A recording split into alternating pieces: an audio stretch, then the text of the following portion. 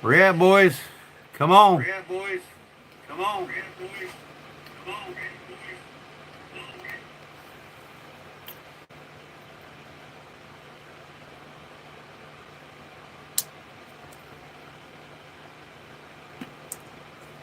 One person here.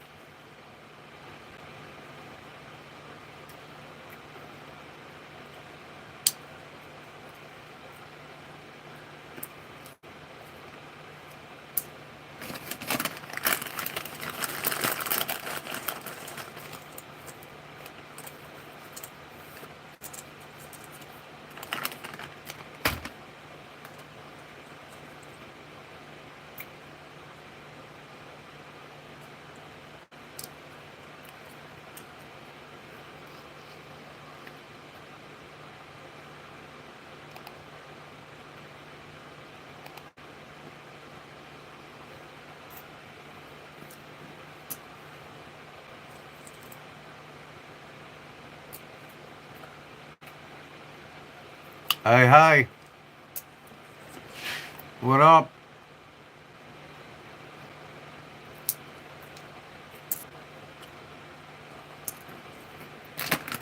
I'm eating pistachios.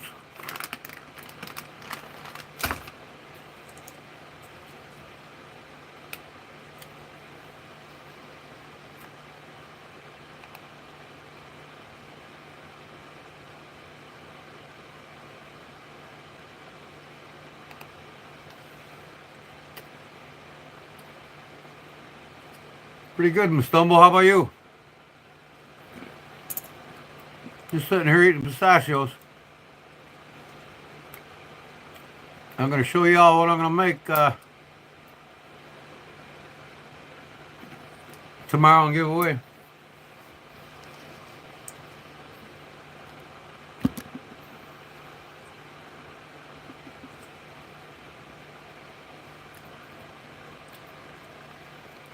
Drawings tomorrow when I show how to make it.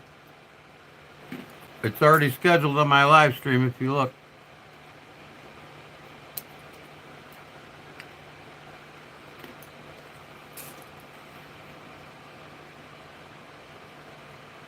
You like my Deep South Cutler hat? I wish they would have done the letters in black.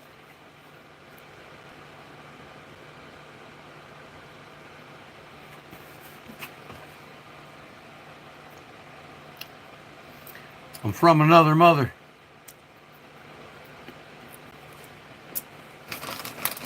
I'm from Chicago. Chicago, man.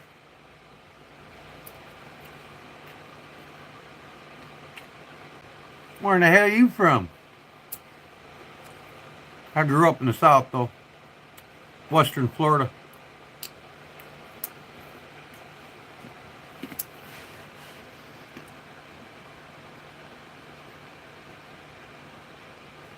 I just told you where I'm originally from.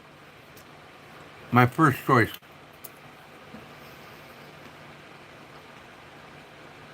Cool. Georgia. Sunshine State. Here they say, you Illinois, you put me in a happy state. No, they don't.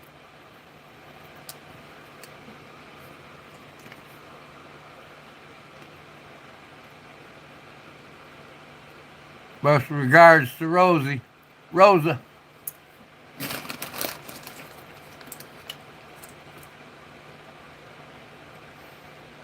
PPG.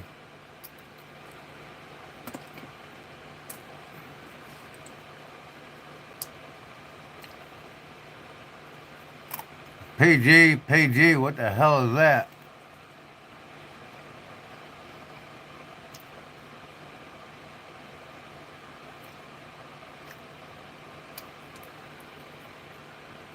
I love a lot of the northern states. I'm not saying I love their people, but great deer hunting, great fishing, nowhere better. Tell me where you can go and catch over 104-pound plus smallmouth in a day.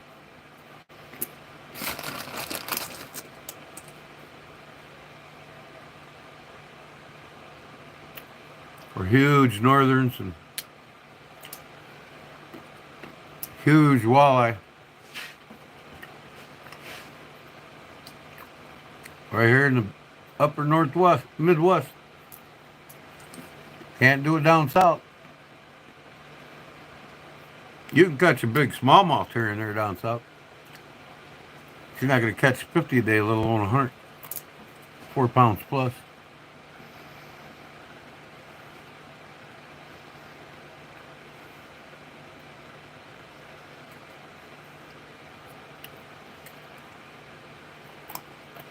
Looks like we got some of the trolls out tonight, Dwayne.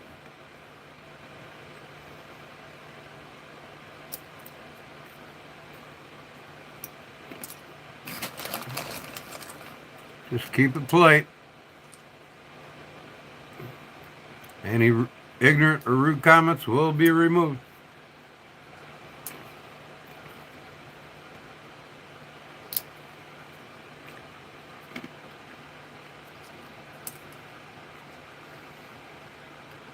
I got 22 watchers.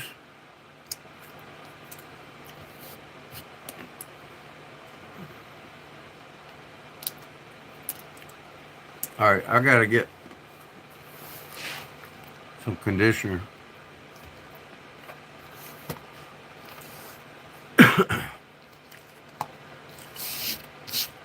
I'm gonna show you all how you take care of leather properly.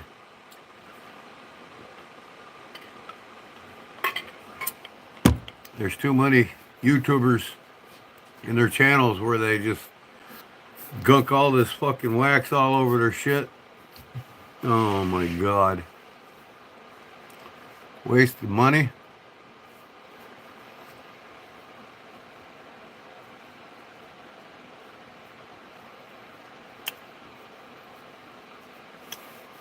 Diet soda, my first one of the day. Actually, I didn't have any yesterday. First one of today.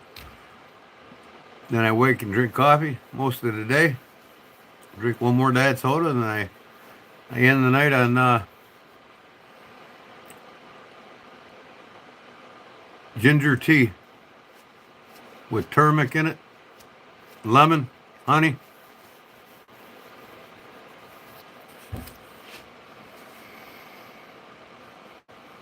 Wax is garbage, man. The right kind of wax isn't garbage. But these guys get all, people that are making all this shit and selling it and trying to get their name out there on YouTube.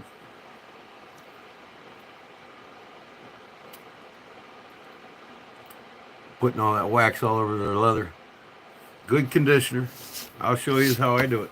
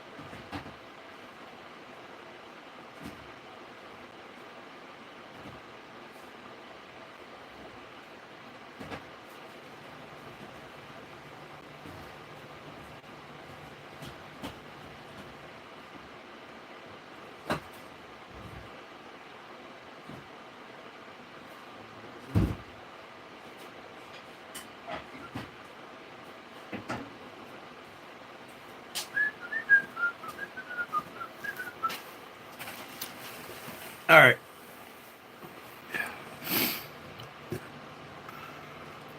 Your wax. What wax you talking about? I didn't even know you had a wax. Okay. Here's what I'm going to be making tomorrow. I just finished this one up tonight. Pancake style sheath. I wanted a nice sheath for my Ontario fighting knife. So I made this with American flag on it and I laced it. It came from the design of a silver Stag sheath.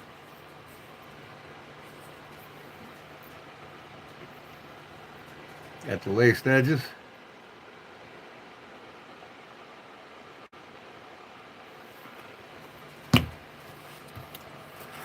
So what I'm going to do, I'm going to show you how a real leather guy takes care of leather. All right. First of all, you can see there's resin on it from the dye. What up, Ron Dobbins? So you take this wool, sheep's wool here, and I rub it, buff it really good with that.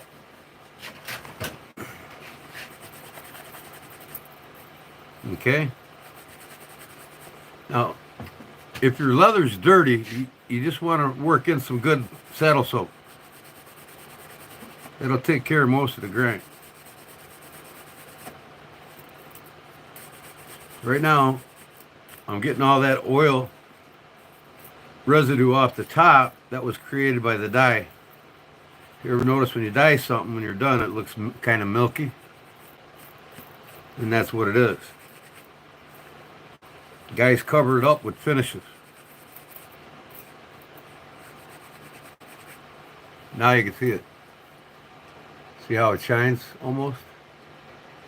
I got all that chalky residue from the dye off of it.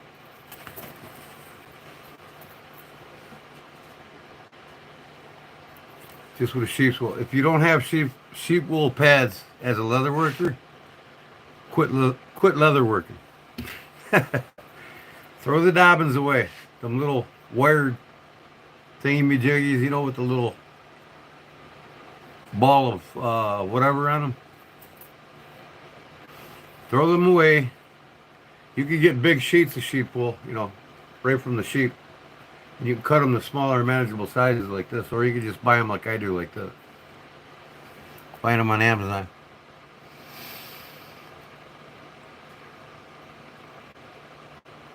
Hope everyone's doing well.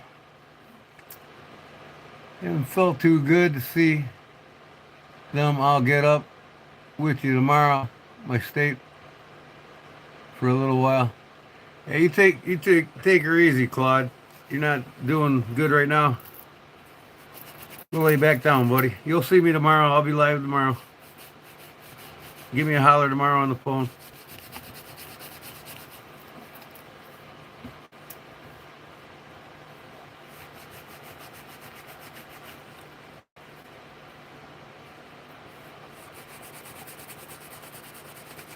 Alright, I got this pretty well buffed up now. All the chalk residue from the dye's off.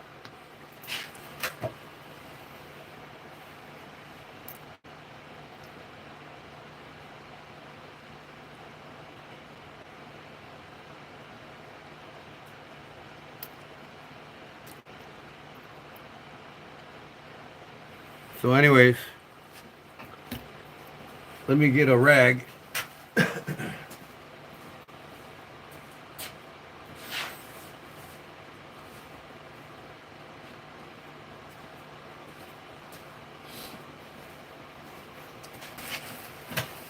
Okay, all over YouTube, you see these guys putting all this wax cream all over the shit. And gotta help them. Take your cotton rag, 100% pure neatsfoot oil. Put a light coat on, not a heavy one. It's not like that wax everybody's gunking all over their shit, right? 100% neatsfoot oil, okay? Pure neatsfoot oil. You don't want to saturate the leather with it. You just want to get a nice thin coat on top of it.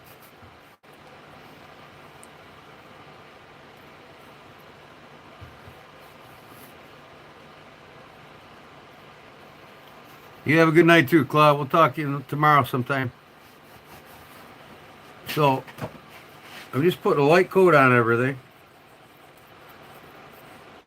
Okay? This makes the leather soluble and not dry up like a ton of wax does.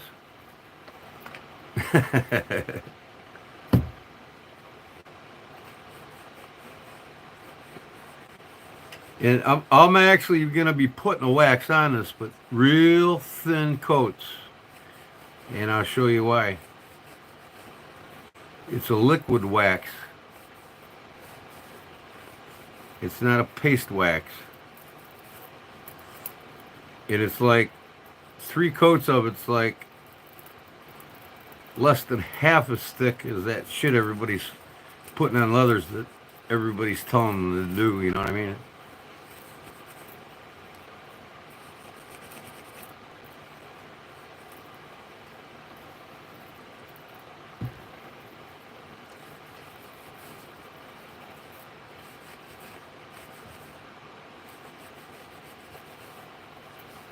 Now I'll let this neatsfoot oil dry for about a half an hour, but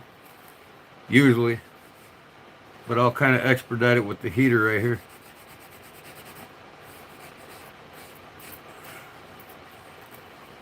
Okay, the oil is on it. All right, I'll let that sit on my knee because I got the heater right in front of it. I don't know why I got the heater on. It's 80 degrees in there, 85 degrees in there. I got my wood burner cranking.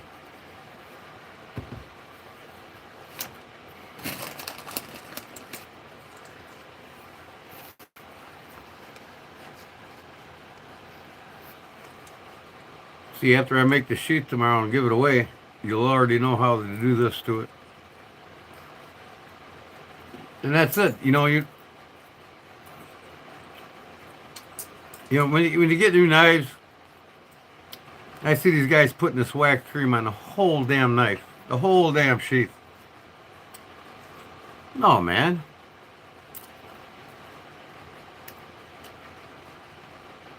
Most new knives, if they're carbon steel, they'll come with oil on them. Just put a light coat of oil on them. You could use neatsfoot oil, any kind of oil. Not wax.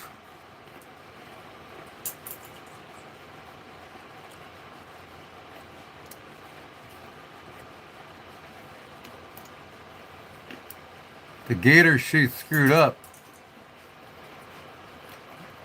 What are you talking about, Victor? Did you screw up on a sheath?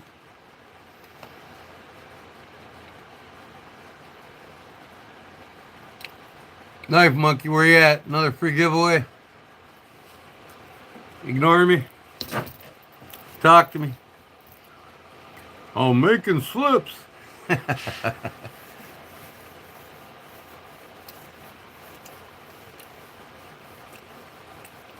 I didn't make a sheath out of gator. I don't even have a gator. I don't know what you're talking about. I have a crocodile, but I don't have a gator. The slips made out of crocodile.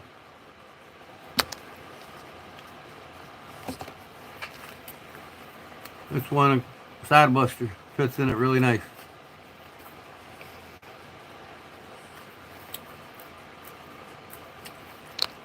I took that white farmhand that I bought to the next level.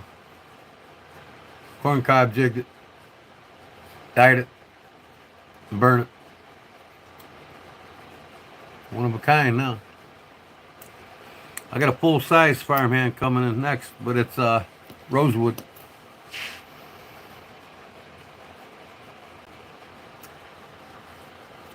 Well, you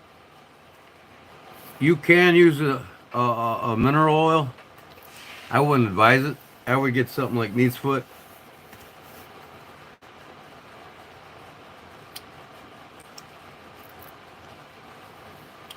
I mean, all around neatsfoot's the best oil. Now see here, it's almost dry. I'll wait another 10 minutes.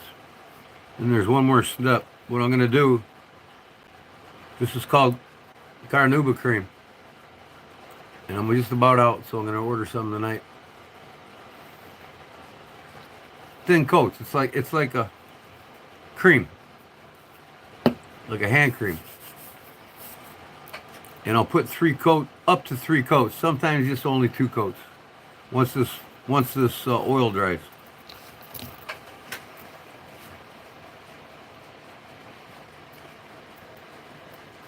No, I'm not going to go looking for a random number picker. I'm just going to write a number on a piece of paper. So my moderator wants to give away a knife tonight, folks. You can wait a little bit longer. Maybe a few other of my fans might come in.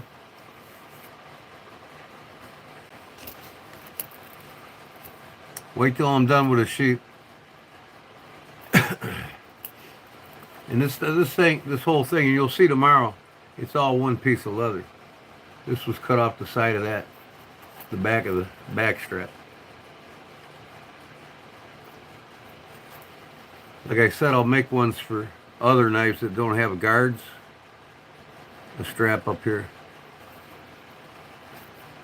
But I'm definitely gonna make another one tomorrow morning, or this morning when I wake up. And then the one I make Sunday night, tomorrow night at 9, or tonight at 9, I should say, 9 p.m. That one I'm going to give away, but I'll have one more done. I'm keeping this one for my Ontario knife because I wanted a nice leather sheath for it. And I'll have a second one that I'll sell. So if somebody wants to buy it tomorrow night, you can Venmo me the money.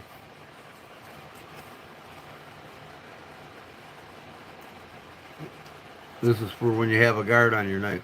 But like I said, if you don't have a guard, I'll make the strap right here, button in front of the knife. But I think I'm going to make a lot of these sheaths and just start getting known for doing the laced sheaths. I lace lots of things. I've laced several motorcycle seats.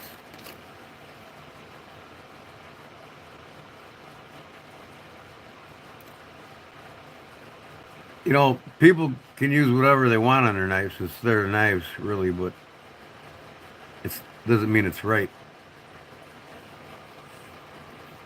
You know, what are you waxing? I wouldn't want to wax on any of my knife. You can spray the blade with silicone spray. That's way better. Silicone would adhere to the steel much better than wax. Wax will just wipe right off. But you don't need it. You know, if it's not high carbon steel, you don't need it. If it is high carbon steel, most of the great makers, like this one here, it's Ontario, SP2 Survival, that's a DLC coating over 1095. So it ain't gonna rust. You don't need to put wax all over your high carbon steel. Just put a thin wipe of oil if you're going out in a wet environment. If you're not going out in a wet environment, just clean them with soap and water and put a thin coat of whatever oil you got laying around on it. If it doesn't have a Cerakote finish or a DLC coating. Blade length on this, I think it's 6 inches. Let me check.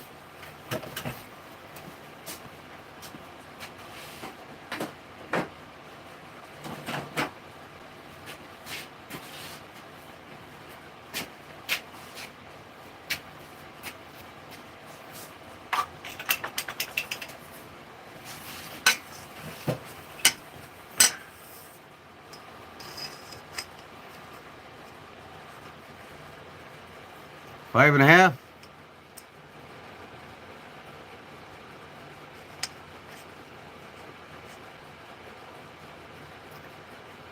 Just under 5.5.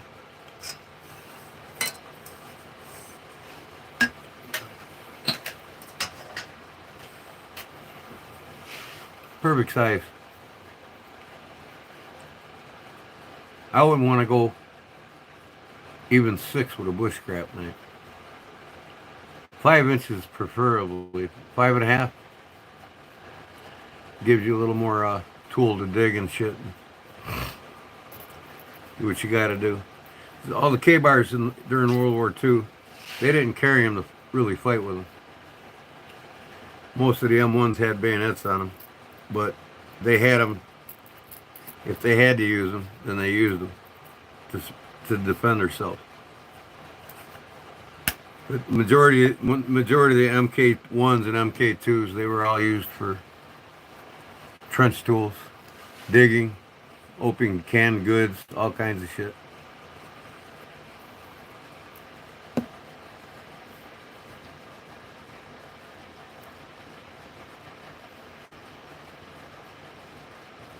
Knife blades in the Army were blued or they were DLC coated, just like this one.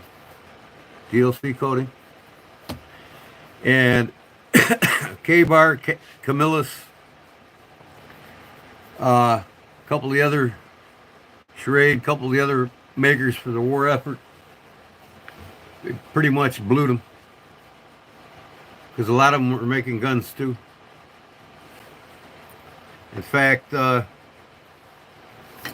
that's when the Remington bullet knives and the Remington knives being manufactured by Remington Arms was discontinued in 1939, by the end of 1939, almost 1940. They quit making knives, period, because of the war effort. They needed all the brass for the 30 cal M1 brass casings for the bullets. So they quit making the knives for the war effort.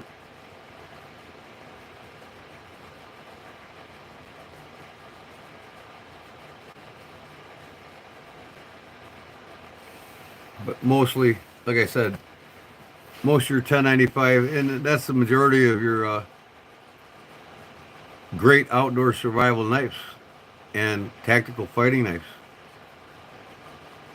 Because 1095 is tough as shit. I mean, a trenching tool. It's just like a shovel. You can't destroy the metal. You go out in the field with M390 or Buller M390 or S90V or any of the super powder shit. A lot of it chips, breaks away, cracks. It's not as tough. With an exception of MagnaCut. Them steels are still a pain in the ass. You're not going to see them in the military as a designed tactical or fighting tool because it takes too long to sharpen it. You got to have the right shit to sharpen. These powder metallurgy steels are just a thing for the knife geek. That's got to have the shit. But I would make and want all my knives folders or fixed to be out of 1084, 1095, A1 or A2 tool steel. That's it. I don't care to set up for doing stainless steel. If somebody wants a stainless steel knife from me, like I said, I'll buy the blanks and already heat treated and put handles on them and build a sheath for them.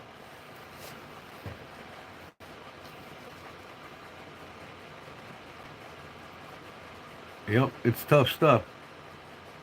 And that's what the Buck 119 series knives were, 1095. Before they went to the 440C. And then they went to the 428C. And now you can get them in S35VN and MagnaCut.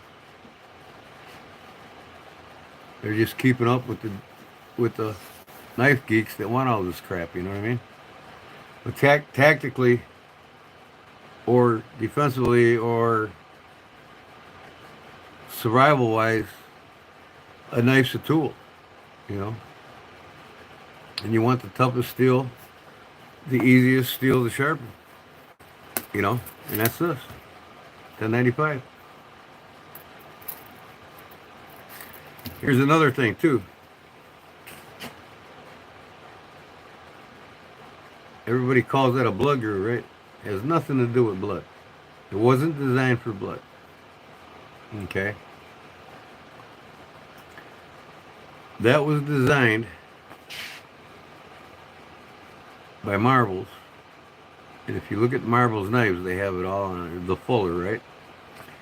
It's designed to put your hand on. And your hand on the handle. Just like that. Back and forth. On a sharpening stone. That was designed as a handle to sharpen your knives in the field. Quick.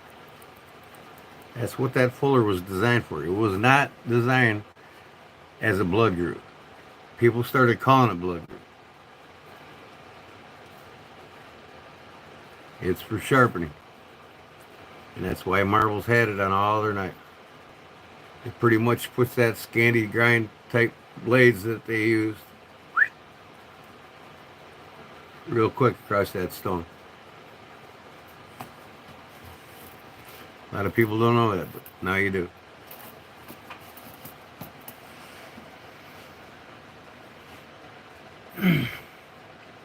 Yeah, I mean, they're not, super steels ain't practical. You know what I mean? A super steel, powder metallurgy steel is, people, if you want a little more edge retention, but then we go back to the theory of edge geometry is the key issue when it comes to using these knives that are so-called knives that are tools, right? A knife's a tool.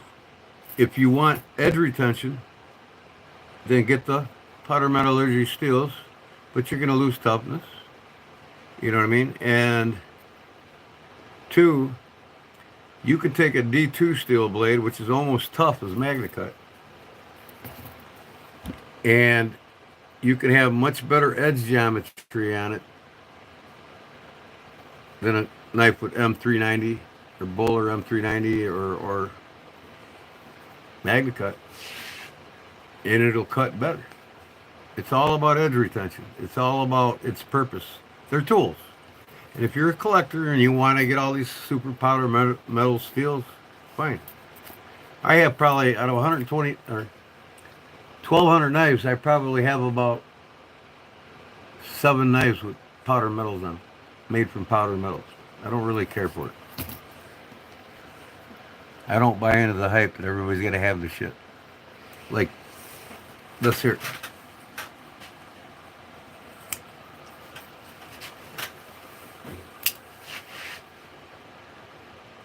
Right? Spyderco Spinoff cost me $14.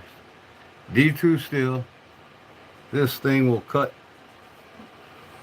like out of the box better than any case knife you'll buy new out of the box. Hands down. And I've cut a lot with it already since I've had it in the last few days.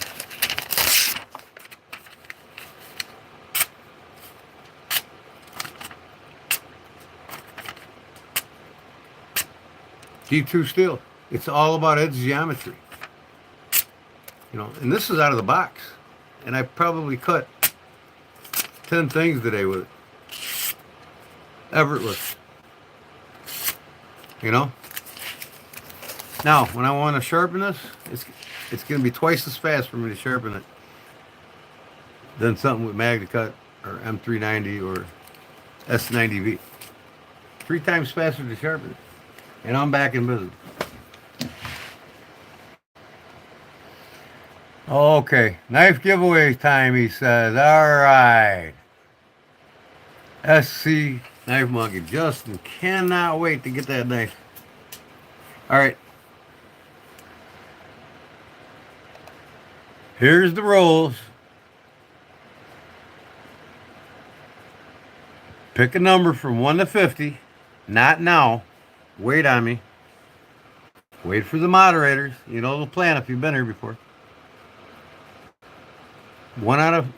Between 1 and 50. When the moderator says start. And it's FC Knife Monkey or the other fellow that's Luis, Arizona EDC. He probably fell asleep. So SC Knife Monkey, Justin, is going to tell you when to start. Pay attention to him. And the knife he is giving away is this one right here.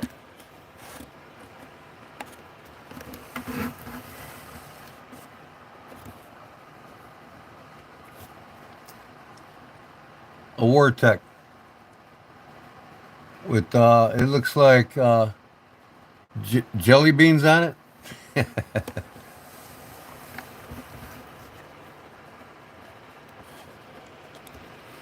So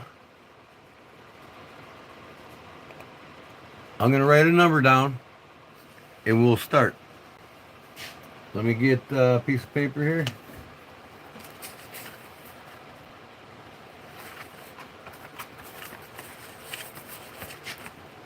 Write the number real quick. From between 1 and 50.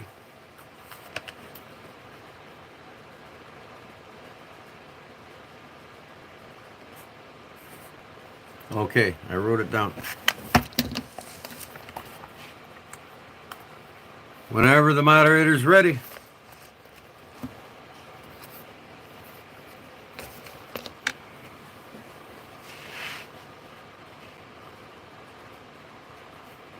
It's the War Tech. Okay, start.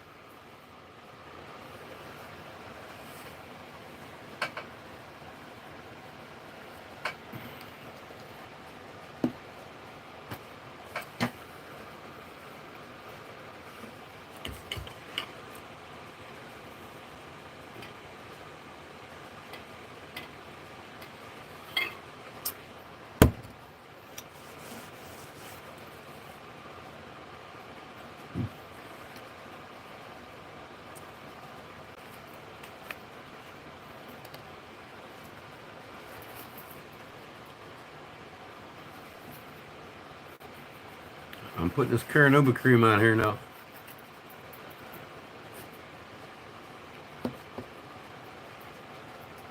See how thin that is? It goes on wet, but it dries. One guess only. Nobody has it. Closest to it, not over it.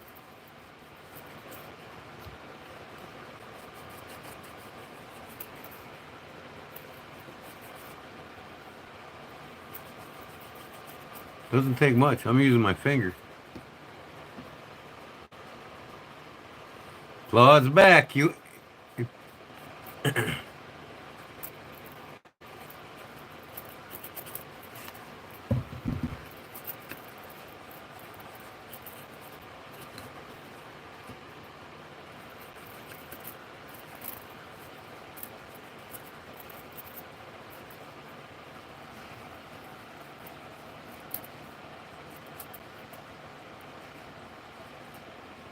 That's cool to hear, Scooter. Are they teaching you, or are you working with them to make them?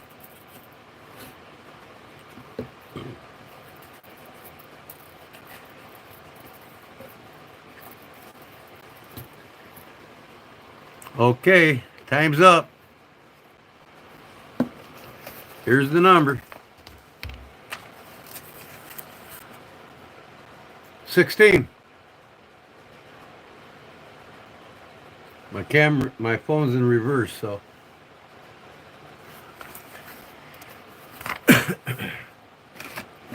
Who got closest to 16? I think Claude did. No? 12, 25, 8, 49, 36. Claude's over.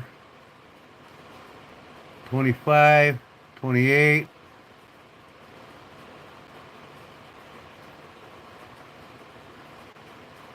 Kenny got 12.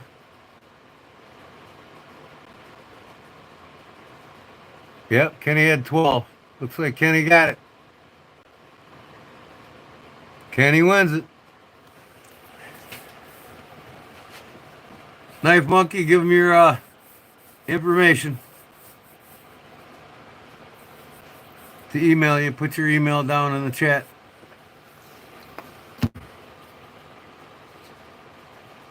Congrats, Kenny.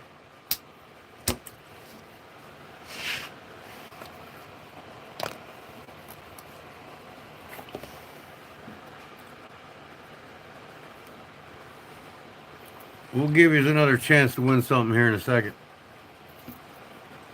So that Carnauba cream is on here lightly. I mean, you know, it's like a cream, like hand cream. And I'll wait a couple more minutes. And as the air hits it, it dries up, and it's 5 times thinner. One coat is 5 times thinner than all this crap wax that people's putting all over their shit. It's specifically designed to seal the leather really good.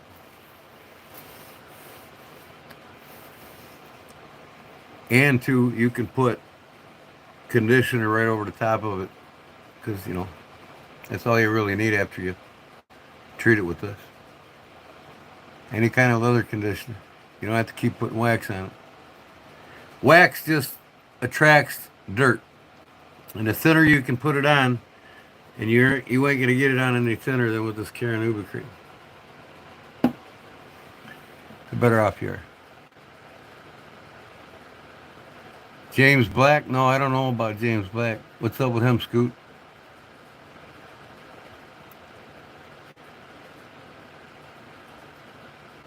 Does Kenny live in the U.S.?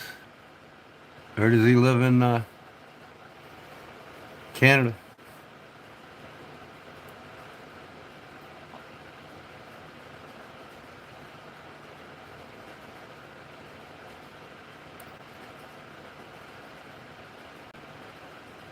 James Black made the first Bowie knife. Yeah, what they called the Western Bowie, but there was knives very similar to it way before him. They weren't called Bowie knives back then. This is the late 1800s. And I don't think the Bowie knife was. Wait a second. Brown, yeah, okay.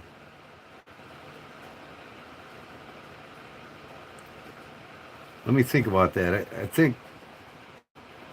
I think Brown was the first one to do the clip point style blade and the Bowie knife, but there was other makers making them similar, but they weren't called Bowie knives. But they were smaller, more compact. The Bowie knife, from the West, it spurred that really spurred a lot of different makers to make the knives. I mean, everybody started making them. But no, I gotta check that out. I haven't really studied, and I don't know why I haven't yet studied much on the Bowie knife. I'm not really a big Bowie fan.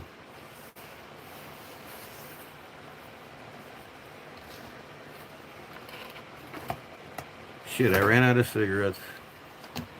Well, okay. 1830s, yeah. That sounds about right. It's Western days, 1830s. I heard bits and pieces of the story about it, but I'm not too big at it. Now I got the wool pad again. Now I'm going to buff this wax with it. This very thin coat of wax. And then I'll apply one more coat. You can apply 3, but the more coats you put on it, the more polished it looks.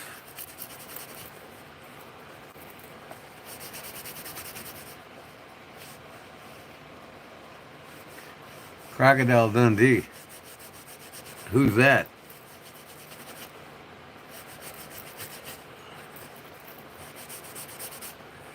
That ain't no knife. This is a knife.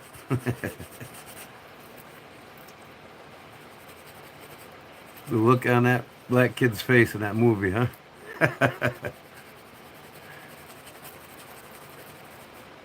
But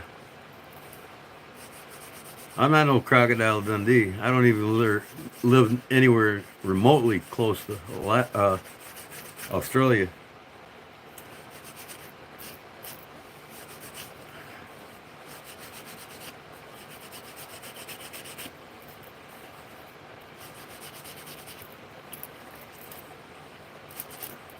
Now you can see this.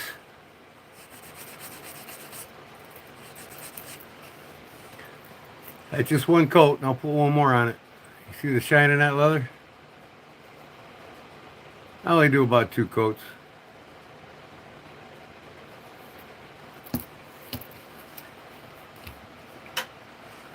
Okay,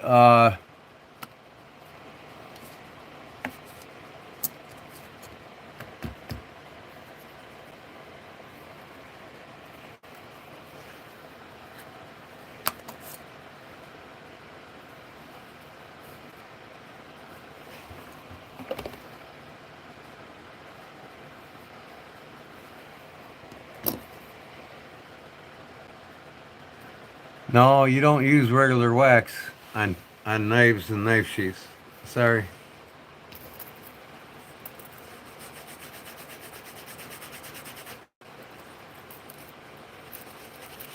If you put thick wax on knife sheaths and then 6 months down the road when all this dust and dirt collects on it from that heavy coating of wax,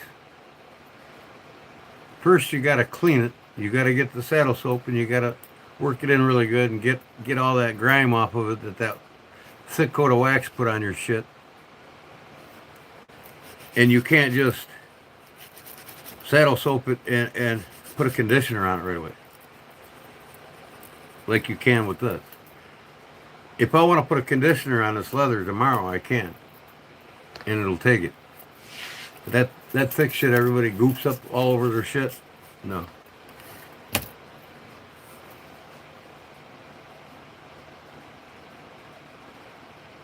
Yeah, I know you are, Cluck, but it doesn't work, bud. You know that.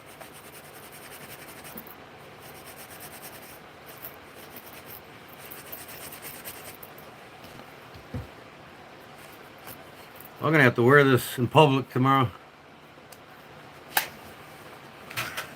I love it. I had to make me one first before I gave one away tomorrow.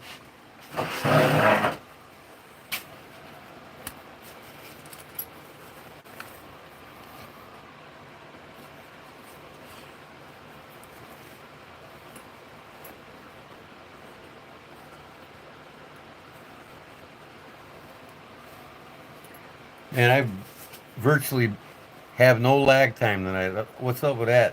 Like 2 seconds lag time from my laptop to my PC to my phone.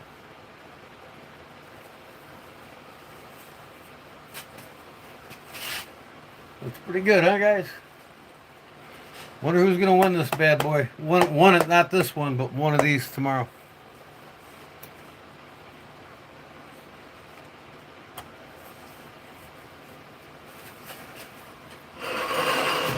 I'll put another coat on it tomorrow.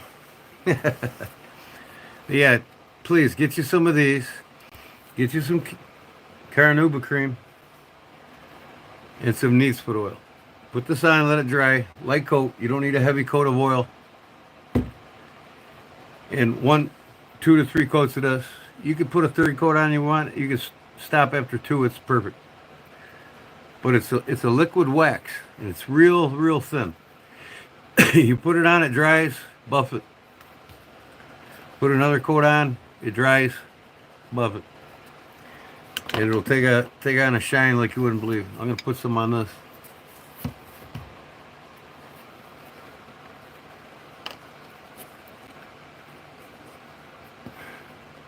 Resin Bowie is the first to make a Bowie knife. Who's Resin Bowie? I have no idea. Am I supposed to know all these guys?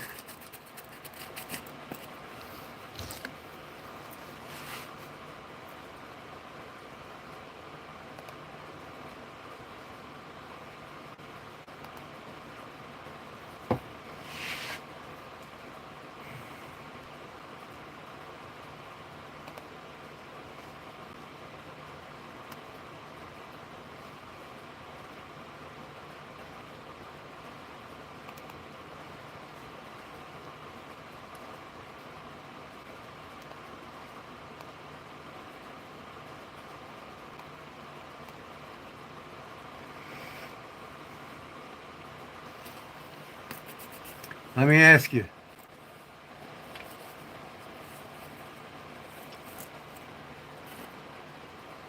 I know that Brown was a pioneer of the knife. He's the one that actually started the trend of everybody wanting to make them. And when everybody made the Bowie knife after it was first invented, everybody didn't know exactly how the Bowie knife was made. They just wanted to hit the trend of making one right away. Because lots of people wanted them and nobody really knew exactly how it was made 100%. So you had like 8 different renditions of a Bowie knife that was being made by other makers across the country.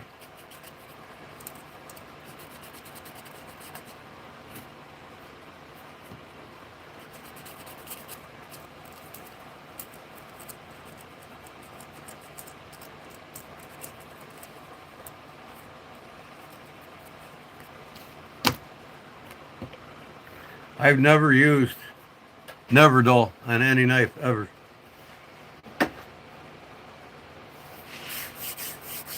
"50 years I've had a knife in my hand out of 60. Never used. Every knife I've cleaned, buffed, polished, I've never used never dull.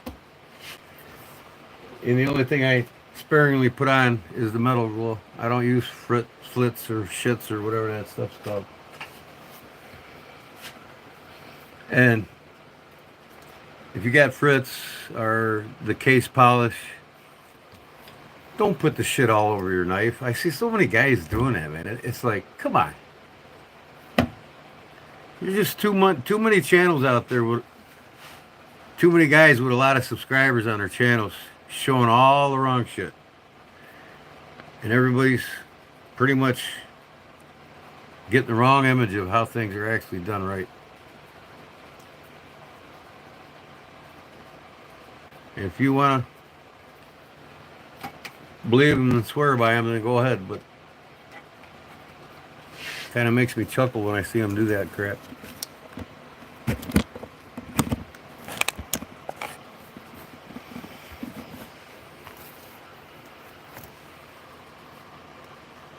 To give us the history of the Bowie.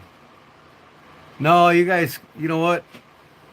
I'll have it in my playlist tomorrow. You all can read it tomorrow. I'm not going to spend all night doing that. What I will do is ask you the question and see if you know that. Who is considered the father of the fixed blades? Now, if you've been doing your homework, you'll know.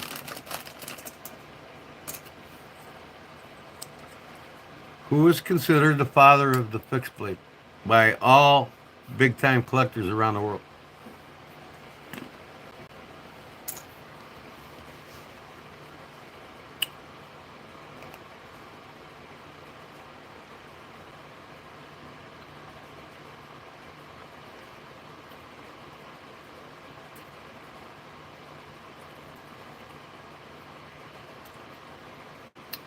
If beeswax is the only thing you have, Claude, yeah, it'll work. In fact,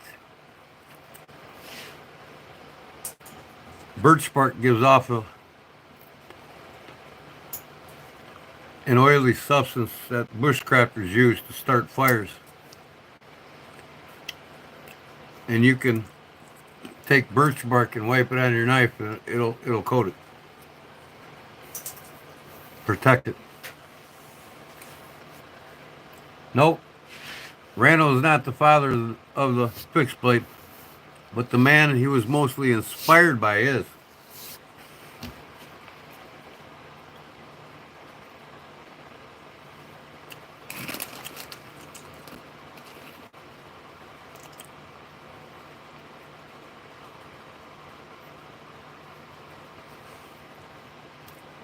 Not Emerson. Emerson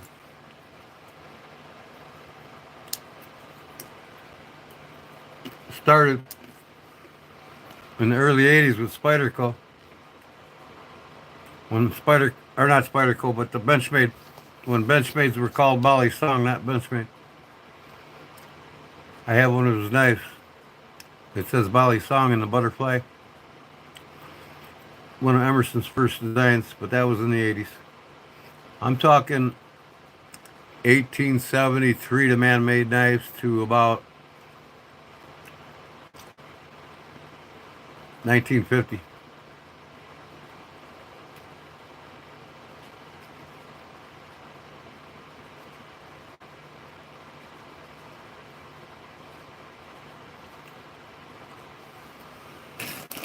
Well,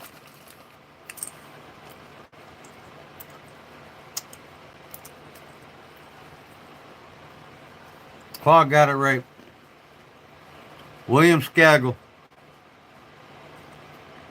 Wasn't until about 1934 when Randall walked in and seen him using this beautiful tool called a knife that he created. Randall wondering, why are you using such a beautiful piece of art to be such a brutal tool. And Skag will explain it to him.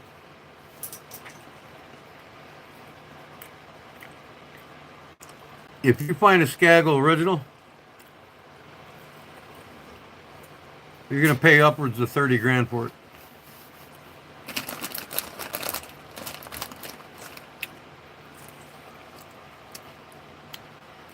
William Skaggle is the father of the fixed blade.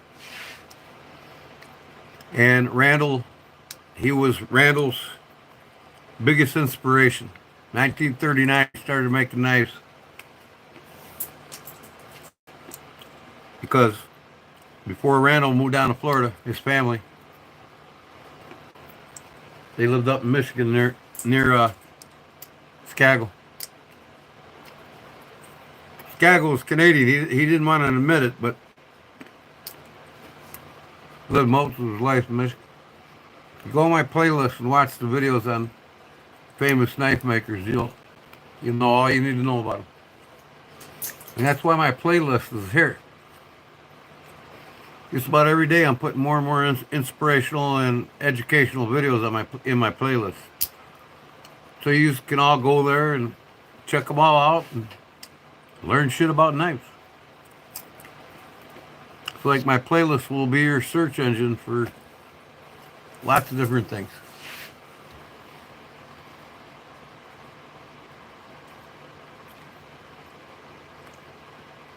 Yeah, that'd be cool. Give away with trivia.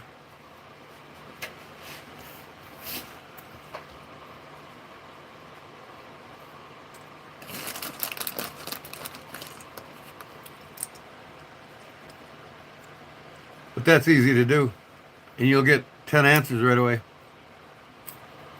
Hey Google, who was considered the father of knives by major collectors around the world? Father of the fixed blade, I mean.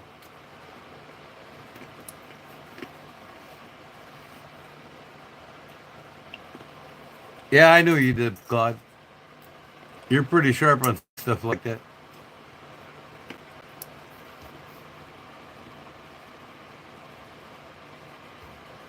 There's Josh Johnson, the woodworker. What's up, bud? So many pieces going into it. It's an awesome challenge. So what you working on?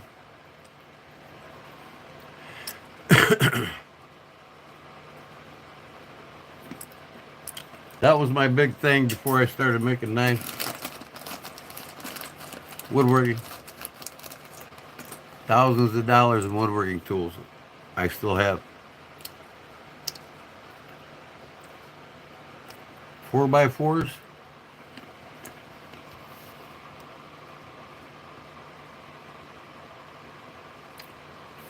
You doing a patio deck or what?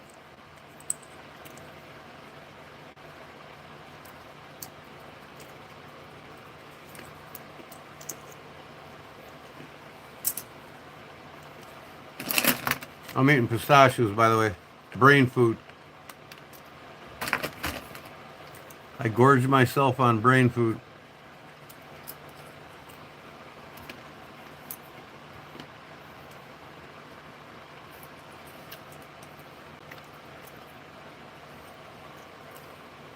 Yeah, I bet you did, Claude.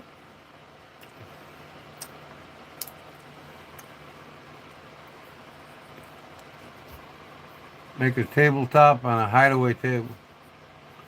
That's cool.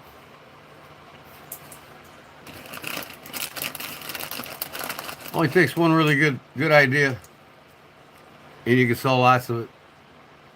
Find your niche, Josh. Find your niche. I found my niche in woodworking.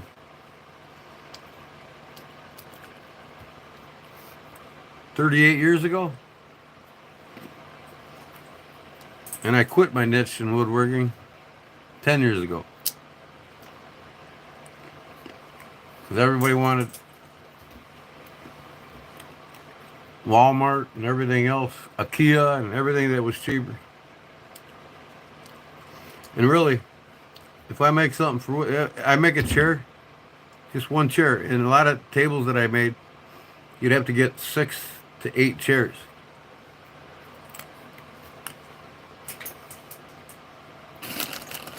Each chair now would be upward of $325 a piece. The table alone would be over $7 grand. So that's all custom handmade. Now who in the hell is gonna buy it, pay that price today?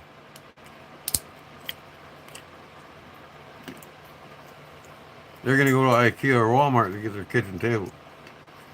But location is everything, Josh. You put yourself in that position in the right neighborhood with the right clientele.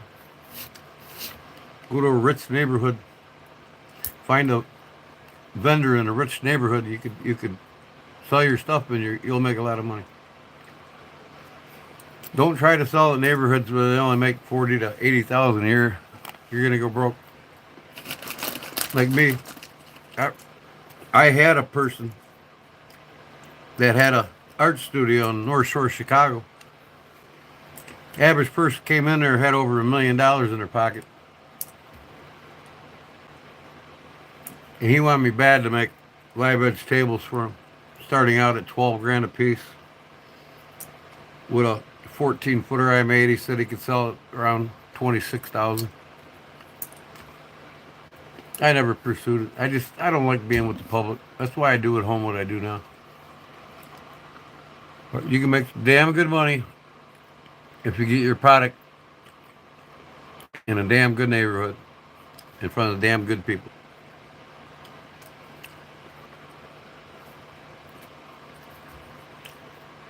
Talk, Justin. You wanted me here. Talk. I wasn't going to go live until tomorrow. Justin's a YouTubeaholic. So he lives, eating, breathes knives on YouTube. Nothing wrong with that, right?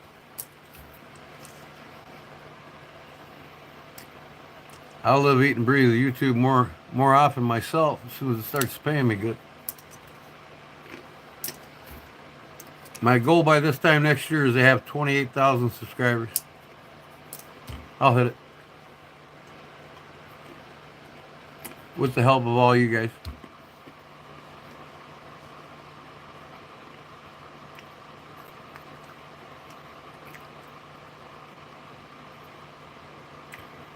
Yep. You watch, Louis. 27,000 is my goal next year. The more I put out content that everybody else ain't doing, and the more the word gets out on it, I'll start growing.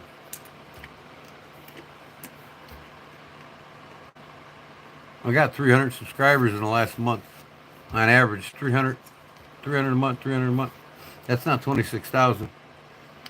But people find out about my free giveaways every weekend. And they get to learn something from it. There'll be more and more.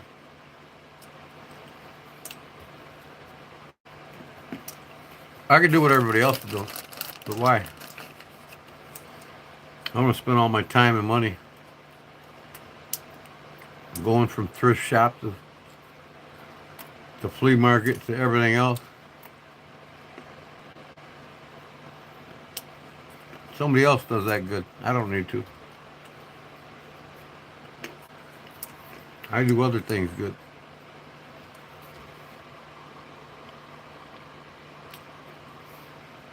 Josh, I'm a retired union carpenter. I pursued knives about the passion for making them about 10 years ago. And really in the last 5 years got serious about it. I've been retired 3 years. I wanted something to do when I retired, and I'm doing it. I wake up when I want. I go to bed when I want. I do what I want. And I wouldn't change anything in my life. I go back in the military now, if I had to. Not Not that I want to, but if I had to go fight for this country, I'd do it again. And I'd be a union carpenter again. I loved what I did. I never worked a day in my life. I loved everything I did, everything I learned. Who does what? Who does that? Does what? Arizona, what are you talking about?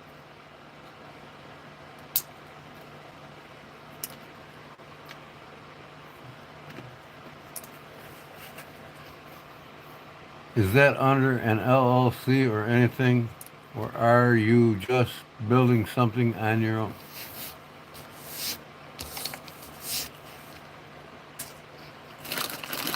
Are you asking me if I'm incorporated? No. I'm just a retired carpenter pursuing his passions, that's all. Now, when I start getting paid by YouTube, I have to start paying taxes on it.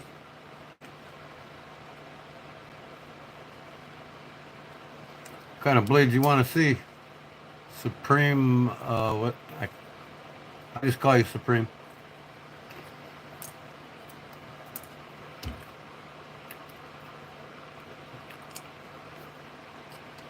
Right now, I just do custom orders. You know, I got so much going on. Wintertime, I make knives, custom upholstery work, custom Harley motorcycle seats. In the summer, all I do is build patio decks. Easy money, in and out. I don't do upholstery work and knife work in the summer. It's all on my decks. I'm 6 years old and I still move like I'm 40.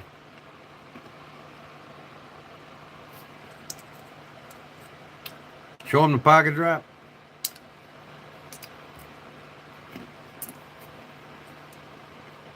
These things are addicting, man. Man, I love them.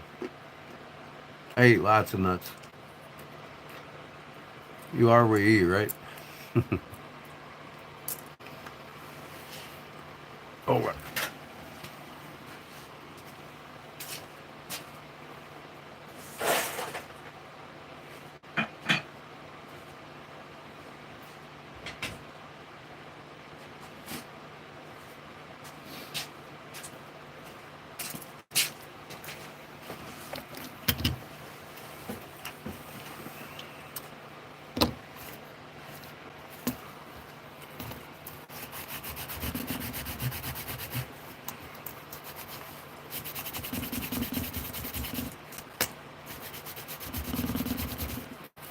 Anybody ever hear a company called Silver Stag?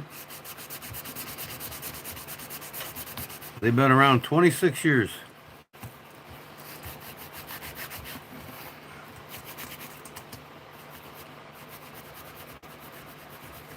The guy that started Silver Stag started in his garage 26 years ago. Awesome knives. You need to check them out. That's a Silver Stag. That's the one that I copied. The Sheath. I bought this knife 23 years ago. He was still making them in his garage. Silver Stag. He's got an awesome folding knife. It's all Stag. Awesome. I'm getting it real quick here. All right, this is my pocket drop here. Goes right in the pocket. Ulti-clip. Clips the inside of your pocket. Just pull it out. Real light. I got some light brown burlap micarta come to put on these. You can get them with the micarta on them.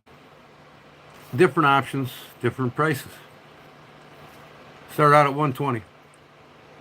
More options if you want the spine cards like that. You're gonna pay $40 more. That's a vine pattern all the way up and down the spine.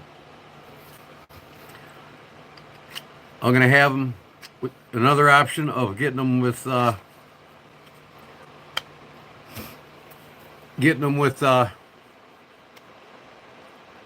Cerakote finish. I'm gonna have them Cerakoted where the whole knife, handle and blade and all, is gonna match the sheaths they come in. Another option, another cost. But by the middle of the summer, I'm gonna have hundreds of these for sale. And the reason why I designed it the way I did is because I'm a big case knife fan. You know, not big on them like I am my German knives, but every American's got to have a case collection, right? Sodbuster, one of my favorite knives by him. That and the Trapper. I wanted something very similar in size. Mine's a little bit wider, mine's a little bit longer. I wanted to carry a fixed blade Sodbuster that case hasn't figured out yet. So I designed this to be very similar to it. That's my purpose behind it. No website, don't care for it. Just more work I gotta do for nothing. I sell everything word of mouth off my Facebook pages. I have plenty of Facebook pages, everything I do from my leather work to my knife making. And word of mouth, I don't need to advertise. You know, I'm gonna have a Patreon page soon, and it'll be linked to a YouTube buy channel where you can actually look at my products and buy it right through YouTube.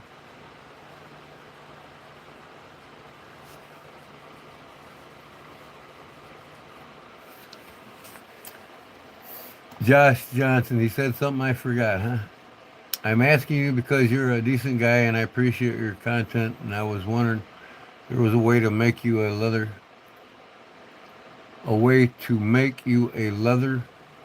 patch hat.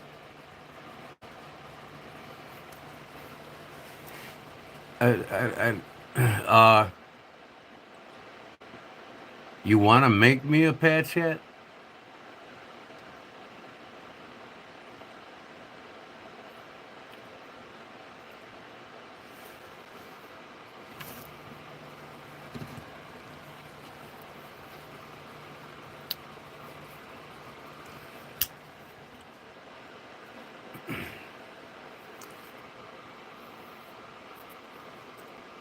I've never seen it. Is it like triangular all the way around it or what? I never seen one like that. I've made lots of leather hats, but I've never made a leather patch hat. What does it look like? I mean, if you want to make it, that's cool. I'll give you my email address, and you send it to me. I'll make a little something special for you and send it to you, because you know I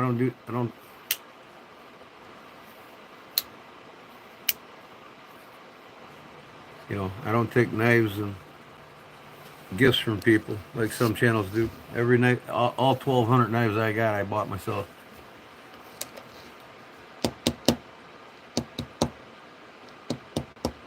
But yeah, if you want to send me something, that's fine, and you'll get something back in return from me.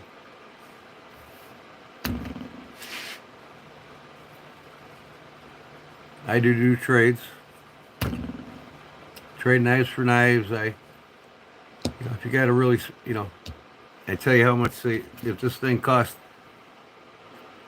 I'll tell you what, if you make me a cool patch hat, I don't know what it looks like, you can email it to me so I can see it. It'd be cool. I'll make you a basic one of these for it. So I do things for people, especially kind-hearted people like that. 07 SOCP, what's that?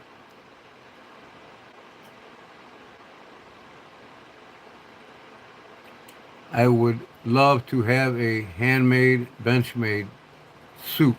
Could you manage it?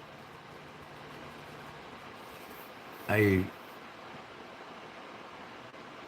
don't understand what you're trying to say.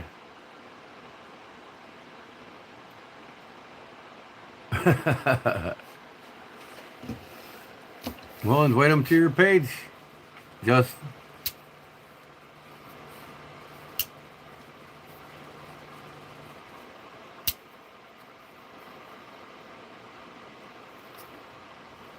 And that's cool. Yeah, I mean, if somebody sends me a sticker, or and we all love our stickers. You know, somebody sends me something, they're gonna get something in return. I just don't take stuff from people.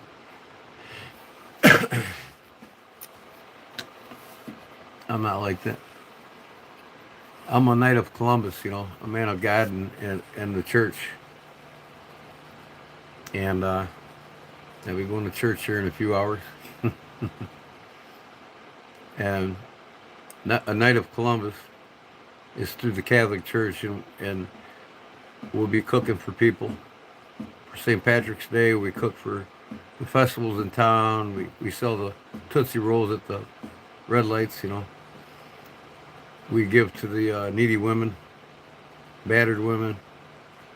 We give to a lot of people. So I've always been about giving to people that are, you know, lesser off than most of us.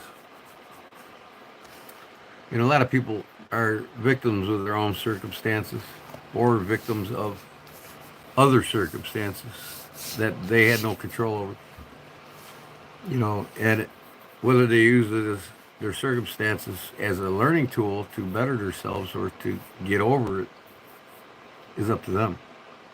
But I'm here to help them along through that.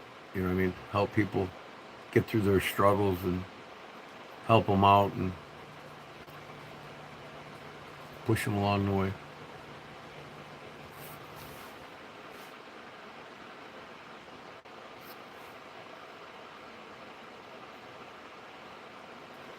SC wants some knife monkey hats made.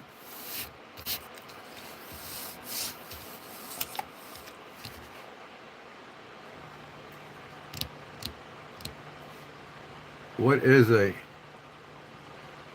SOCP? Never heard of it.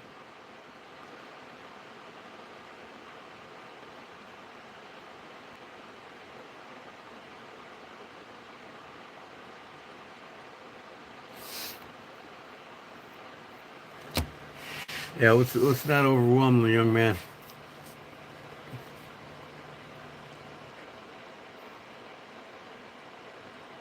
But Knife Monkey and Arizona EDC, they're both like me. You give to them, they give back.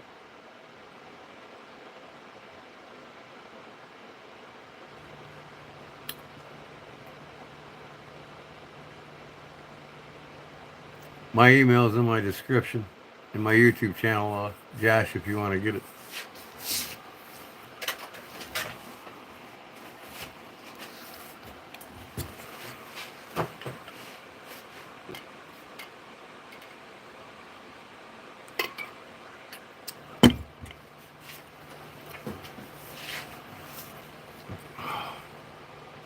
Didn't somebody say they wanted to see knives earlier? Forgot what it was. Love it.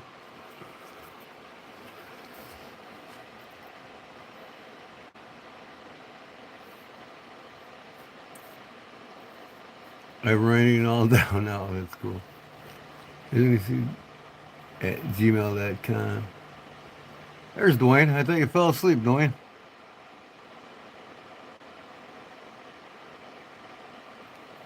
Give him mine too, Dwayne. Most people can get mine in the description.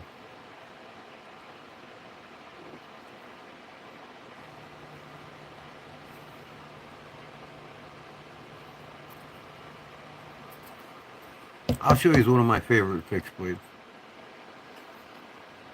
That's okay. You can give him mine if you want. He can get it in the description, my description too.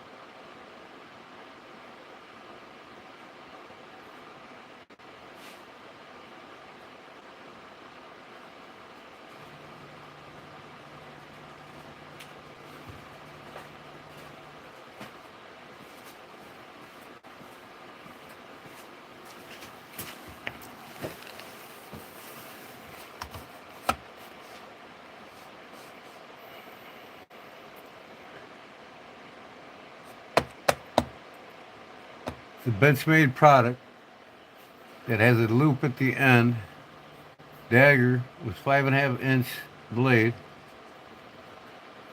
with the loop. With that loop is what I want. So you're saying you want a dagger made or just the loop for the dagger?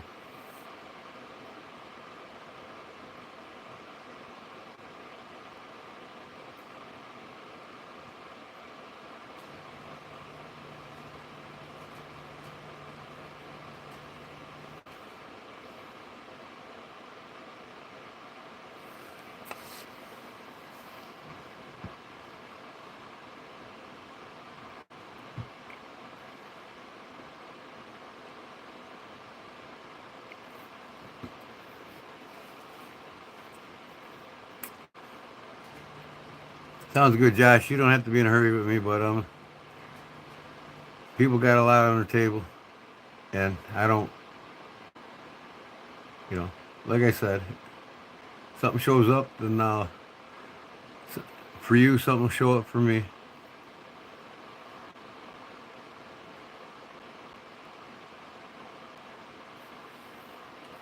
Microtech SOCOM Alpha Elite today from Smoky Mountain Knife Works.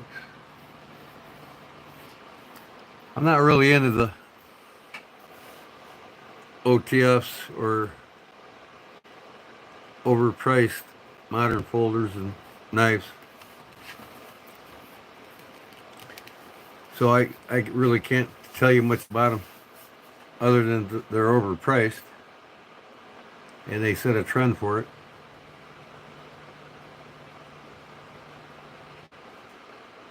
Literally, when you get a Benchmade knife made, it literally costs them about $5 to make the blade, or $5 for the material for the blade. Overall, around $20 for all the material for one of them knives. That's made bug out about $20 to $25 in material cost to make the knife. Everybody says the powder metallurgy is much more expensive. Well, yeah, it's like twice the price. But you know what? You get it in such bulk quantities, that price comes down way lower than we could ever get it for. They can make, out of a blank, they get a Magna Cut from Crucible. They can make 10 blades for $27. And the plasma cutter cuts them all out in minutes. I'm not big on Benchmade. I'm not big on Microtech. I have one Benchmade, but it was, like I said, it was Benchmade then, but they had Bali Song that they started on. Butterfly knife. I got a Bali Song butterfly knife from Benchmade. And it said Bali Song in the butterfly, not Benchmade. Benchmade was underneath the blade. Same with the Emerson. Emerson started out with Benchmade. He was a designer of knives. CQ-C7 by Emerson. And he sells them now. Emerson blades, you can buy a brand new CQ-C7. Same specs that he started on with Benchmade Bali Song back then. But I would rather buy 2 knives, folding knives, traditional folding knives, handmade in Germany, than for the price of what you pay for a Benchmade. I don't have, and I sparingly buy Spyderco's.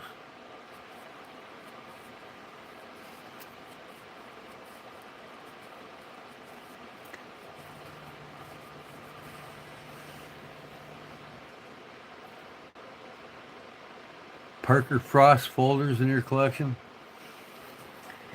Well, you know what, I don't currently, but there's one Parker Frost that I'm going to get at my buddy's knife shop, and it's handmade, and the sheath's made with Stingray, and it's $475 for the knife, and I want to get it. It's a fixed blade, but folders that, I think I got one Parker Frost. I don't know where it is. It's a little folder. But anyway, I was going to show you my favorite knife, my favorite fixed blade knife. I prefer German craftsmanship more than anything. Case will never compare to German craftsmanship. You know, the thing I hate about Case is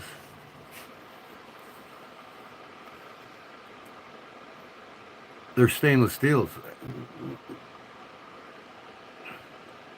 Why can't you do them in S35VN? Traditional folders. Why can't you do them in VG10?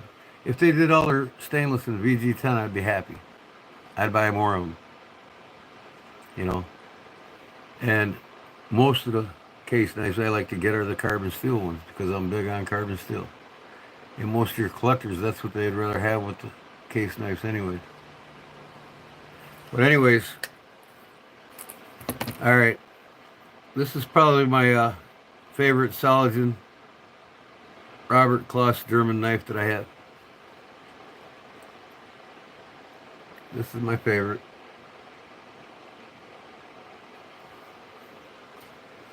You see the kissing cranes on the other side. It's Robert Kloss, Saladin German. And I don't have the original sheaths. I made one so I would have something for it. But that's my favorite handmade German knife. My favorite American knife, I got a couple.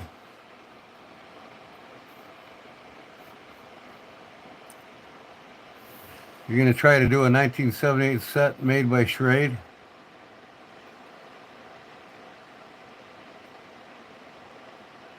'78 set made by Schrade. That's cool. I like to see that. I'll be watching it.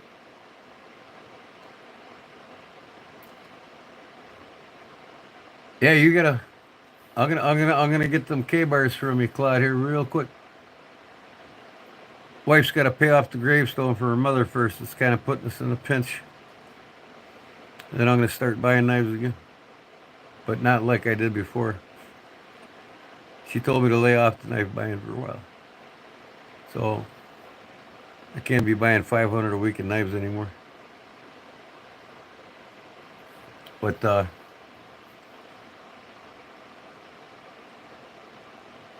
yeah, it is. It is. And then this is my favorite of all. It's dear to my heart because my wife bought it for my anniversary. But if you're lucky to find one of these on eBay, it'll set you back about 800 plus. But this is the buck elk dagger. There's only 250 of these made by the custom shop from Buck, and it's all silver coated. The whole knife, bronze and brass and silver bolster with the hand carved elk stag buffalo head on it by custom shop builder Wild Bill Cody. That was his name. He made custom knives for Buck. This is by far my number one American. Number 65 out of 250. Absolutely love it. Elk Dagger 970.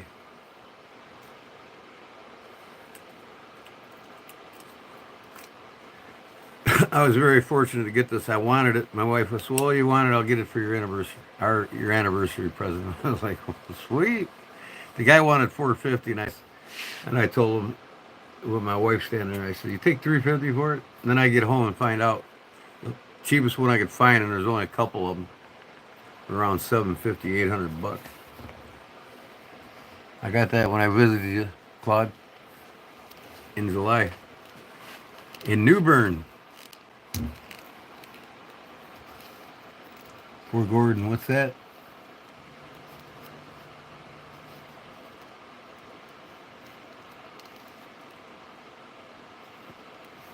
Thanks, Uber. And then this is my other favorite. This is a Western. I love Western knives, and I love uh, marbles too. I mean, just the deep history of marbles. You know, this is the Western W39. I traded a pocket knife for it.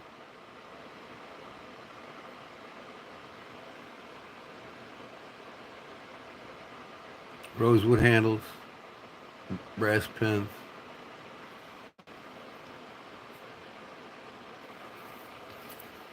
And I love my 119 series collection too, by Buck. But you know, I favor the German knives, traditional folders, and fixed blades over anything.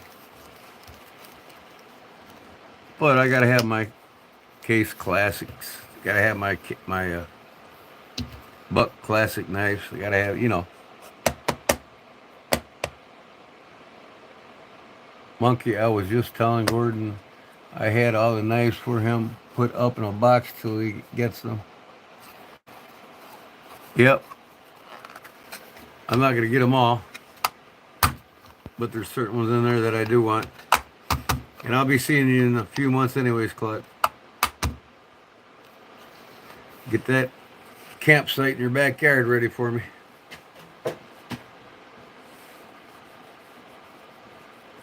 Wish we could go do some fishing. I hope you're well enough we can go do some fishing. 'Cause man, I want to bring a couple 100 pounds of fish home, brother.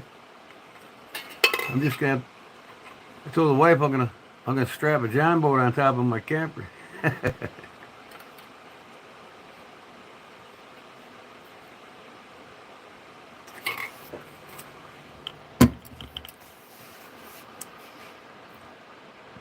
Well, you'll never see, Josh. You'll never see a case knife made ever again,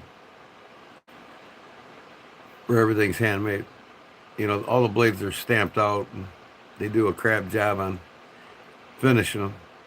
If you look at the back of the tangs on these folding knives, it looks like a bunch of boogers coming around the edges of the metal. They don't surface grind anything. They just punch it, silver coat it, throw it out there.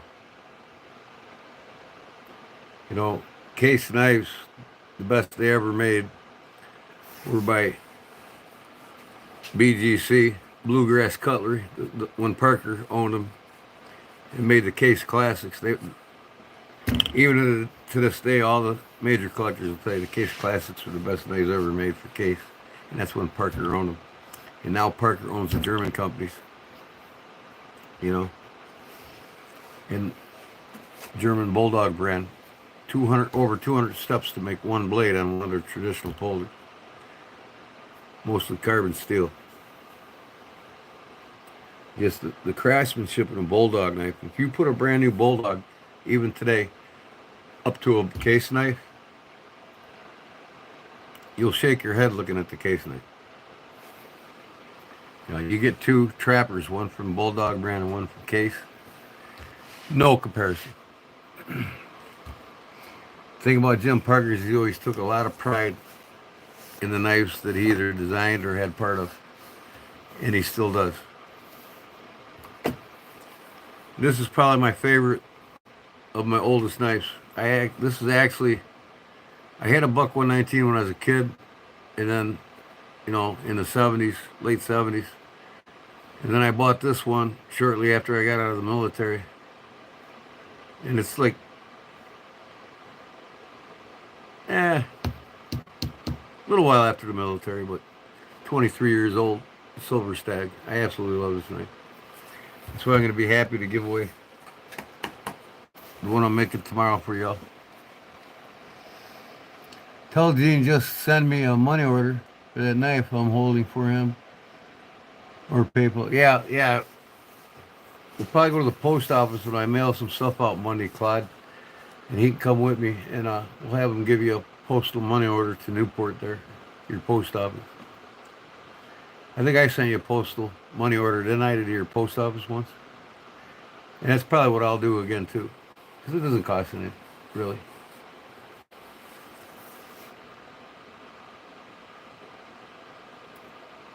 Yep, but I do want all them K-bars off you. And as soon as I catch some slack from some financial things here in the next month, I'm going to get them off you. Death is costly. What can I say? What I spent on that gravestone, I could have bought about 50 bug outs. Or about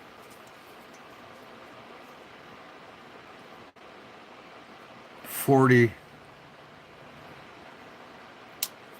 Microtech OTFs.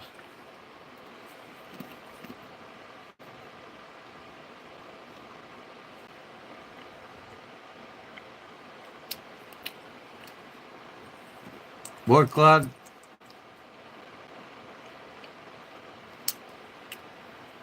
You know, Justin's going to be on your ass about the knives till you start sending them pictures. But don't send him any pictures of the Remington bullets. Don't send him any pictures of the K-bars. Or the German knives, because I'm going to be there to get them in July. Maybe sooner.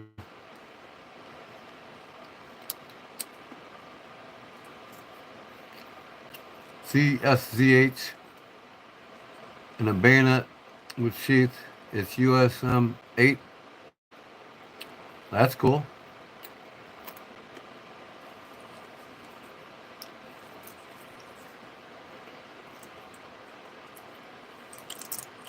I haven't touched the bayonet since I got out of the military myself. I don't really care if I do again, but I'm not big into collecting them. But if you love them, that's cool, man. It's Americana history, and it's great to have a collection of American military stuff. I mean, it's really cool.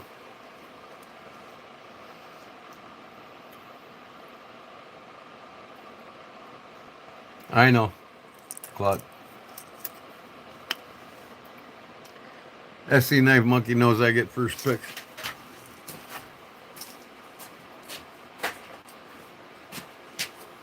When I come to your house, Claude, in the next few months, I'll be showing Justin and Louis some text pictures of what you got that I don't want.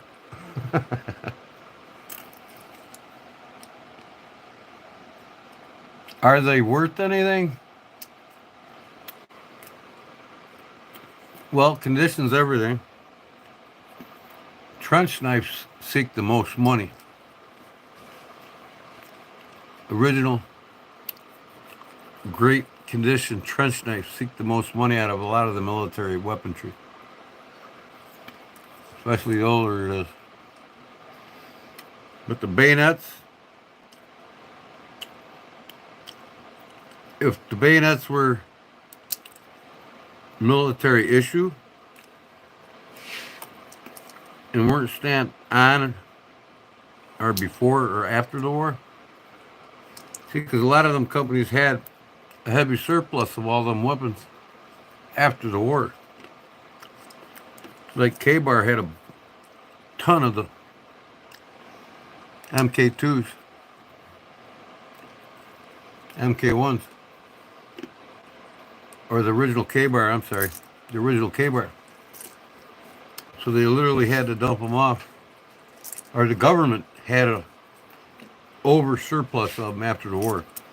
So the government dumped them all off for a real low price. People were buying them up left and right. But now them same knives are, if they were issued to the military, they're worth twice as much as they were if you just bought a commemorative one. So it depends on it. Conditions everything with a knife. And it's time stamped when it was actually made. Usually tells whether it was in the war or not.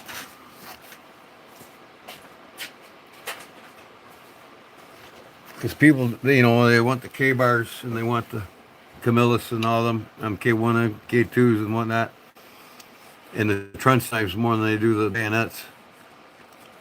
But the good bayonets fetch a good price, especially the ones with the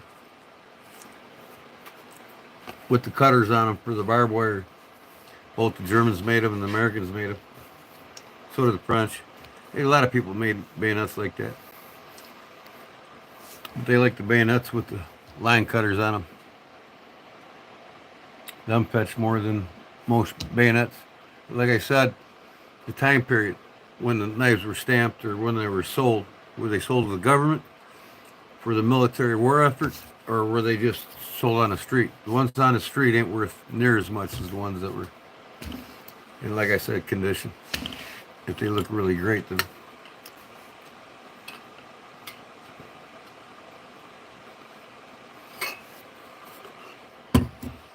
The art, then the quality of steel.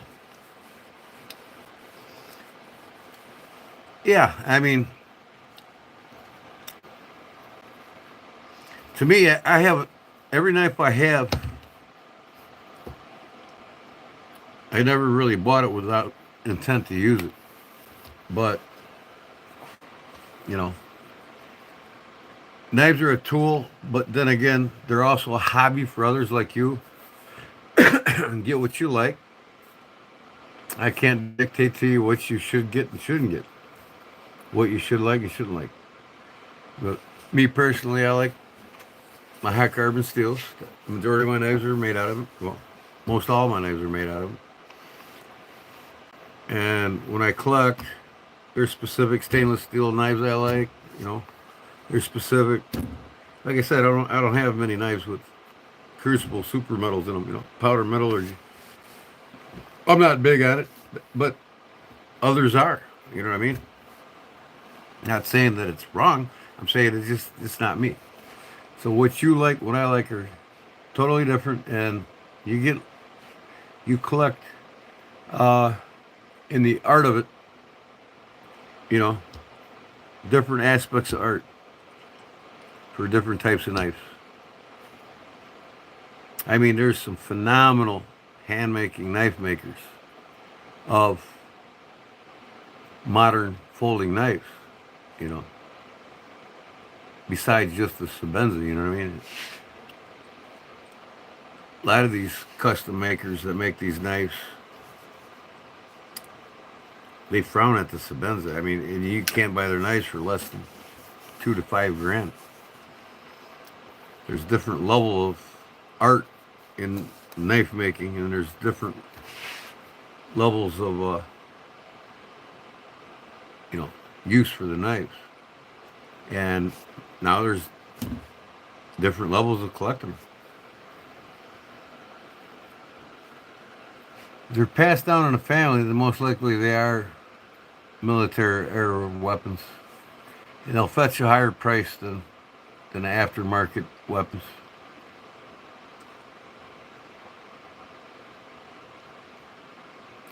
UK here. That's quite a distance. How's things going in the UK? Snowing there now? Never snow there? What's up? How's the weather there? You're welcome, man. I mean, I give everybody my opinion. Not saying my opinion's right for them, you or them or anybody else. You know, all us YouTubers, we all have our opinions, and if I know something is actually factual, I'll let you know. And I'm just sharing with you my knowledge of knives over my lifetime.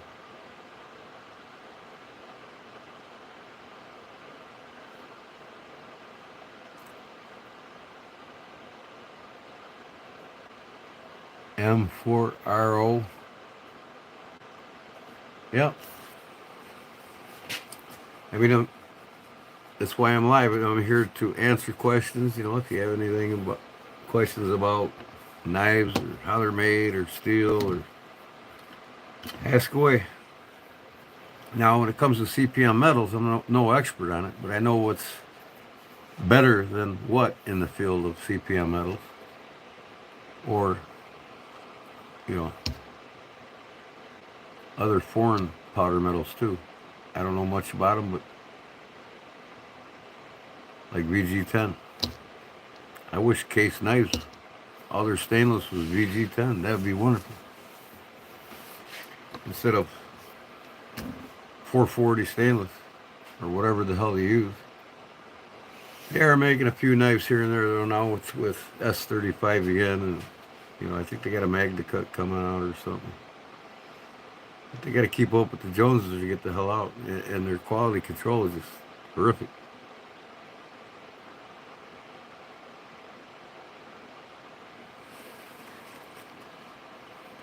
I mean, I don't see how Case can sell any of their pocket folders over $100, to tell you the truth.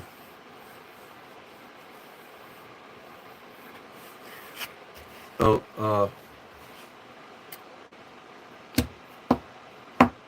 and I don't care what scales they put on it. Say, a trapper knife. I don't think it should be allowed to sell any of them over $100.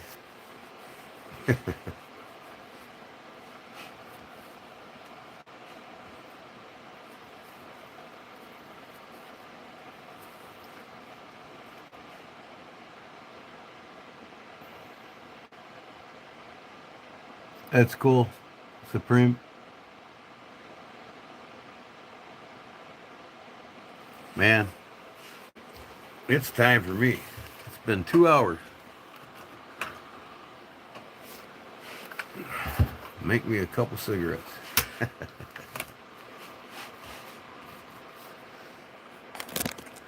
Yep, I make my own cigarettes.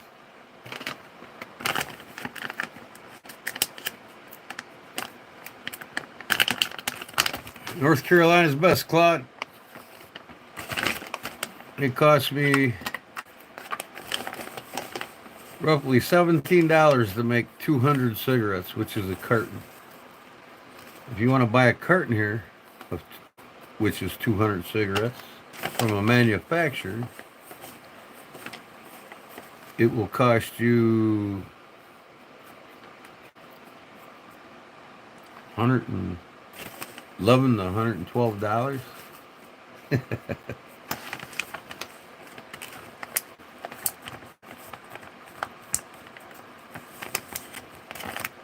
Yep. And two, here's something for you about our mines. I discussed this with Justin and Louie the other night. A lot of people don't know this, and it's up to you to unleash this. The human brain is capable of learning 7 facts a second, every second, the rest of your life. And that was once quoted by Leonardo da Vinci. Think like Leonardo da Vinci. The guy was just off the charts intelligence-wise. And he's right. The human mind's capable of outthinking any supercomputer on Earth. We just don't know how to unleash it.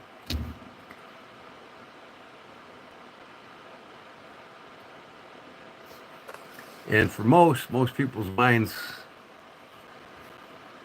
in life in general aren't too open.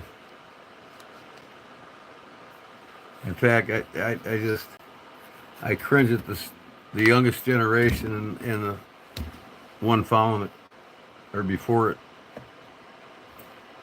Education systems designed to make people dumb. So let's have a hobby and let's enjoy it. Let's have this wonderful knife community that we're all in and just enjoy the hell out of it. Because y'all are a bunch of great people, and I'm glad to be associated with you all. And I don't have any children, never did, and I look forward to sharing everything I have with y'all.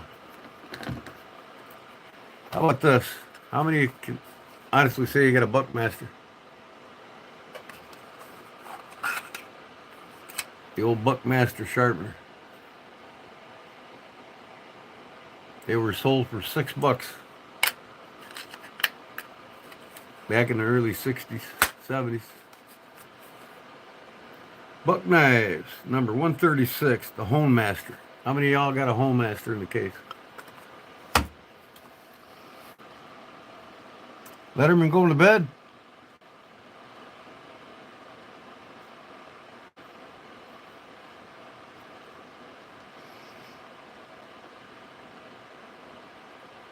Hibbert, Spencer, and Bartlett I found at Dad's collection today. It was pretty sweet. Yeah, I want that knife. Claude, if you're still around, I want that knife.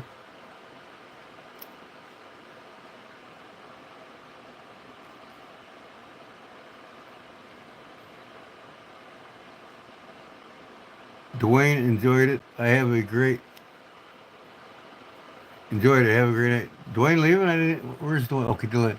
You guys have a wonderful morning. My goose is cooked. Good night. All right, thanks, Dwayne. We'll talk to you later, buddy. Sorry if I'm late. We'll see you tomorrow, 9 o'clock. I'm going to teach us how to make this knife sheath, and I'll give it away. You know, that braid is pretty simple. It's not complicated at all. And it's beautiful. I mean, you'll all see it unfold tomorrow.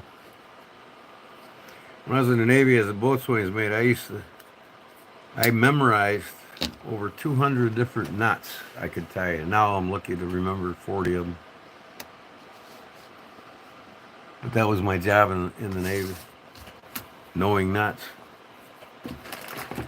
Tying knots. And love braiding stuff.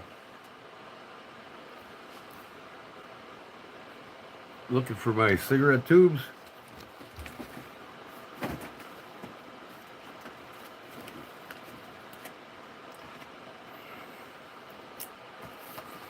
Claude, you don't know when Claude's going to be on. He's an inner and outer. He sleeps, he rests, he gets up. He sleeps, he rests, he gets up. He's retired, he can do that. I bet you Big Jim does the same thing, huh, Jim? If that coffee, all that coffee you drink all day long allows you to, huh? I switched to a Diet Dr. Pepper. I only have one a day now. But I drink coffee mostly during the day. All day I'll have 2 or 3 coffees.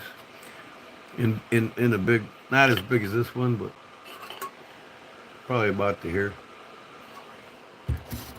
And then I got that I'll drink when I go up. You're retired too, huh? That's cool. What did you do for a living? Was you in any of the trades or?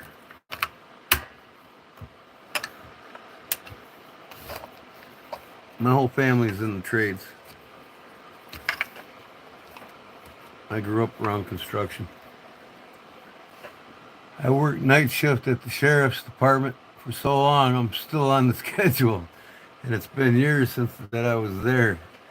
You know, some things never die, Claude, right? Oh, man.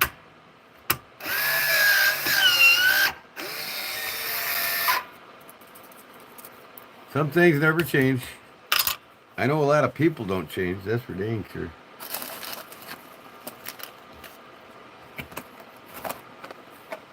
But,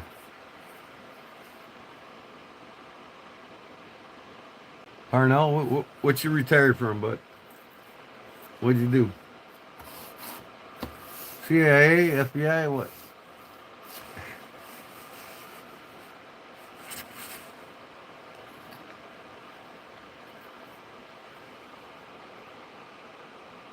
Kodiak Edge, baby. Might have another one raffled off tomorrow.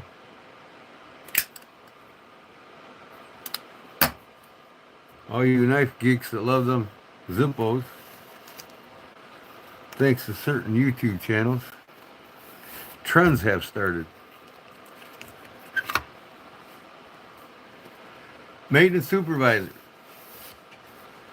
for what? Caterpillar, some other plant, or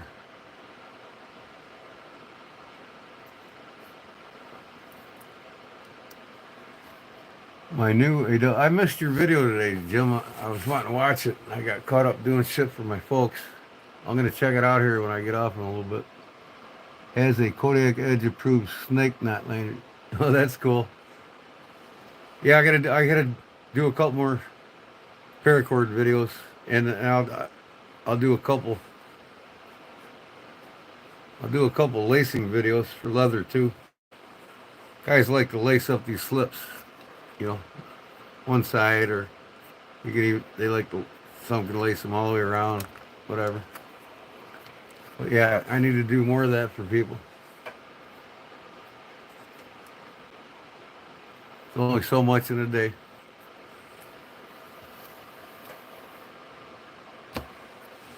Where the hell's my ashtray? There it is. I was using it to put my brain food seeds in.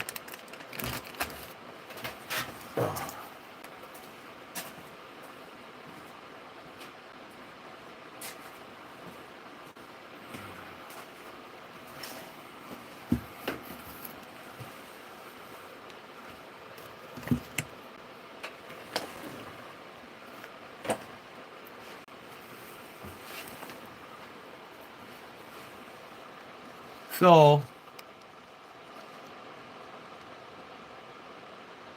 yeah, it's pretty easy, Jim. I mean, and you can do so much with it. You know what's another cool one is and you can make bracelets is the cobra knot. There's videos on YouTube to learn how to do it. But now Savivi has the square knot braid.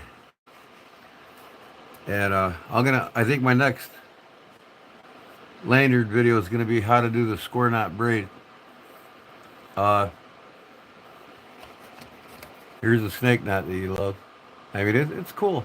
It's easy, quick. But the square knot braid Savivi has on the LMM fixed blade. And a lot of their fixed blades, they have it on it. So I'm going to show everybody that, I think, in the next lanyard video. Scroll up. Maintenance supervisor, maintenance boiler maker. Oh, okay, I got it. 20 years, state of Texas prison system. Cool. I got a buddy that's an electrician for the state of Illinois prison system, for Stateville. That's where they executed John Wayne Gacy. I was there at the front gate the night they did it. And John Wayne Gacy was a union plumber. And my father actually worked on a job with him.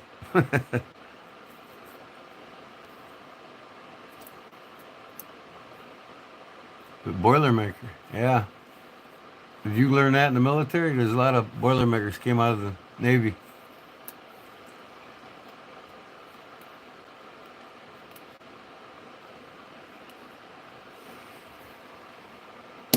Isn't it ironic that the ACC, the American Corrections Corporate, if I'm saying that right, the ACC, American Corrections Corporations, they own like 85% of the prisons, and their rehabilitation rate is less than 13%. They're privately owned. And then the publicly owned prison system is about, what, 15%? And its rehabilitation rate is like 85%. Ain't that funny how that works?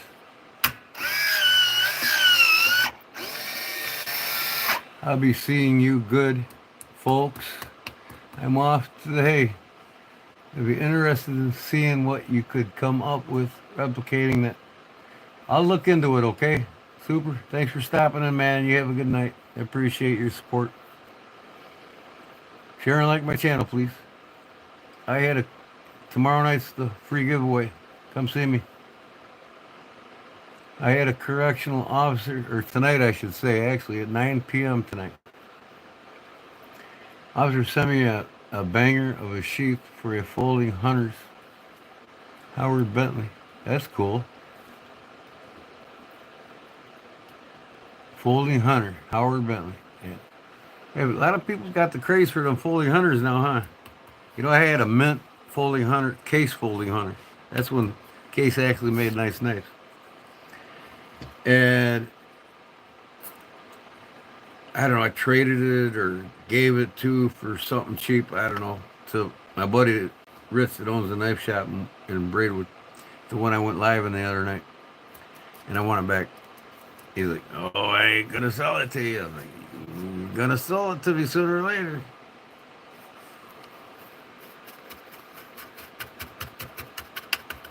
But everybody's got that craze for it. How about that? How about them Stag clasps that these folks have? 5 something. That makes the one I got, the 1970 one I got, probably worth about 450, 500. I texted Billy about it, and he didn't get back to me. I told him, hey, I'll sell it to you cheap. Sold it to him for 300 bucks.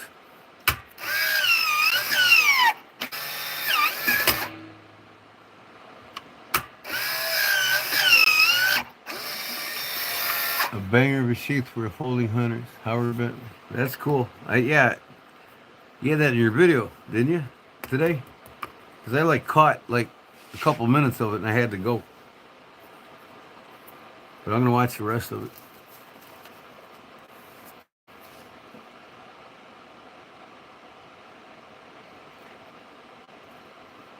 So is my moderator still here or what? One just hit the sack. The other two, I don't know. They doze on and off on me.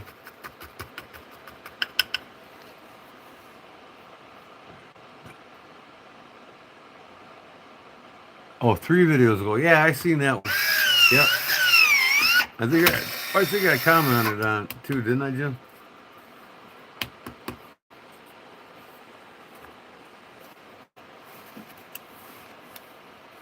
Oh yeah. Justin's still here. Louis is the one that falls asleep all the time. You can tell when he gets tired on the phone.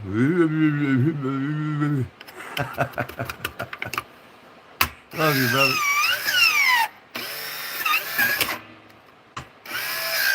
Hello, Louis. He's back. I must have woke him up. His ears were ringing or something. So, let me ask everybody this that's still with me. What knife is it that you like to carry most often and more than not? What's the one that you like? I know Big Jim's got probably a Barlow of some sort that he always has on him. And I bet it's Smoky Mountain Barlow.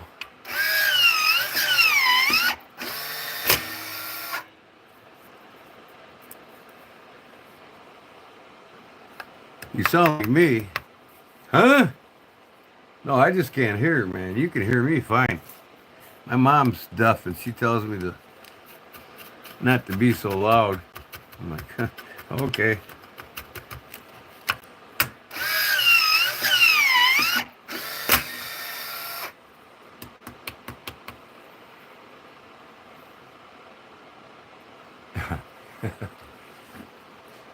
So what you's got on you now?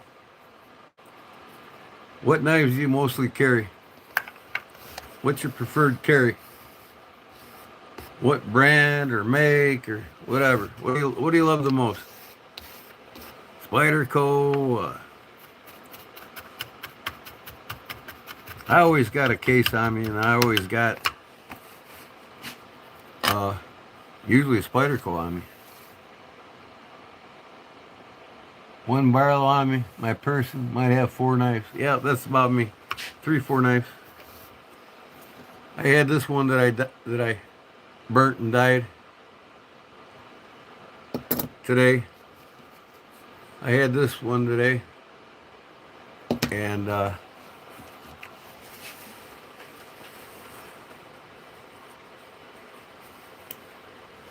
this new one from Deep South. D2 steel, Cobra Tech. Absolutely love this thing, man. And it's solid, man. No gaps, center blade, solid Stag for 80 bucks. I mean, come on.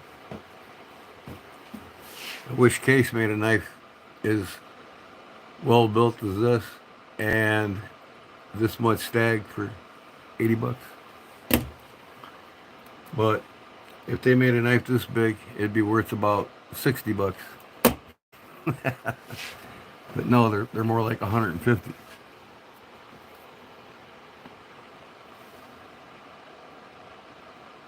Carry a case trapper, huh? Yep. I like a good trapper. Once in a while, I'll carry a trapper on me. This is on my desk. I'll carry it a lot. Lately, Schrade LTD, the one I put a bullet casing on. It's Delrin, but it's a nice little carrier, so I keep it on my desk, and once in a while I'll throw it in my pocket. Yeah, I'm telling you, Jim. Hey, you see my video on the Gonzo knives? I mean, I don't know if you was here when I did this, but you tell me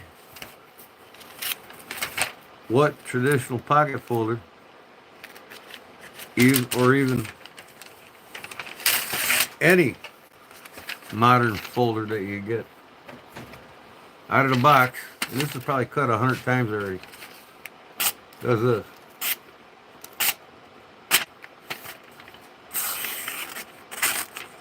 I'm slowing down here.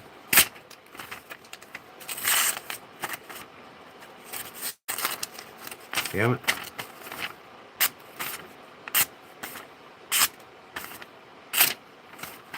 Probably starting to get a little dull now. I've done this like over 100 times already.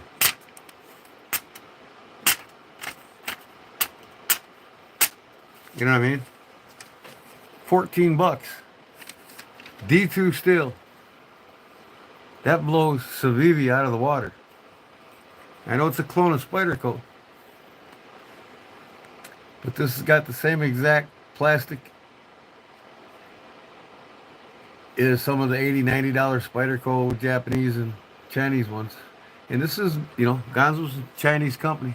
But man, I got it on sale for 14. They normally go for 18. You see the website on my video.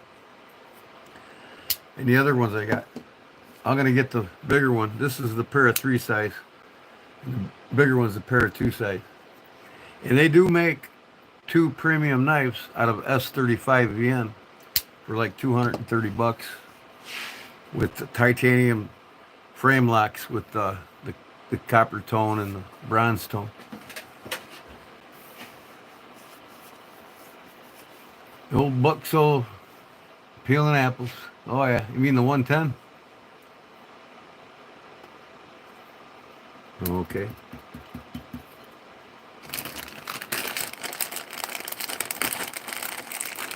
Put my pistachios away. You watched it twice? That's cool, Joe. Yeah, they're amazing knives. I mean, hey, look at the end of that blade. Look at that. Dead center. No blade wobble. And I didn't even adjust it. Some guys will get any pocket folder and adjust it. And look at, out of the box. Finger flick right now. I mean, as sweet as any Spyderco on, and I got a few 200 plus Spydercos. Now, I don't know. Anyways, I just like your 1643 on the jungle site. The close length of this, I showed it on my video, but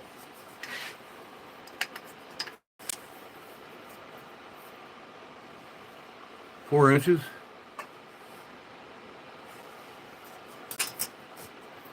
Overall length, I think like 7 something.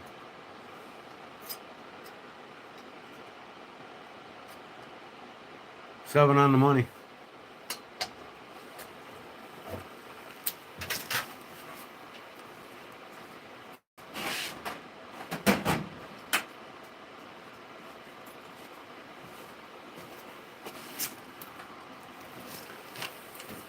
This is a $235 American-made spider coat.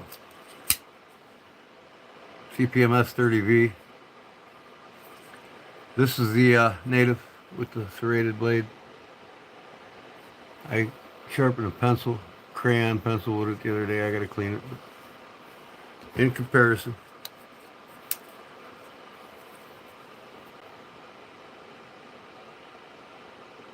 same size. And the feel in the hand, identical. Same plastic. That's a $230 knife. This is 14 bucks.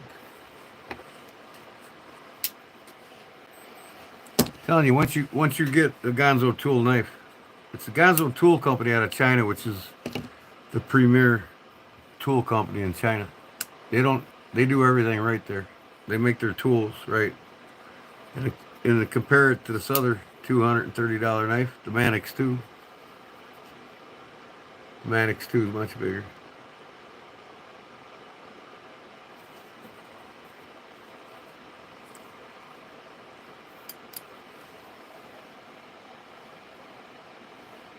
It's a buck solo, just a little small one. Oh, I got you. Yeah, I know what you're talking about. I got a couple of them. That's all you need to peel an apple.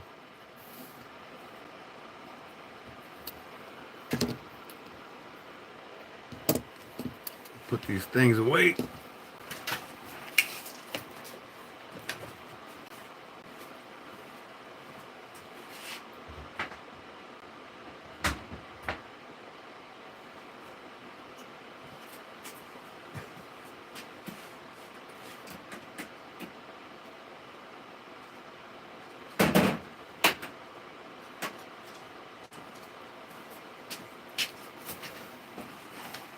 My other two Gonzos. This damn lanyard always gets in my way. What am I doing? Sorry about that. They just fly out, man. It just... Listen on the closure on this, if you can hear it.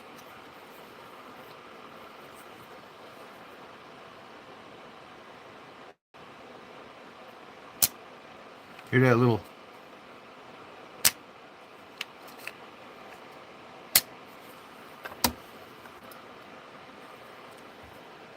This is 2 years old, dead center blade. Just finished another slip, did you? This one's got a little bit of fidget factor. They just fly out, man. No blade wobble. None of these knives from Gonzo. No blade wobble. This one was like 18 bucks. This one was like 25 bucks.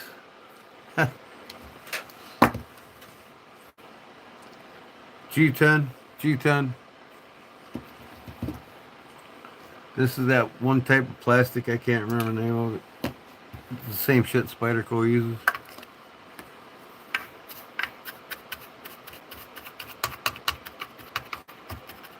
I'll look at it when I get off the phone, Justin. I guarantee you that. Did you get any shaving cream yet? Here's one for you, Jim. If you ever hear of hydro dipping, where you dip automotive parts or whatever in a pattern you put on water and you dip it in slowly and it covers it with that pattern. I do the same thing with leather, but I use shaving cream. You take shaving cream, put it on. You can put it on aluminum foil or whatever. Just get a good thickness of about 1/4 inch or so, right? Cover a good area the size of the leather that you're working with. If you're doing a knife slip, you don't need much. Just like an area like that, about that thick. And then you put drops of your dye. You can put 3 or 4 colors or just a couple. And then you take a toothpick or an end of a paintbrush, and where you put the dye in the shaving cream, you just swirl it around, and you can make different patterns and whatnot.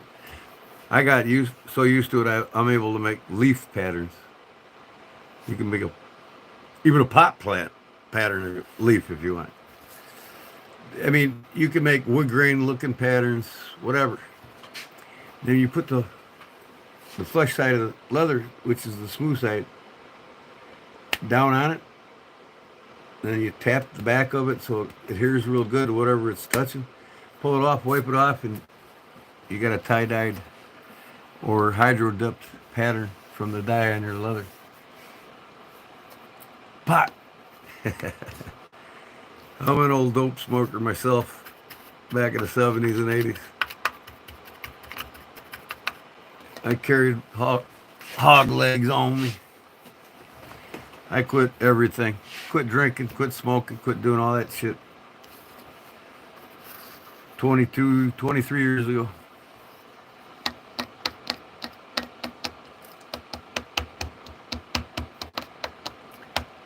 Leatherman Surge. Is that the name of your channel? Or are you actually the Leatherman Surge?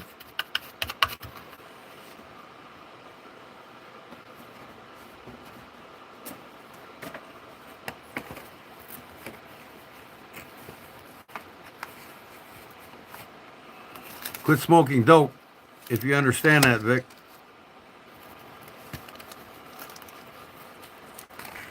Quit smoking it.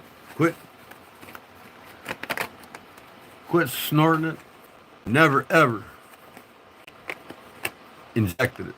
Nope. Pot and coke and booze, it all went hand in hand in the bars. Once I met my wife, that was it. I quit everything except for cigarettes. And I'm slowing down on that now.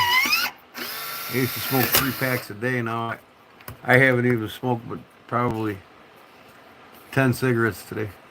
The most I smoke is when I'm here at my desk.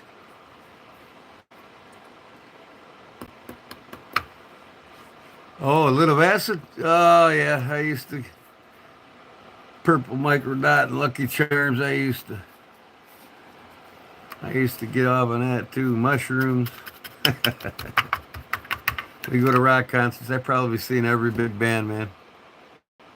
A lot of them 2 or 3 times. Spent all my money and time getting effed up going to rock concerts. I got to the point one time I had almost $4,000 wrapped in my Alpine system in my car. Just to entertain people at the rock concerts when I went there. All them days are all gone. I wouldn't change anything I did in life. Just I would have done a little wiser.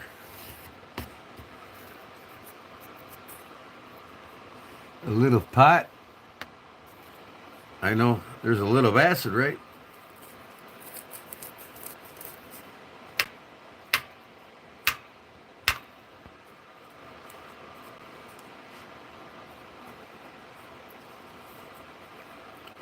It's like the Beatles song, Lucy in the Sky with Diamonds. That's LSD, brothers. Lucy in the Sky is one of the most potent acids next to Purple Haze and Micro Dot and Lucky Charms. Lucky Charms is, wow. We used to watch Pink Floyd The Wall, man, and trip on acid. And you know, when the flowers came out across the television, did all these fancy scroll patterns.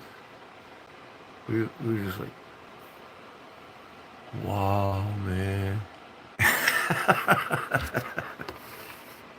That was the day. Look back at it and laugh.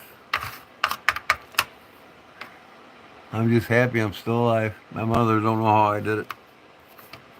She told me if I lived to be 21 when I was legal, she'd take me out, get me all messed up. Well, she did. And I puked 7 times in the car on the way home.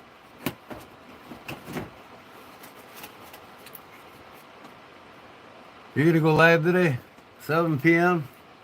That would be 7 Claude's time and 8 my time.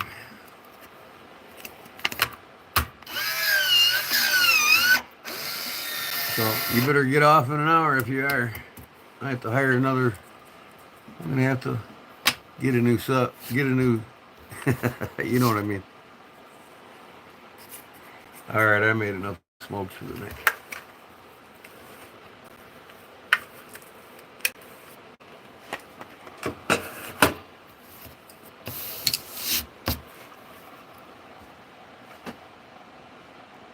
that a lid are pounds.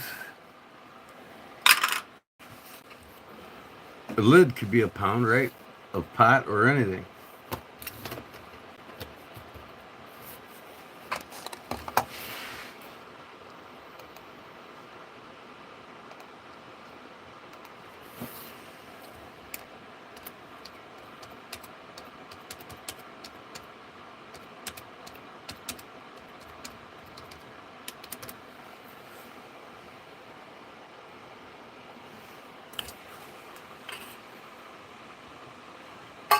A lid is an ounce, yeah.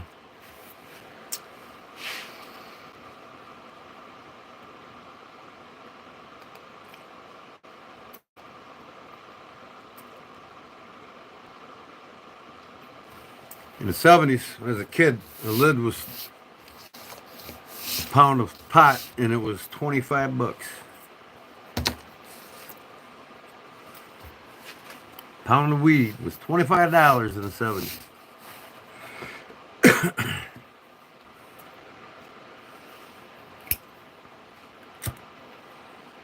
Not an ounce, a pound, but you were alive back then, you know.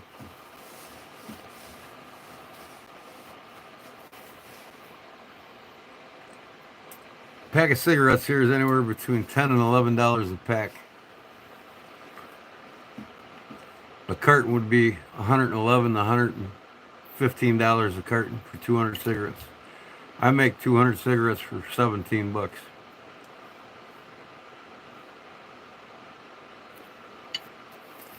Well, Victor,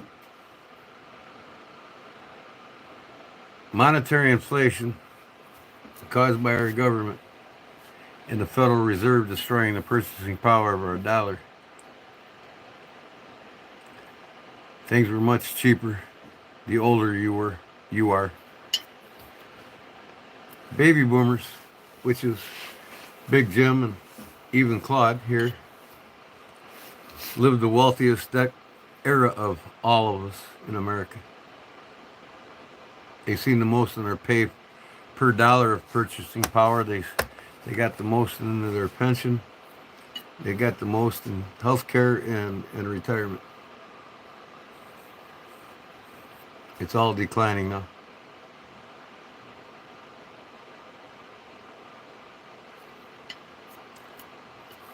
Yeah, in the 80s when I was in high school it was.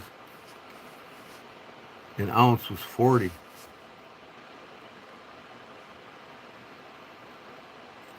Mid-70s, $25, you could get a pound. By the time the mid-80s came around, you was lucky to get a quarter ounce for 25. I mean, if quarter ounce, I think it was $40 when I was in '85 when I was in high school. I missed being a boomer by 8 days. 63. I'll be 61 next year.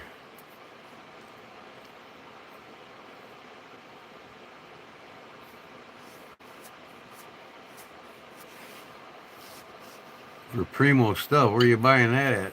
I can still get a joint today for about $5. A primo, but it's from people I know if I want to get it. But I don't get it anymore. The primo you're talking about is probably this distribution centers that sell it now legally everywhere across the country. Big business now. They're getting way too much for their wheat. We don't want to bore Big Jim on weed. We need to talk about drugs. The 70s are gone, man, and the 80s. We all grew up, if we're here right now talking about knives.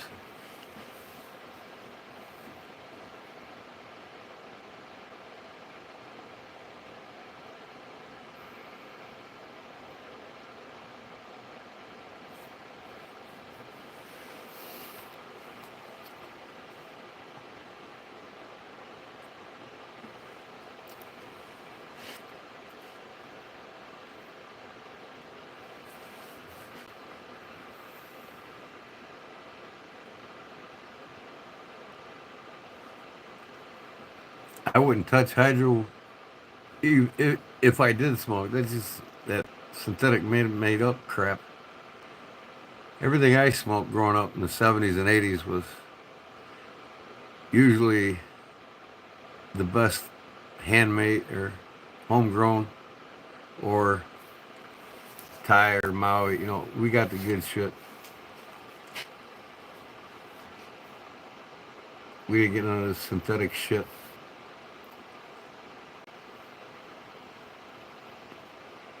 You're on your final years. What do you mean by that, Parnell?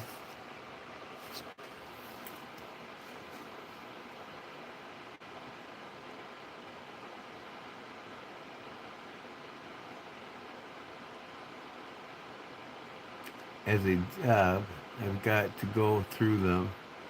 Oh, there's some Swiss Army knives in there. I love Swiss Army knives. I got a Swiss Army knife from a Swiss knife from Claude when I was there. Remember that, Claude? I'll show you. I got a couple. Jedi Jim just sent me one that I never knew existed. I'll get it out.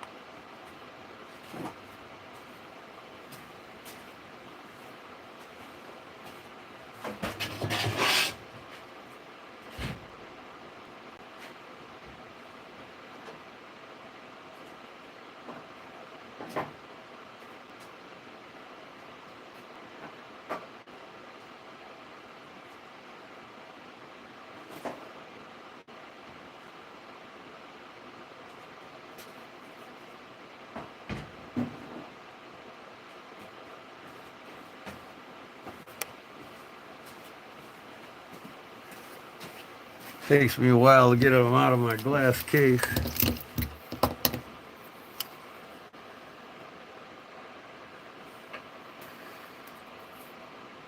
To live. I'm sorry to hear that, man. What's wrong, if I might ask? Do you have cancer? It's no good, man. Remember this one, Claude? Claude gave me this one in the live stream tonight. It's the locking one. You gotta push this lock back to close it. It's got the tweezers and toothpick on the back and a little can opener. I absolutely love it, Claude. Thanks, buddy. And then Jedi Jim sent me this one here. Little Hawkbill.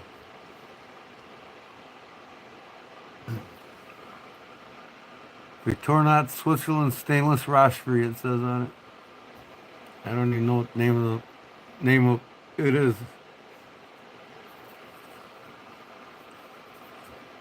It's just a slip joint.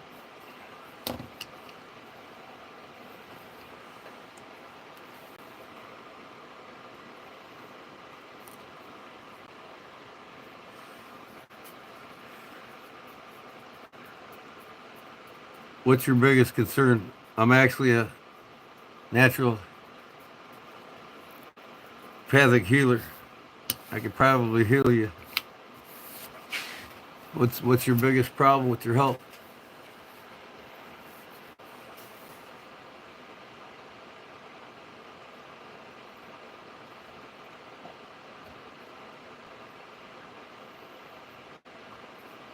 Yeah, this hawkbill here you talking about? I don't know the name of it. Jedi Jim sent this to me.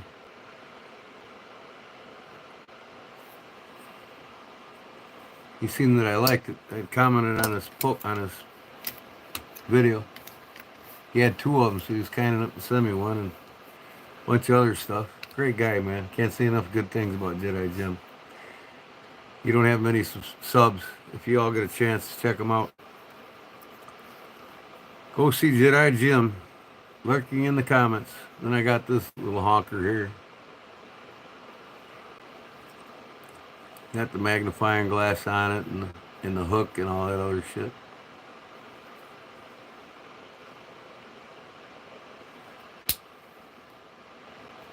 This is probably the biggest one I got.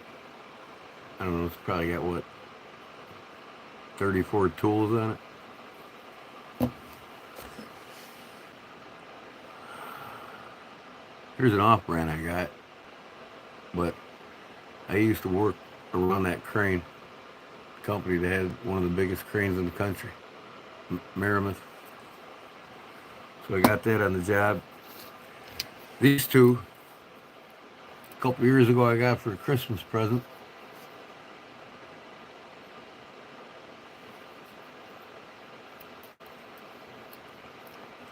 What do you say, Parnell? I can help you, buddy.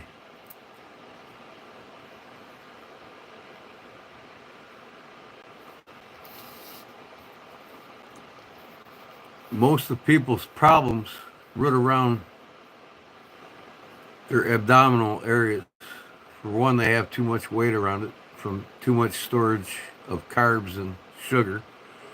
But the most important factor that causes a lot of health issues with people is bad gut flora. They don't have regular bowel movements, and then shit gets congested in your upper intestines, and it creates havoc throughout your whole body. And things progress from there, from having bad gut flora. If people flush their kidneys and their gut and start over, reset, stay away from sugar and bad trans fats, everything changes. High diet and protein. You want to eat all the red meat you can. And of course, eat all the natural fruits and vegetables loaded with all the minerals you need.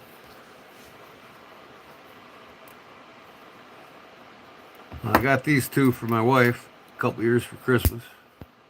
Custom shot, Swiss Army custom shot. This is, I'm part Irish, so she got me this with the Irish shamrocks on it. SKS Plus. You can buy these from the Swiss Knife Shop, custom shop. This is the black walnut scales. And then here's one with the, I put my own, you can buy these pocket clips. They'll go on just about any Swiss Army knife. You can buy them from their custom shop too. They're only like $9. You just take this keychain ring off and it screws through it to itself. Very handy. I mean, pocket clip on your Swiss Army knife. 3 herniated discs in lower back, and a lot of the lower back problems are caused from bad gut flora. And by the time people find out, the doctors really never tell you that bad gut flora is what caused it. You know, and they never will tell you, but you never really find out until it's too late. But you can start with your gut flora and go from there, because the body's amazingly adaptable to change with proper nutrition, and you have nothing to lose but yourself.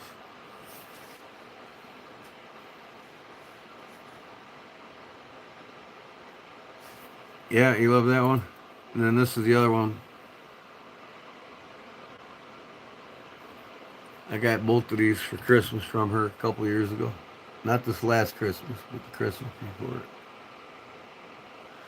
I'm going to get some more pocket clips, because I like carrying these things, man. You never know you need to use them. And then here's what I put. Burlap my card on myself. Took the red scales off and put burlap on it. It's got the toothpick and tweezers on the ends too. And really, to tell you, my favorite one of them all, of course, is handmade in Germany. Otter brand, Germany. This is the best one yet. All these blades are handmade, German steel. You listen to snapping this thing. This thing's 1970. Look at the scales on it. Ain't that beautiful? Like a pearlescence Delra with a true brass pin.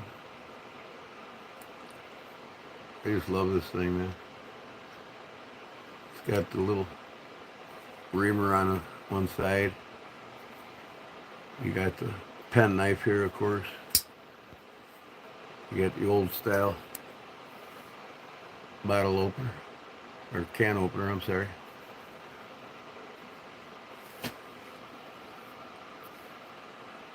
Yeah, I tell you, Swiss Army knives are nice, but again, when the Germans make something, it's better.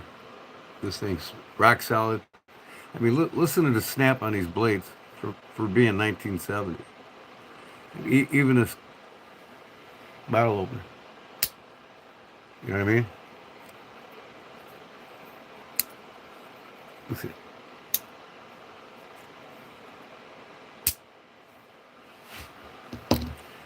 Let's listen to one of these. Yeah, it's got some click to it. You know, the kick hitting the spring.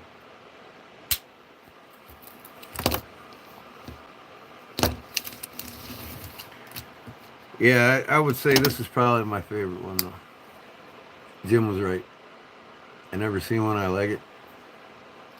You know, I'm a retired carpenter. I got several hawk-bill knives that I used to carry with me.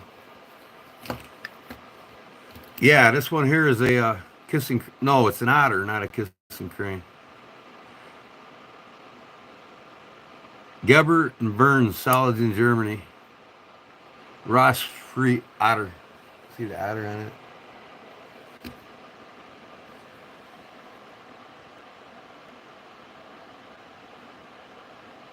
Ross-free otter.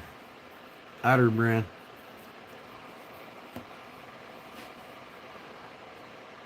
Compression fractures in L4, L5.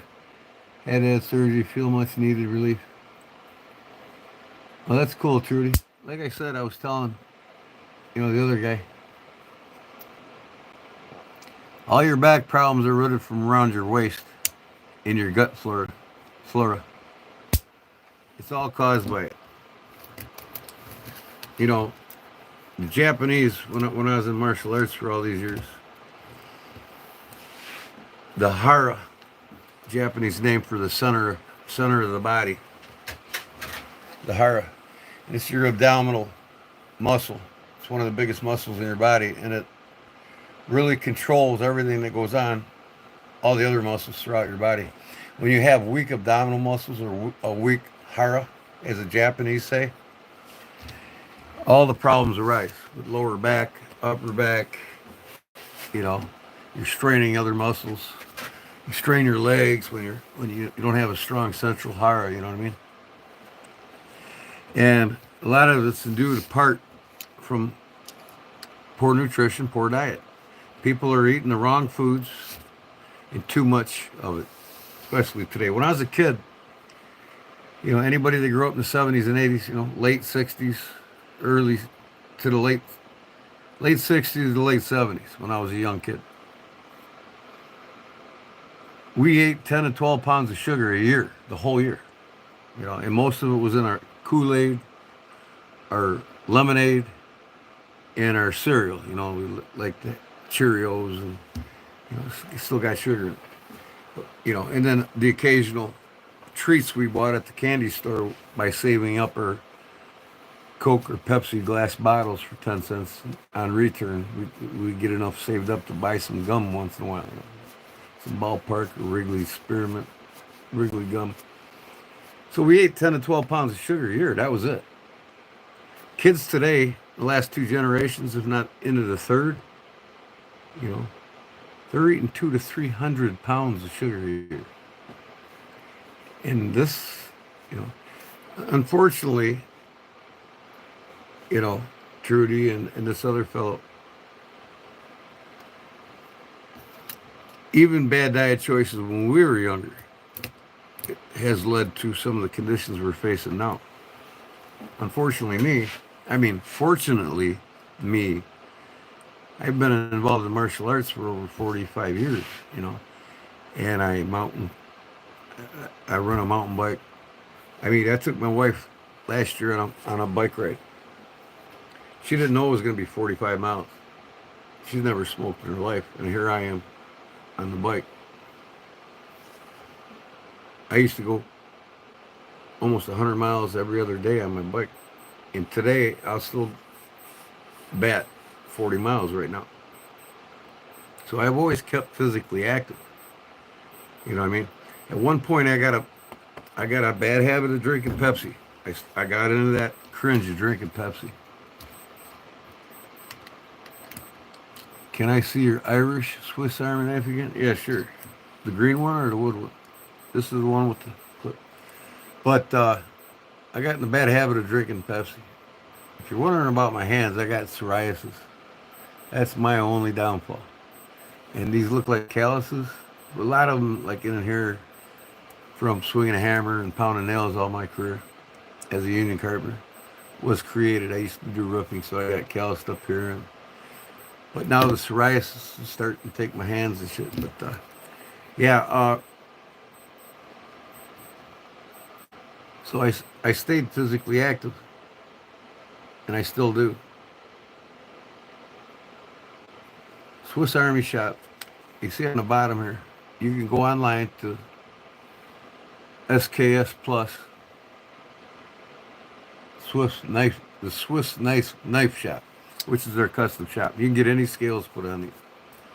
You know, my wife's seen them. She knows I like Irish stuff because my great grandfather's James Farley. I'm 6 foot, 195 pounds. I'm 6'4", 195. So what was I talking about? Man, I hate it when I brain fart. Yeah, the wooden one's pretty cool. Yeah, and it gets you the pocket clips that they sell right from that same custom shop. Swiss has them on actually their website. You can get them off there for like $9. And while you're at it, get yourself a half a dozen of them because you're gonna want to carry a different one and not have to take the one off of one to put it on another. You know what I mean? I need to buy some more. Man, what was I saying?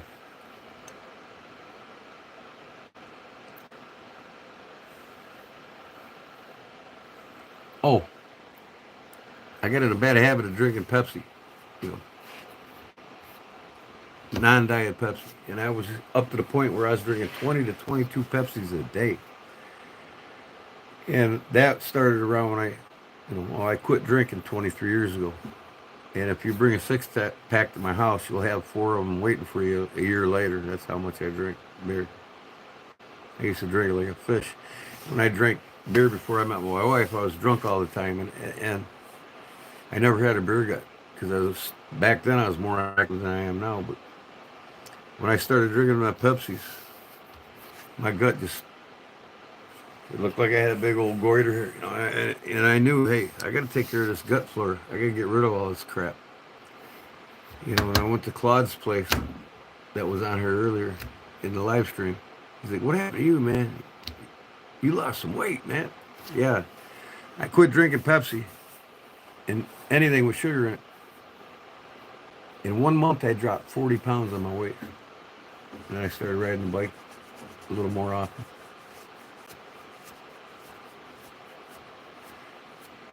Did you ever find an old timer 125 blade for me? I'll look tomorrow. Text me about it. They're in the other room, piled up in the jungle. And then I gotta find out about your sewing machine that I'm gonna send you.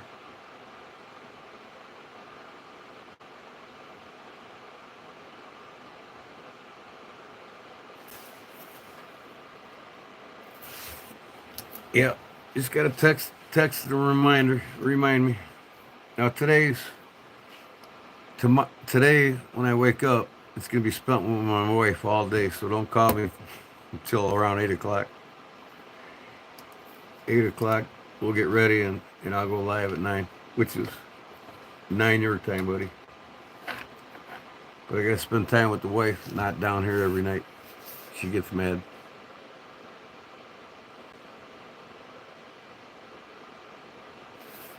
Everybody's like, man, don't you ever stop? Don't you ever rest? And I'm like, I'll rest when I die. Just love doing things. You know, love staying busy.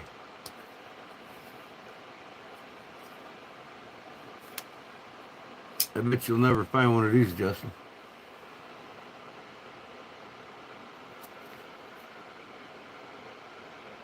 Go on eBay, you might. You're welcome, Trudy. Thanks for stopping in. I appreciate it. Thanks for the support. Please like and share. And I'll see you Sunday night, or tonight at 9 p.m. Free giveaway.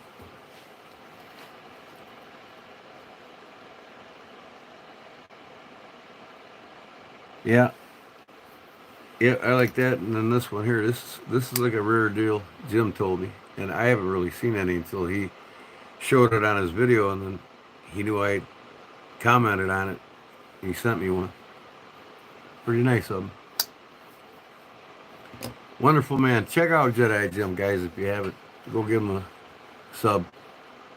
He's only got like 137 subs. I mean, he don't really care to grow his channel or anything, but wonderful guy. He lives in Eastern Indiana, probably about 3 hours from me.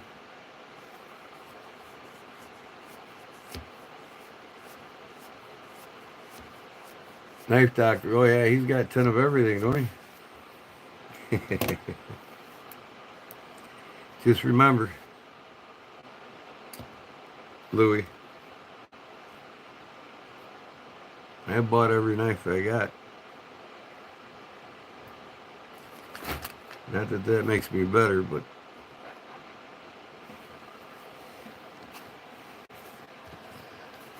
somebody sends me something, they're going to get something in equal return back from me. At least a sticker, if you know what I mean, Louis.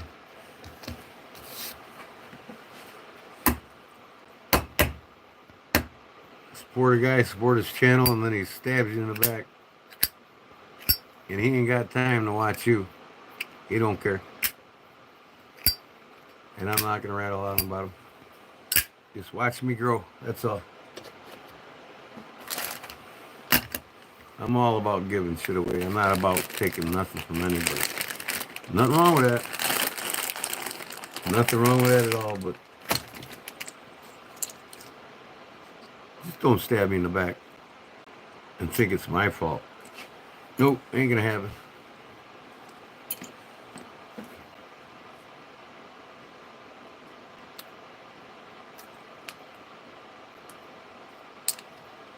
I'm relaxed.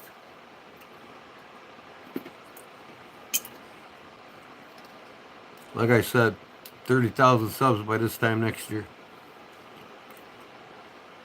That's my goal. Not 10,000, 37,000. Or 30,000.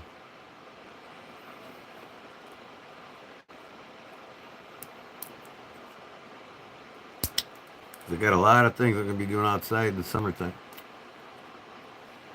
Some bushcraft videos. All about use of the knives. I haven't even touched the surface of what I'm going to be doing.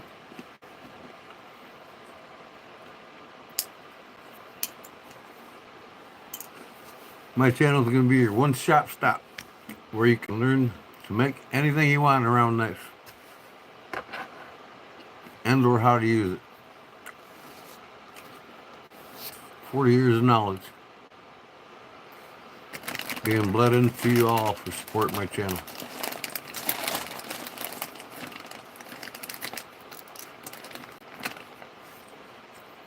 You know, we got 18 people.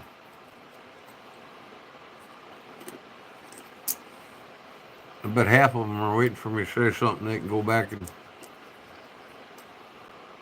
tattletale, right? I don't give a shit. I'm good, man. I haven't carried a Leatherman in 2 years. I'm retired. I don't want a tool on my person at all. The only tool I want on my person is right there.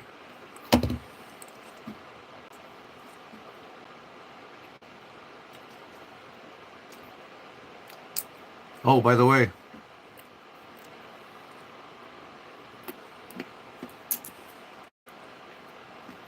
Gonzo Knife and Tool in China, the ones that make them Spyderco knockoffs, they make a Leatherman clone for about 28 bucks, and it's every bit of a fucking Leatherman. Paying for a name.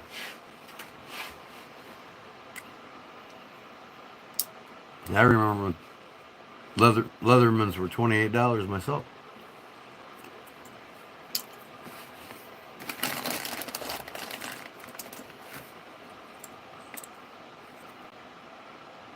Me either. What you talking about, Pernell? Did I say something I can't remember?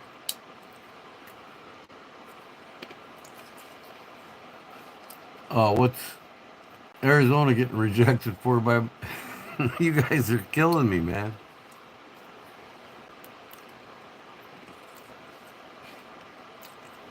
Easy, buddy.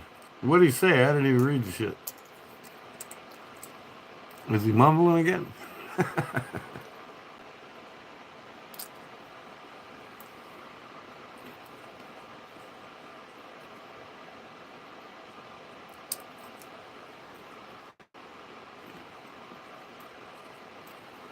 Oh, another minute. Unless you got a job that really asks for such a tool, I wouldn't. I've never carpenter. I don't really need all them tools on me. Some jobs and maintenance, and good to have one on you. I don't really carry a Swiss Army knife with me unless I'm out in the woods. I got a Swiss Army knife in the truck. If I ever need it, I can just grab it right out of the glove box with spare Zippos and spare Zippo fluid.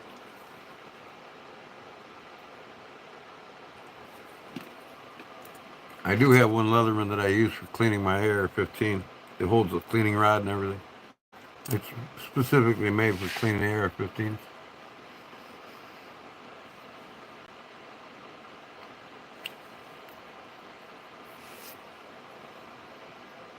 Justin, why are you erasing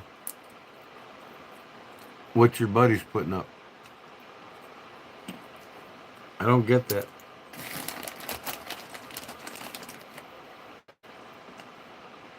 You guys need to kiss and make up.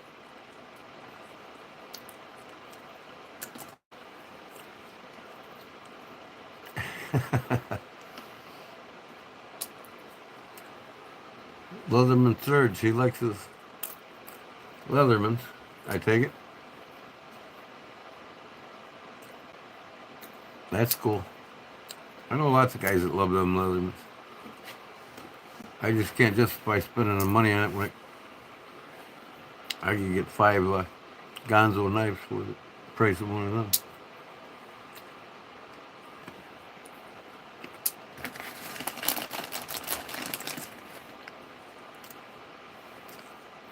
Thanks, Trudy. Appreciate it. Hope I'm not boring any of us now. What time did I come on here? 3 hours ago. Wow.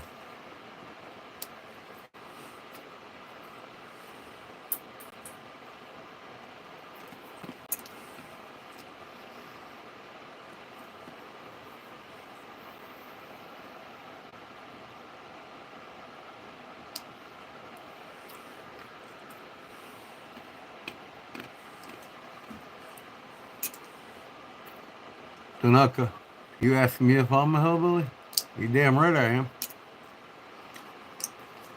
My hillbilly blood comes all the way from Ireland. That's where the hillbillies came from, Ireland. They didn't come from the Appalachian Mountains. They moved there. A lot of people don't know where the hillbillies actually came from. They just associate anybody in the South as a hillbilly, and they're really not. Less than 15% of the South is actual blood hillbilly.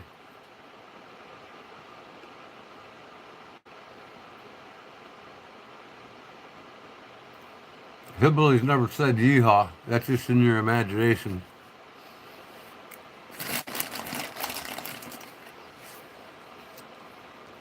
City boys try to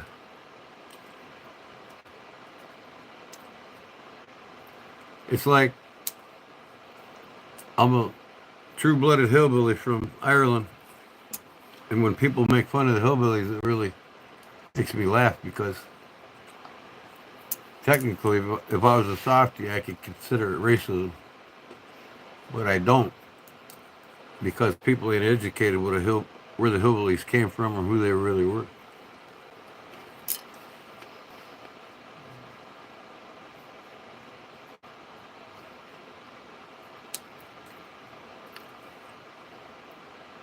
Haven't found another likable knife dude like you besides Choir Boys. I heard of Choir Boys. I gotta check him out. I might even subscribe to him, not know it.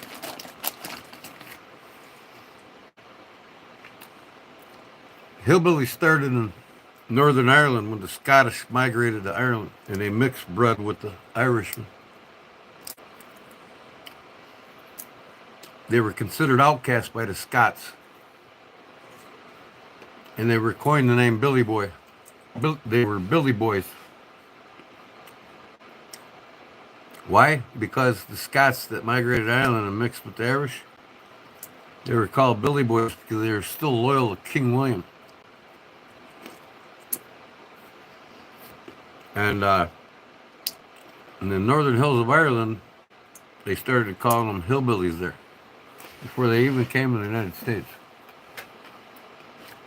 So, yeah, if you get Irish-Scottish descendancy in you like I do, you could be a hillbilly from Ireland. When the Irish came, the Scottish-Irish hillbillies, they came to the United States, to the Appalachians, the coal mine, start the coal miners' unions, and coal miners' association. They brought with them the whiskey stills. That's where all the whiskey stills came from, Northern Ireland. Bluegrass music, was a form of Celtic music that was all rooted around it.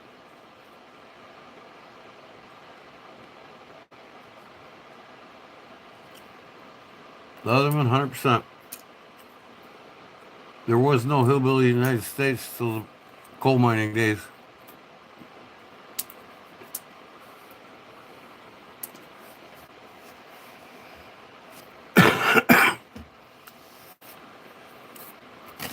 Is that your last name, descendancy, Arizona? Schmuck? Sounds like an Irish name to me.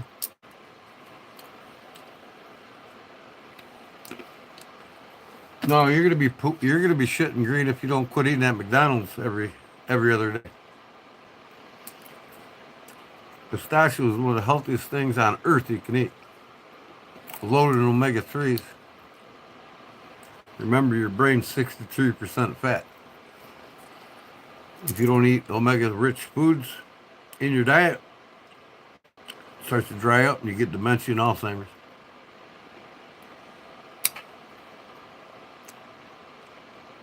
And really, you should have 3 bowel movements a day. If you don't, you're unhealthy. And all your physical problems are going to start with any of you. I'm not pointing the fingers. Any of you. If your waist is over 34 inches. Gut flora is the most important thing in your diet, and this is one of the best things. Cottage cheese, yogurts, a lot of different cheeses.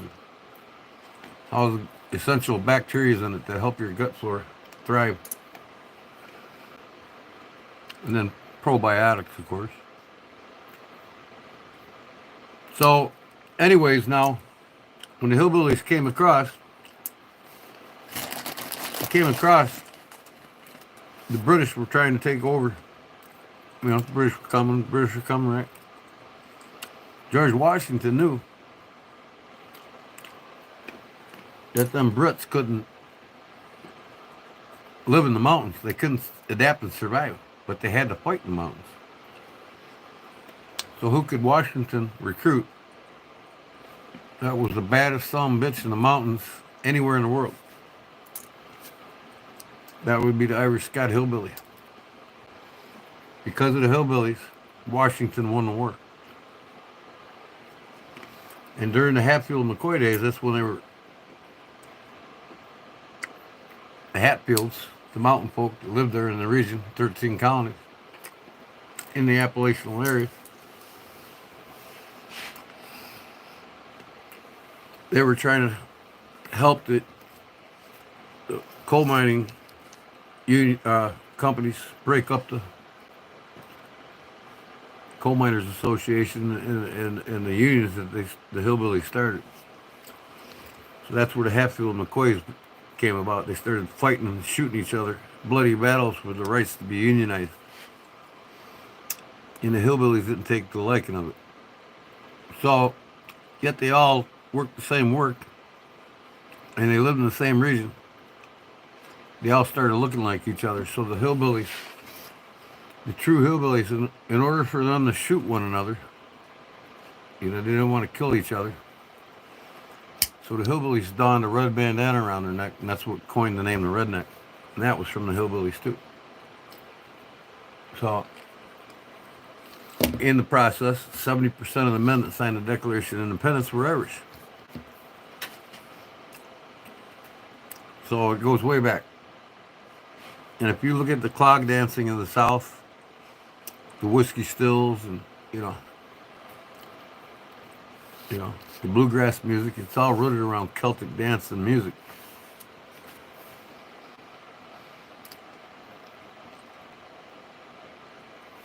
Be nice, Arizona.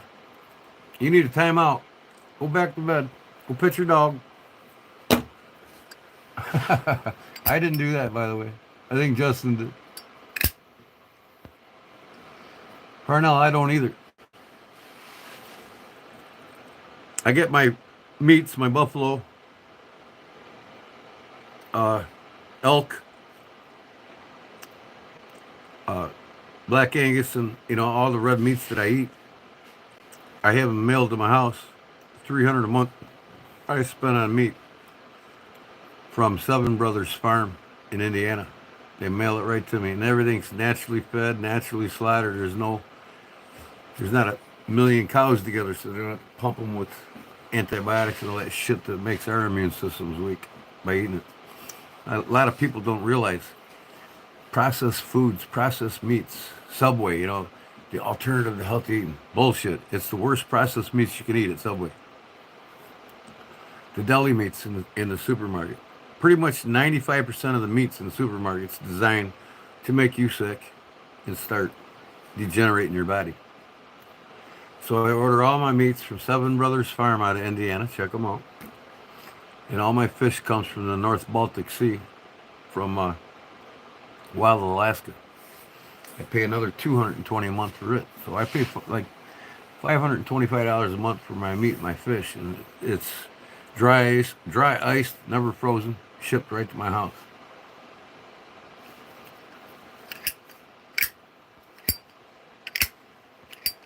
Yeah, you do, city boy. I got a lot of things going on with me this summer. My garden's about 50 yards by 50 yards. I got over 150 tomato plants, 200 pepper plants, probably 25 cucumbers. I just started a patch of rhubarb, so I'm looking forward to getting a good harvest out of it this year.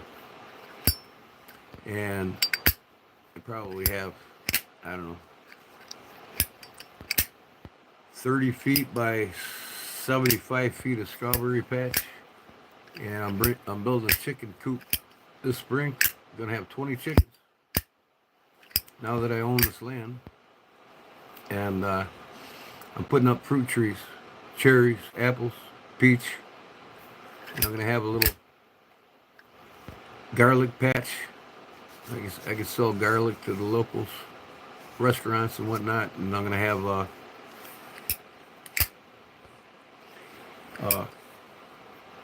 blueberry patch with alfalfa. Alfalfa's for the deer, and it's for my garden. The best #1 fertilizer of any natural fertilizer you can use in the garden is two things: ground alfalfa and bicarbonate soda, which is baking powder. Baking powder and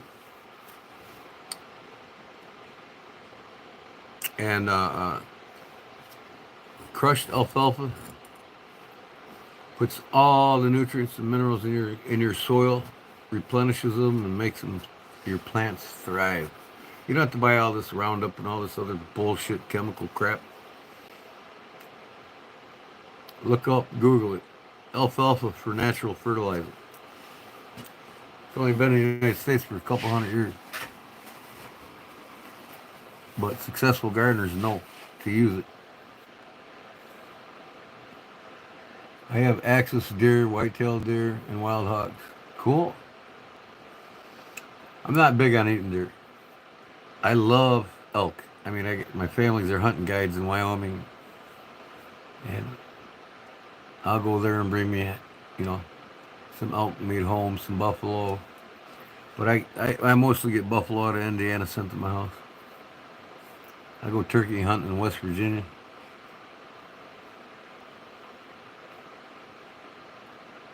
And wild hogs. Now that's what you're talking about, roaming on your land. I do want to go down to Texas. They got some farmers, a lot of them subsidized farmers down there, the $1 million farmers from the living off the government. They got helicopters, and they'll take you up to shoot wild pharaoh hogs. You shoot all you want for free. So I'm looking forward to going down there with my 300 blackout AR-15 and just have a heyday on it. Texas, yeah. The only thing kept me from wanting to move to Texas was the bushes. You don't want to know what I know about them boys. And I ain't going to talk politics either. No, Texas is a beautiful state, don't get me wrong. It's just too damn long to travel through. I thought Nebraska was bad, but man, Texas is a fucking cake. Texas used to be its own country. Mexico owned it. And then it was a country before the United States took it over. Now Mexico wants it back. I mean, Texas had its own money, currency, and everything.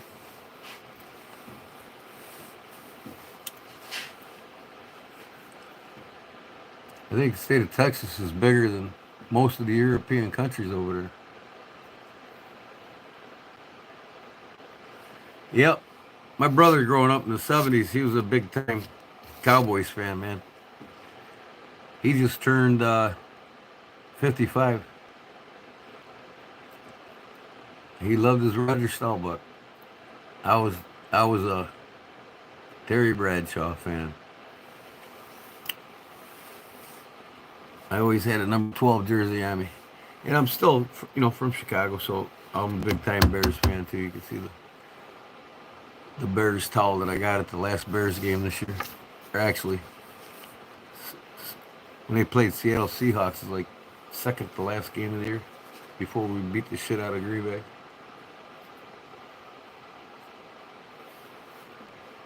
We should have beat Green Bay the last game too. I can't believe they're paying that Love after 8 games following the year before. $230 million, the highest paid player in the NFL for playing 8 games. And look what he did. typical Green Bay, get to the playoffs and lose every year. Yep, good old Lone Star State. I like going through it. I want to get down there and do some bass fishing, man. My buddy's got several 13 pounders down there. He wants me to come down there with him.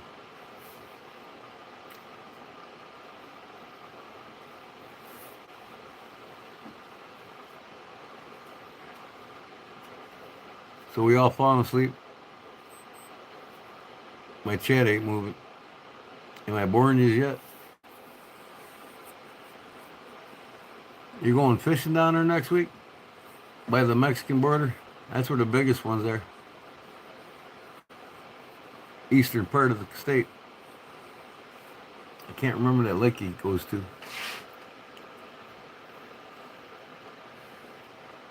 If you would have been in here about half an hour earlier and you got in here, my best friend from North Carolina, we fished together, and he's a retired FLW pro, Claude Williams. He's fished with all the greats: Jimmy Houston, Larry Nixon, Roland Martin, all of them. I fished with Jimmy Houston once, and I got a couple of buddies up here, FLW pros, that I fish with every year on the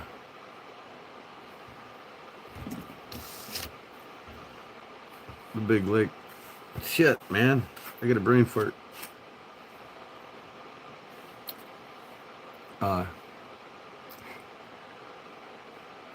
Man, why am I forgetting names of lakes? Corpus Christi, Texas. Yeah, that's it.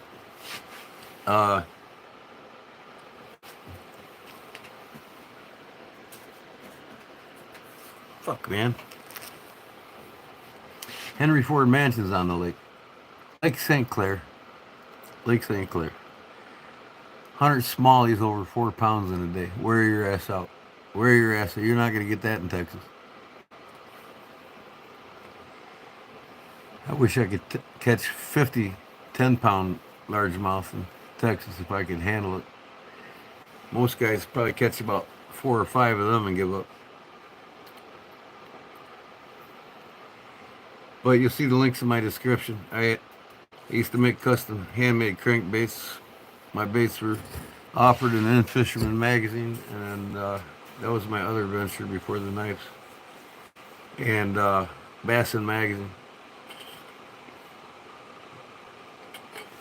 I went to the Forcewood Cup or the Bassmasters Classics, and all the guys know who I am. Me and Claude. I could have pursued a career in bass fishing, but it's such a cutthroat business, man. Even making the baits were cutthroat.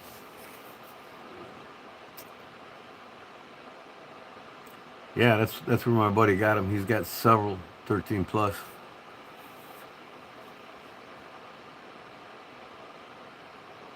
My biggest Illinois bass is 9 pounds 8 ounces, and a couple 11 pounders I've watched people catch in my 55 out of 60 years of fishing here.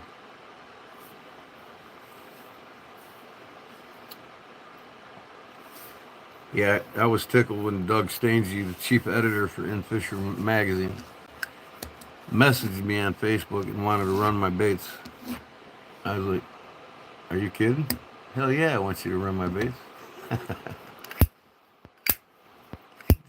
Didn't take me to fame or fortune, but I offered a couple of the pros, and I had, a couple of brothers fishing in the bass. What's their names? One of them won the Bassmasters Classic.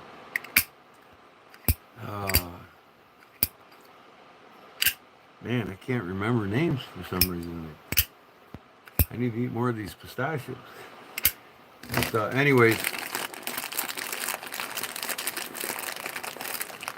there's like 9 guys in the bass, BASS, and half a dozen guys in the FLW. They got my balsa cranks. And I always told them, if you win a tournament, just hold up one of my baits. That's all you got to do. And this is how cutthroat it is, I guess they didn't like me enough. But if they were to hold up one of my baits, I could have had somebody that makes them, like man's baits. If you get a great idea, they'll run with it and make them for you, and you'll get royalties out of the bait. But if one of the pros would have held up one of my baits, it would have went from making, if I was lucky, 20 grand a year making crankbaits to 230,000 plus a month on my crankbaits, and it just never happened. I just quit doing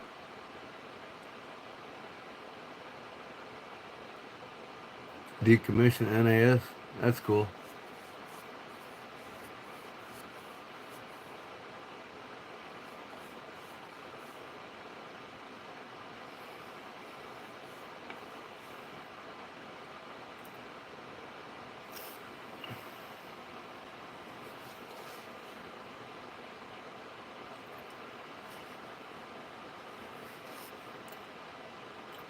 Sucks having psoriasis on your lower back. Man, I'm gonna find a cure for it one of these days. I've been looking for it.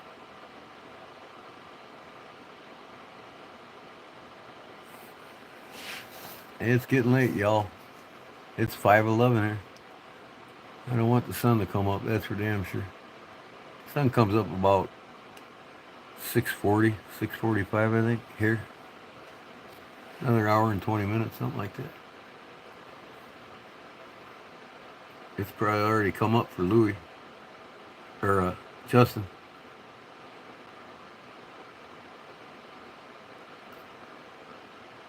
If not, in the next 40 minutes, it'll come up for him.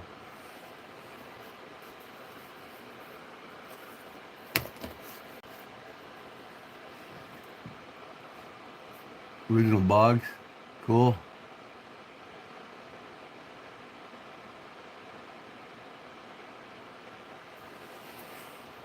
What boat was made in Texas? Wasn't that the fucking Ranger? I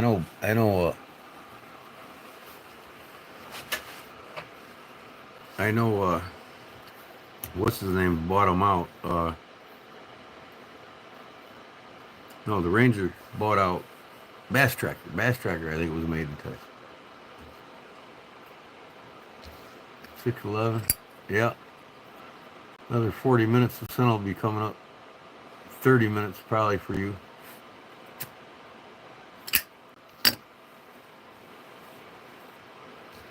I don't know what sunrise is. I can't look at my phone, but I know what it is in 2 months, because I'll be getting in local fishing tournaments, and I'm up 2 hours before the sun hits. We're on that water watching the sunrise before we can take off. So I still fish. I got 3 bass boats out there. Well, I sold the one. I got 2 now.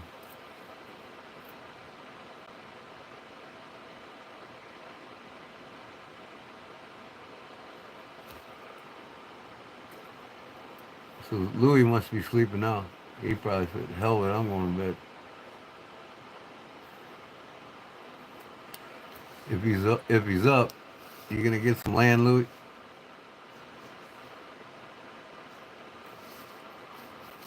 It's nice owning land. I mean, you can do whatever you want on it, and, you know, not have a bunch of sardines around you. You know what I mean? I can't stand living around people. I just don't. You don't need to know my business, and I don't need to know theirs. And you know, if the neighbor needs a hand, I'm there for him. All my neighbors are quiet, and they like it like me, quiet, so they don't really bother.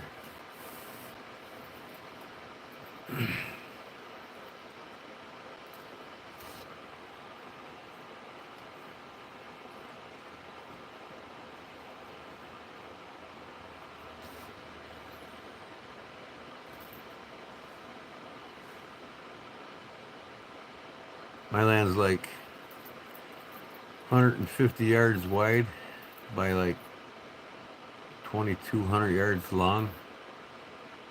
So it's a big rectangle. And I have probably 15,000 acres of conservation on the rear end of my land. I can walk into it and go hunting there.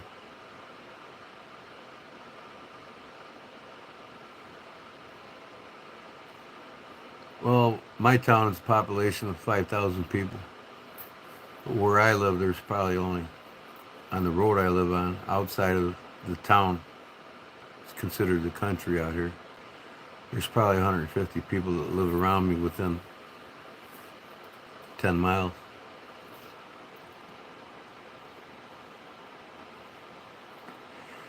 Yep, you better get some sleep so you don't feel like you're waking up like you're spending the morning in a crack house.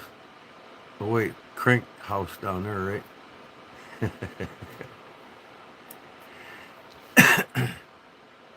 Yep. Yeah, I think it's time to shut her down. I'm gonna smoke the cigarette, I think, and go to bed. And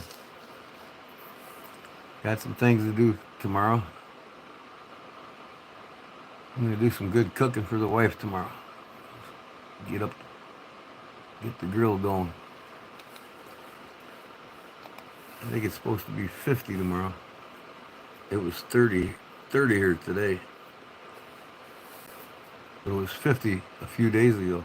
So it's going up and down now. That means spring's on its way.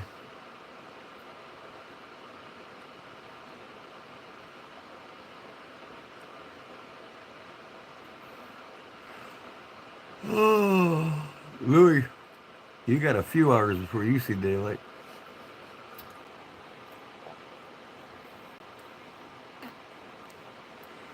Yeah, 79 now, but you guys hit 30 degrees not too long ago too, right? Like the rest of the South? Some of the South, like Mississippi, I think they hit like 20, 25 degrees. But in the middle of winter here, like the beginning of January, it's like 10 below, 15 below. But I wouldn't trade nothing for my Midwest weather. Get a break from all the bugs and the sweat and the flies and the ants and ticks, you know. Get a break from all that shit. Humidity. Texas is a dry heat though. I don't think you guys see humidity. Florida does, and so do we.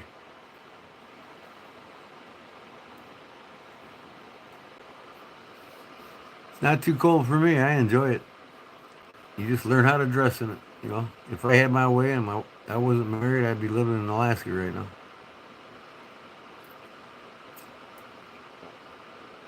Always wanted to live there. But I'd probably have a summer house or a winter house in Southern Cal.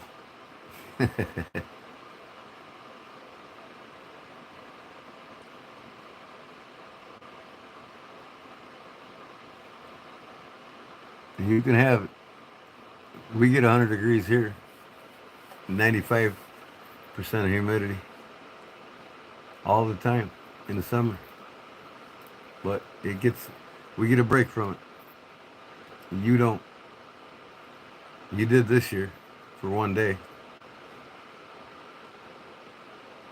I know, it's a dry heat. You don't have oceanfront property there either, do you?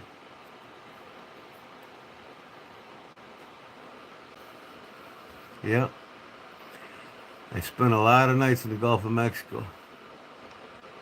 In the Navy. Out at sea. The Gulf, the Atlantic, some of the Pacific. Past the equator.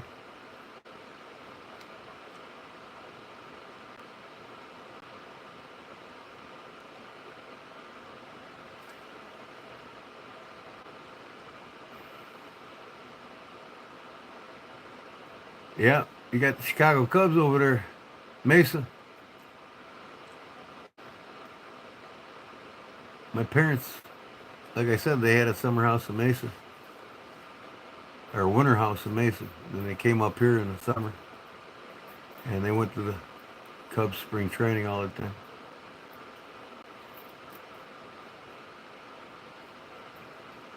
Gotta like the Cubs then, huh, Louis? Especially in 2016, was it?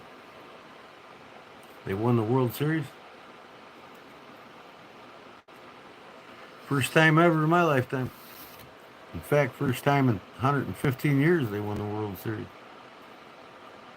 They got another good team coming up this year. They should be in the playoffs again.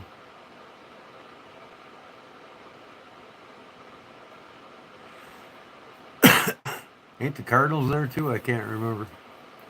Cubs and Cardinals, ain't it? Cubs is the only team that's beat the Cardinals the most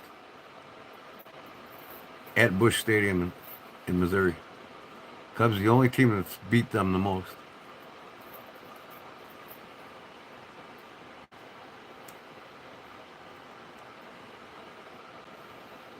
I got a nephew, and man, he's a stud football player in high school right now, and he's a stud baseball player. And I said, man, you got to pick one. I mean, he could be a wide receiver in the NFL by the time he gets out of college, and he could be a pitcher in the major leagues before he gets out of college.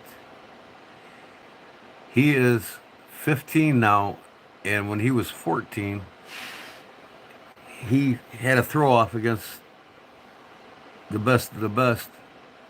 And I think the tournament was down in Texas. The top teenage kids in the country were at this tournament. Anyways, long story short, my nephew at 14 threw 92 miles an hour. And now he's throwing 95 and he's 15. He's not even out of high school. Sophomore this year. So I like to see him become a pro baseball player because it's a lot less strain on the body and mind. I played all 4 years of high school football. I actually have a record in the IHSA state record in block punts. I was a defensive nose guard. I averaged 12 tackles a game, 3 assists and 1 sack each game, and 1 blocked field goal. I blocked 9 in 8 sectional games. I blocked 9 punts.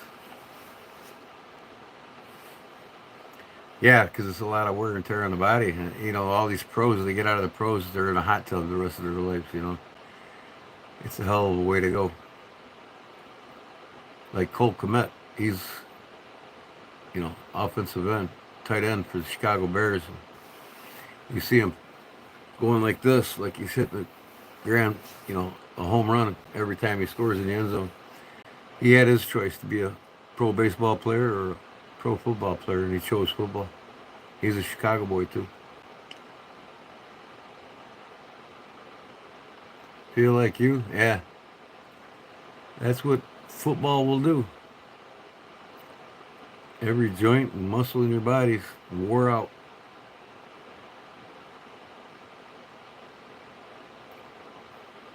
There's some games I regretted in high school, man, afterwards.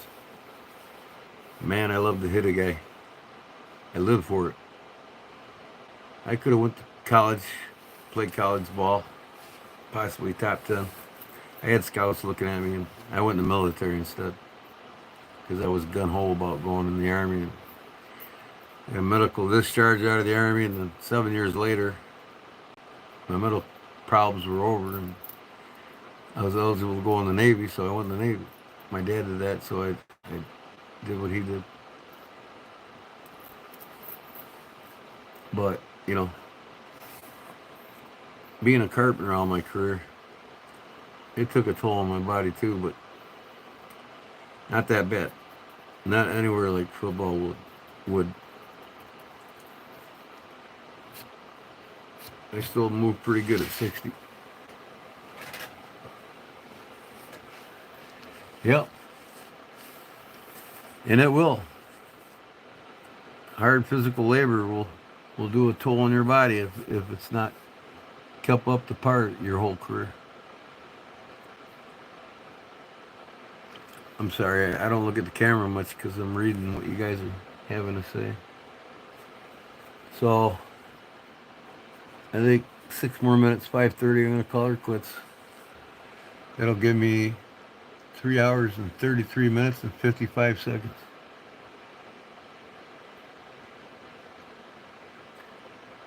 I should be over I should be close to 3,000 watch hours now. Got to get to 4,000 people. Help me out. Get everybody to my channel tonight. I know it's lesser chances for y'all to win what I'm going to offer, but it helps me out.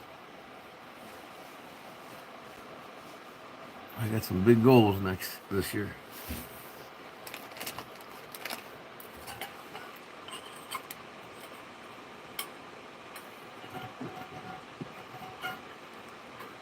Cool. And then you quit and you got married.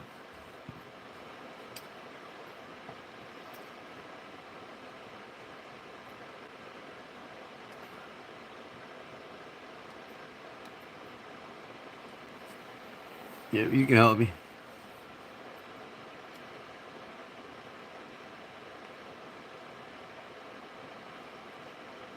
What the hell? One more smoke. Most I smoke is when I'm sitting here. You know, I need to sit here less. But I think I'm going to set my alarm and get up early for the wife. Hell, she gets up in an hour and a half. Like clockwork, 7 o'clock, take the dogs out. I wanted to get up with her. I'll probably scratch that idea. I'll make her a good lunch and dinner. I like doing all the cooking. I love cooking. Parents tell me I need to start a restaurant. I'm like, no thanks. You do something like that, then you lose the passion to want to do it at home, you know. And I have a passion for doing it at home, so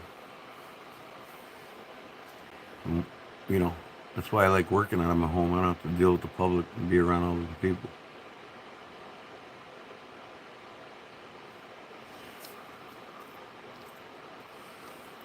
So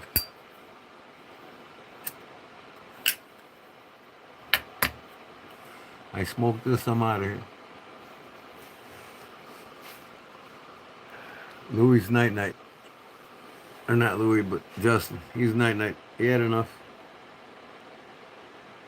He works afternoons, so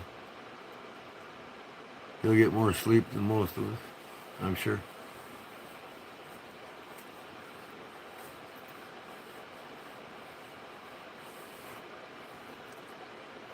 So anyways,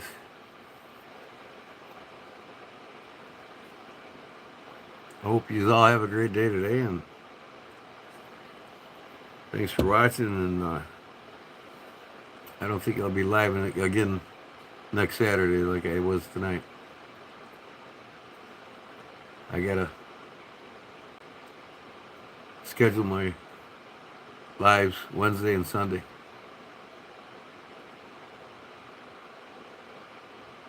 I like Sunday later because everybody I know that have channels, most of them are doing a live on either Friday night or Sunday night. So most of them are done by 8, 9 o'clock. That's why I chose 9 o'clock. Plus I get to spend time with my wife before I start. I'll come down here about 8 o'clock and start prepping for it.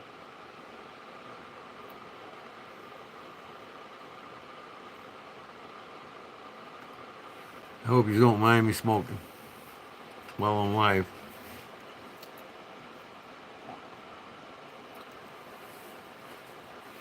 Man, I got a lot of pages open on my split screen here.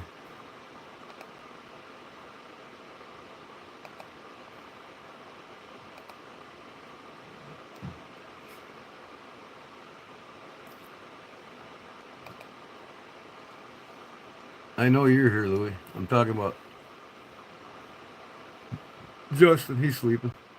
He's got to get up for work soon.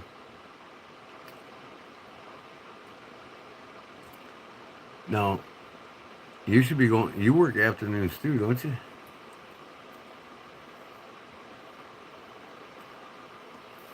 But Sunday tomorrow or today, so I don't think too many are working unless they work all that overtime.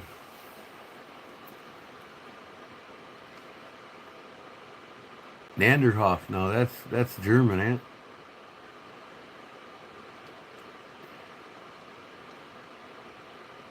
Norwegian or something like that.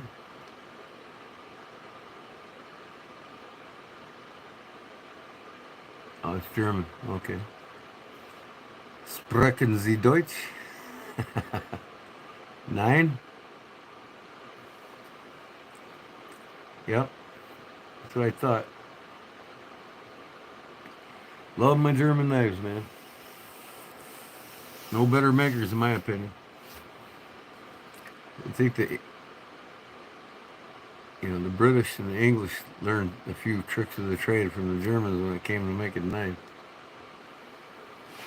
9? No, you don't speak it.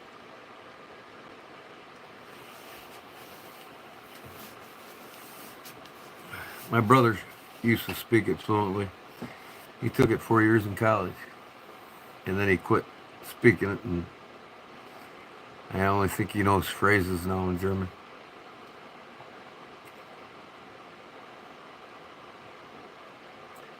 And boy, do I know the history of Adolf Hitler. I mean, people have no idea where he came from and why he was in the position he was. That's cool. So do you like eating blood sausage? Or are you more of a sausage kraut kind of guy?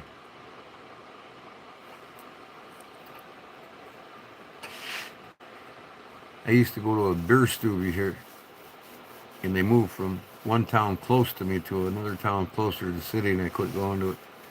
It's called the Beer Stubby. Irish bar, Irish food, finest Irish food, man. And they had old school Irish players come out with their suspenders on, and all their Irish outfits. Women in their Irish outfits and skirts used to dance and shit. And my father's part German. Pennsylvanian Dutch and German. Holman. Sausage kraut, yeah. I tell you what, there ain't nothing better for your. If I was you, you're the one. No, you're the one with the lower back problems, Parnell. There ain't nothing better to eat than sauerkraut when it comes to getting your gut flora good in your stomach. That'll help your health a lot with some of your pains. Eat the shit out of it.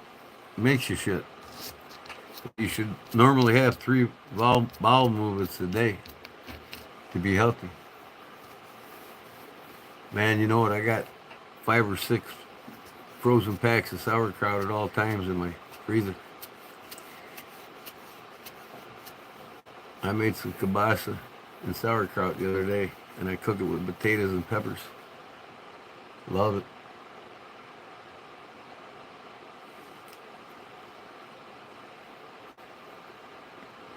At least 3 a day, yeah. And if you don't, and you're having problems with your bowel movement, that's when health issues arise.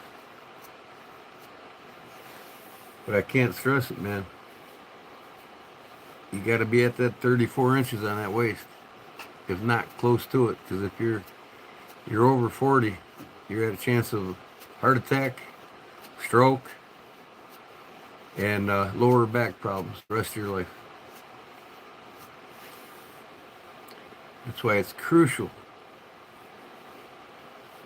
to eat a nutritional diet. It's just, like I said, if you do anything, eat red meats every day. Every day. Not sugar. Your body does need some glucose to survive, but you get that in a lot of your natural fruits and veggies, you know what I mean? But it's minimal compared to what you get for energy when your body starts burning protein for energy instead of glucose. You feel way better. You have way more energy. You sleep way better. You have less pains. And red meat really helps your gut flora too, and metabolize your waist area. Yeah, I don't drink Coke. I Like I said, I wake up, have 2 or 3 coffees. I'll have one Diet Dr. Pepper, and this shit ain't good for you either, but just one. That's it. And usually, if I'm not down here like I am now, I got a whole gallon upstairs I make of ginger tea. Ginger tea. Ginger is phenomenal. And you know what else is phenomenal? It's at the same level of sauerkraut, but mushrooms. Any and every mushroom you can get your hands on. I harvest them around my on my property and shit. I get like a couple 100 pounds of different types of mushrooms here in my yard. And Google it. Mushrooms as the fountain of youth. And see what comes up. Black coffee.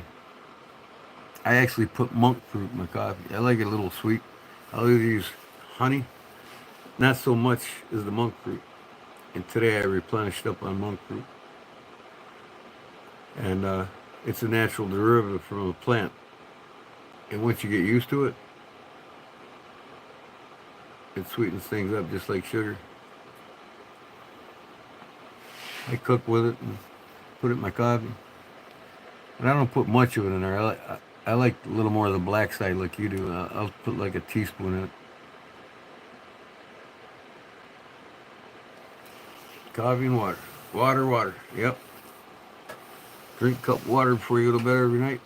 You won't have a heart attack.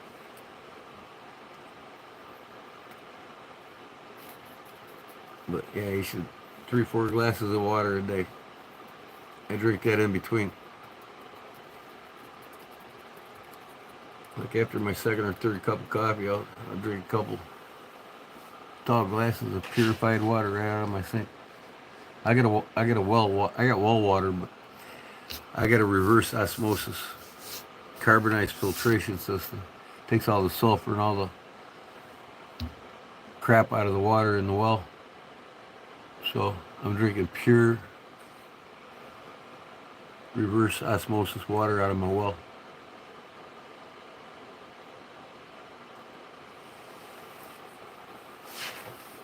You know, people don't think about their health now until they get in their 50s and shit starts hitting the fan. And then they wish to God they would have done something when they were in their 40s. You gotta take care of your body.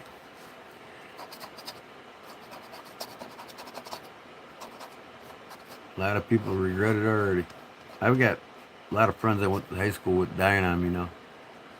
You know, 55, 56, 57, 58. Not even make it to 60. They're the ones telling me to quit smoking. And I tell people, I says, the foods nowadays are worse. I'd say between 95 and 98% of the food sold in grocery stores are designed to kill you. I got a Yucca app on my phone, and I scan everything I buy in the store, if I buy it. There's certain things you got to get in the store. And if it ain't in a 50% or greater range, what is good or great for you, I don't buy it. I make a lot of things. Make my own homemade butter, homemade ketchup, homemade barbecue sauces. I make my own rubs. I make all kinds of things. I make homemade pizzas. I get imported double lot flour from Italy. I make the best pizzas, man. Oh, I love it. All natural sausages and beef on it.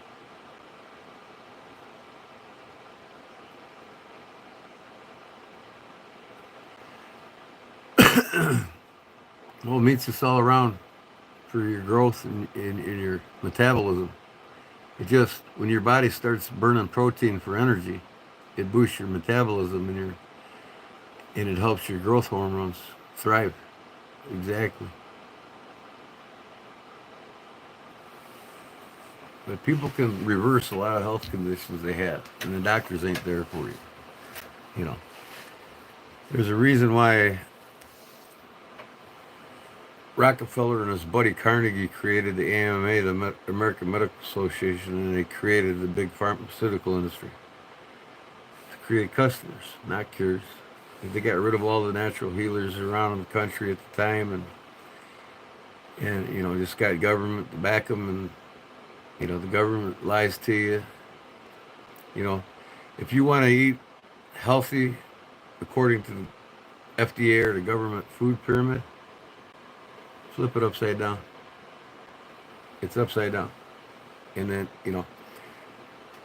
it's not healthcare. When you see a hospital advertising healthcare, it's not. It's not healthcare. Because they don't heal nothing. They're not there for your health. Only you are. They're against your health because of this. You know, it's, they create customers, not cures. And now they got the food industry working hand in hand with them to make us even, because before high fructose corn syrup was developed in the early 70s, overweight people was at like 13% and obesity was at 3%. Look around today. 65% of Americans are overweight. And 30% are obese. Like I said earlier, if you were here, when I was a kid in the late 60s, early 70s, in my Kool-Aid years, and even my soda pop years, right? We ate 10 to 12 pounds of sugar a year. Kids today are eating 200 to 300 pounds. And it's a precursor to prediabetes and cancer. Cancer can't thrive in your body without glucose. And if you have an overload of glucose, you might as well plan on dying of cancer or become a type 2 diabetic or just flat out have the medical system puts you in a state of medical poison to where you have heart failure and it just gives up. These young kids drinking these monster drinks, it's crazy. It's one topic I like to talk about that ain't really too controversial with people. Unless some are guilty and they think I'm pointing fingers, but I'm not. I turn my health around, so can they. And like I said, I'm lucky to smoke 10 or 12 cigarettes a day. I probably smoked 5 or 6 all day before I got on this live, and I probably smoked 6 since they've been here.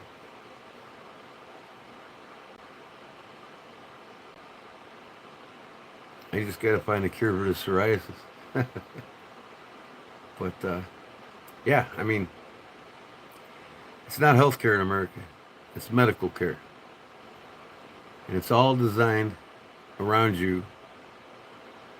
And, the banks own everything. They own Washington. They decide who wins and loses in Wall Street.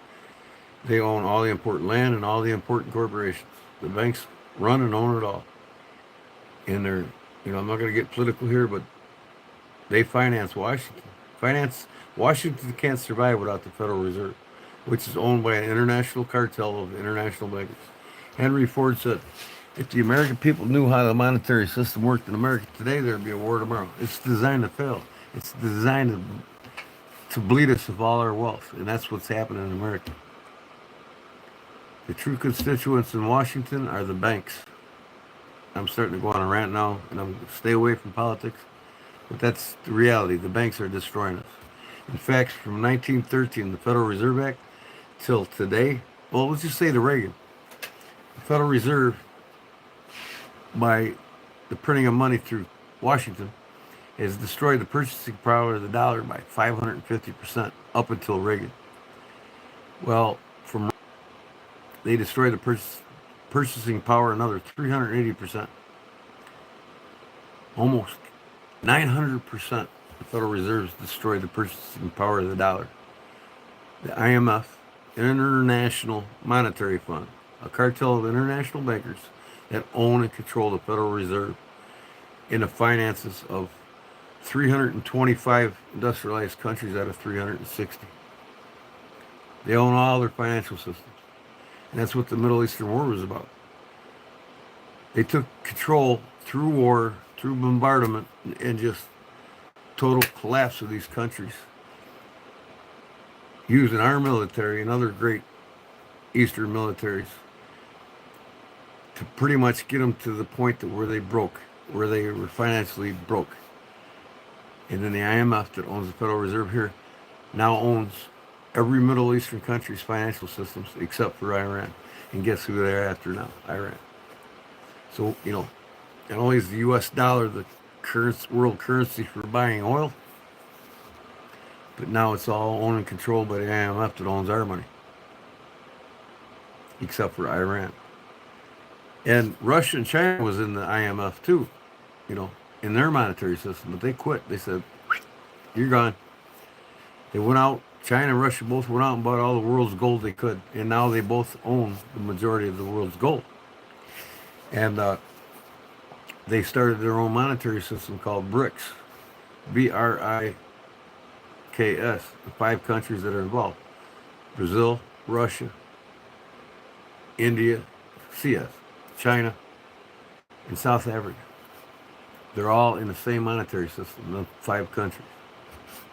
They don't have nothing to do with the IMF that owns our Federal Reserve. That's destroying our money, loaning so much to Washington. Every president's costing us $5 to $8 grand a year more to live. Every president. And the one president in 4 years that borrowed the most, in only 4 years, not 2 terms of 8 years, 4 years, was Trump. He lifted a cap ceiling twice. He had to bail out the farmers because of the trade wars in the billions because of that, and raised our military expense. We spend 10 times more on our military defense.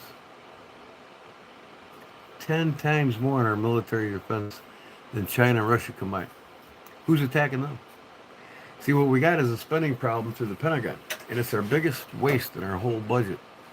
850 to 900 billion a year out of the 1.3 trillion that we spend on our national defense goes through the Pentagon. And we got 1,900 private contractors making weapons of war that never even make it to the battlefield. They're distributed, or they're put in dry dock, never used. When I was in Desert Storm, we didn't get what we needed when we needed it. When we did get what we needed, when we came back, we just left it there. So they can just continue to make these weapons. So that's our biggest waste. In a government that's too big to sustain itself, we're paying for it through the IMF that owns the Federal Reserve, the banks. The banks are screwing us all. That's it. Bottom line. Can't talk politics, people. Can't pick either party. Politics is a waste of time. Until we starve the banks, America will never get great again. That's it. That's the end of my rant. I'm a realist in a real world, man. The government's destroying our health. The government's destroying our food. The government's destroying our education. And it's all controlled by the banks. Figure it out. I did. So we still hold the upper hand.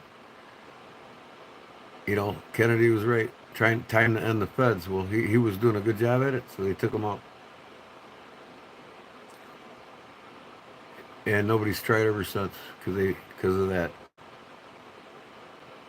So all we got to do as Americans is take our money out of the FDIC banks, tell them to go fuck themselves. Pardon my French, but that's it. Once we starve the banks, they'll collapse in a week or two, and they're done. That's right. Follow the money trail, and all the problems are solved.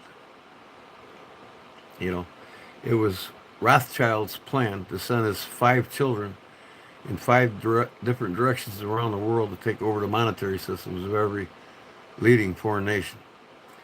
U.S. being the last one. They took control of all of England right away.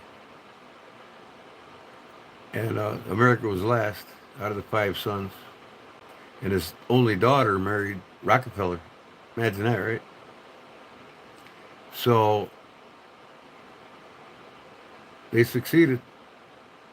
Out of 238, I think there is. Industrialized countries, they own 220 some of them. What do I do? Start a YouTube channel and expose them so they can knocked me out. Once Americans learn how to be self-sufficient again, demand better education and better food and better health care, it's not going to change. I seen one good thing, Trump's daughter's looking to make America healthy again. She's got a good thing going, but she's got a big army on her back. Yep, so anyways, almost 6 o'clock, huh? Fuck it. So yeah, knives are my new passion. I don't make fishing lures anymore, and I don't do much but work on knives, make knives, talk about knives. And my wife says buy too many knives. Any hobby can be an addiction. I used to collect Coleman lanterns. I had like 150 of them. I sold them. I had to quit. Taking up too much space. And I had Coleman stoves and Coleman gas lanterns that or gas chandeliers in the house. They ran off of gasoline. I had all that shit. And now I do knives and I'm a watchmaker now. I like making watches.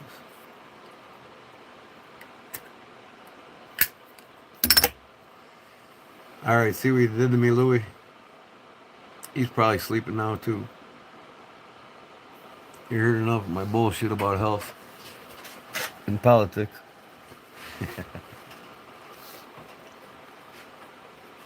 Okay, I'm going to follow the sleepy trail here in a minute as soon as I finish it.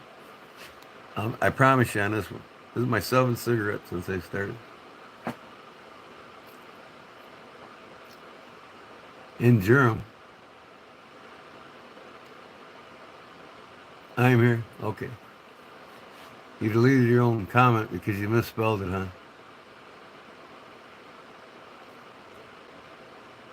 Yeah. Yeah, speaking about German, you do know that Adolf Hitler was Austrian. He was recruited to come to Germany to help the banks take over the power of the German economy to collapse World War II.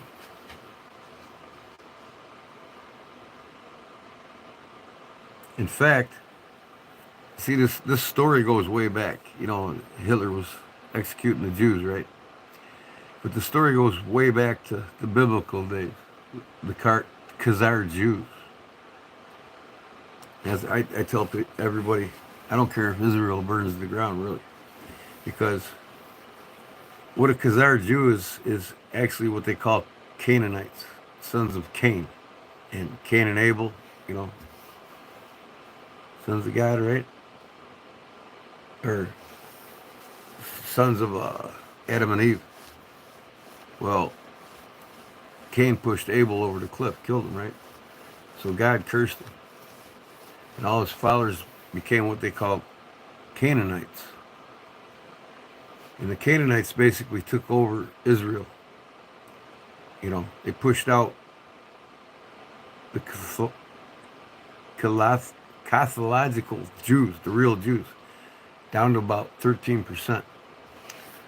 And to this day, there's only like 32% real Jews in Israel. Over 70% of them are Khazar Jews, sons of Cain. And they never converted their Catholicism over to Judaism, but called themselves Jews, right? So what happened is the push of these Jews out of the country. They basically went around the Poland area, you know what I mean? That's where Hitler was taking over a lot of the land in Poland.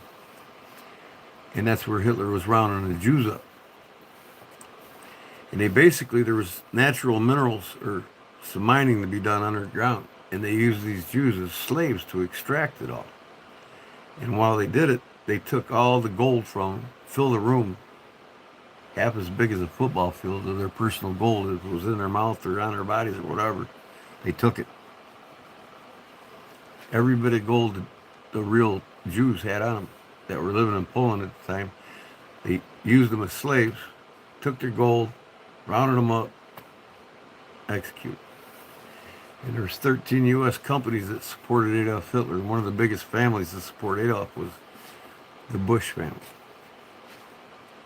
Yep, I didn't stutter. In fact, Prescott Bush and his brother ran the New York TransUnion Bank. And in that bank, they held the Nazis' money. And now the Nazis want their money back. But, and they were one of the biggest financiers of the recruitment of Adolf Hitler from Austria. In fact, the Harmon brothers that made the tracks from the east to west of the United States, they made the tracks that went into Auschwitz. They helped finance, or these other 13 American companies helped finance Auschwitz and the tracks and everything that was going on over there. And how I found out about it is there's this Jewish lady that was prisoner that she escaped. And, but they told her they didn't execute her, they didn't kill her, even when after she escaped, they told her, they warned her, if you leak any of the truth, we will take you out. And she didn't say nothing until she knew she was on her deathbed, and she leaked it all out. That's how I got the story. So, yeah. Have you ever seen any pictures? George H. Bush growing up in the United States? Nope. You seen him when he went to college. That's after he came from Germany. George H. Bush's real name is George Sheriff, not George Bush. He was born in Germany, born a Nazi, recruited, and adopted by Prescott. Prescott brought him back. You don't see no pictures of him in any grade school or any high school, but you see him in college. In fact, the Bushes were so well connected to these companies that they basically got whatever they wanted when they wanted it. And and through genocide and all these other war propagandas, the Bush family's probably the leader in the country when it comes to the death toll by war. No, and you won't see any pictures of him. Like I said, he didn't come here until after high school. There's no pictures of him here with anything significant behind him at any age until college.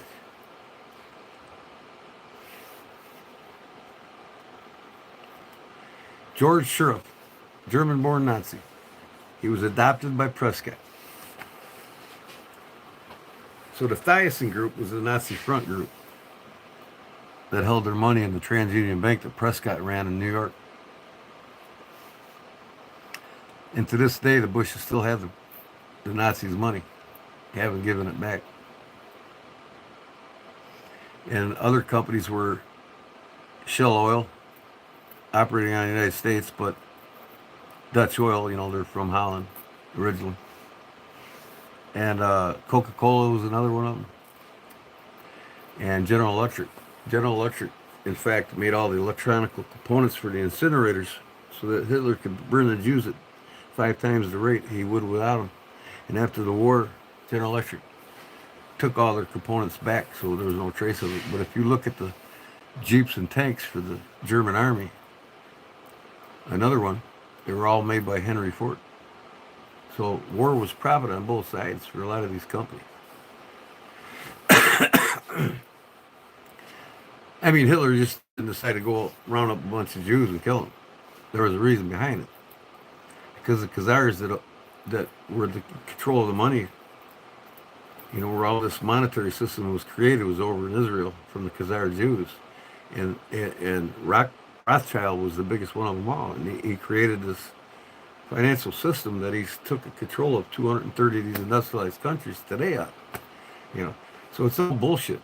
War is all bullshit. It's all propaganda. It's all crap. It's all made up to make the American people believe we're fighting for freedoms and fighting for freedoms. The only war we fought for our freedoms was actually the Civil War.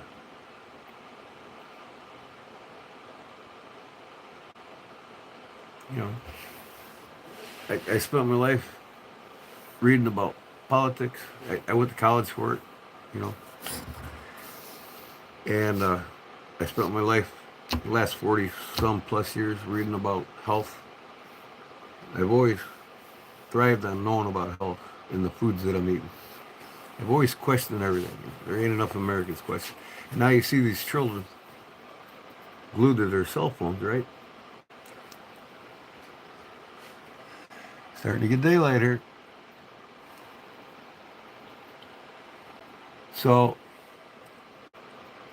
you know, social zombieism, right? And there's a reason behind all that. They're literally having technology used against them to dumb them down. And if you look up the movement of the feminist movement, it was all created to make a woman outside of the house something she shouldn't have really been through Christianity or marriage. And it's created the children that we have today. You know, a lot of countries use feminism as a tool when it was all financed by the banks, you know, to give women the right to work, because only 43% of the nation worked at the time in the early 50s. It was male. So let's get the females working, right? I mean, it all comes together if you think about it.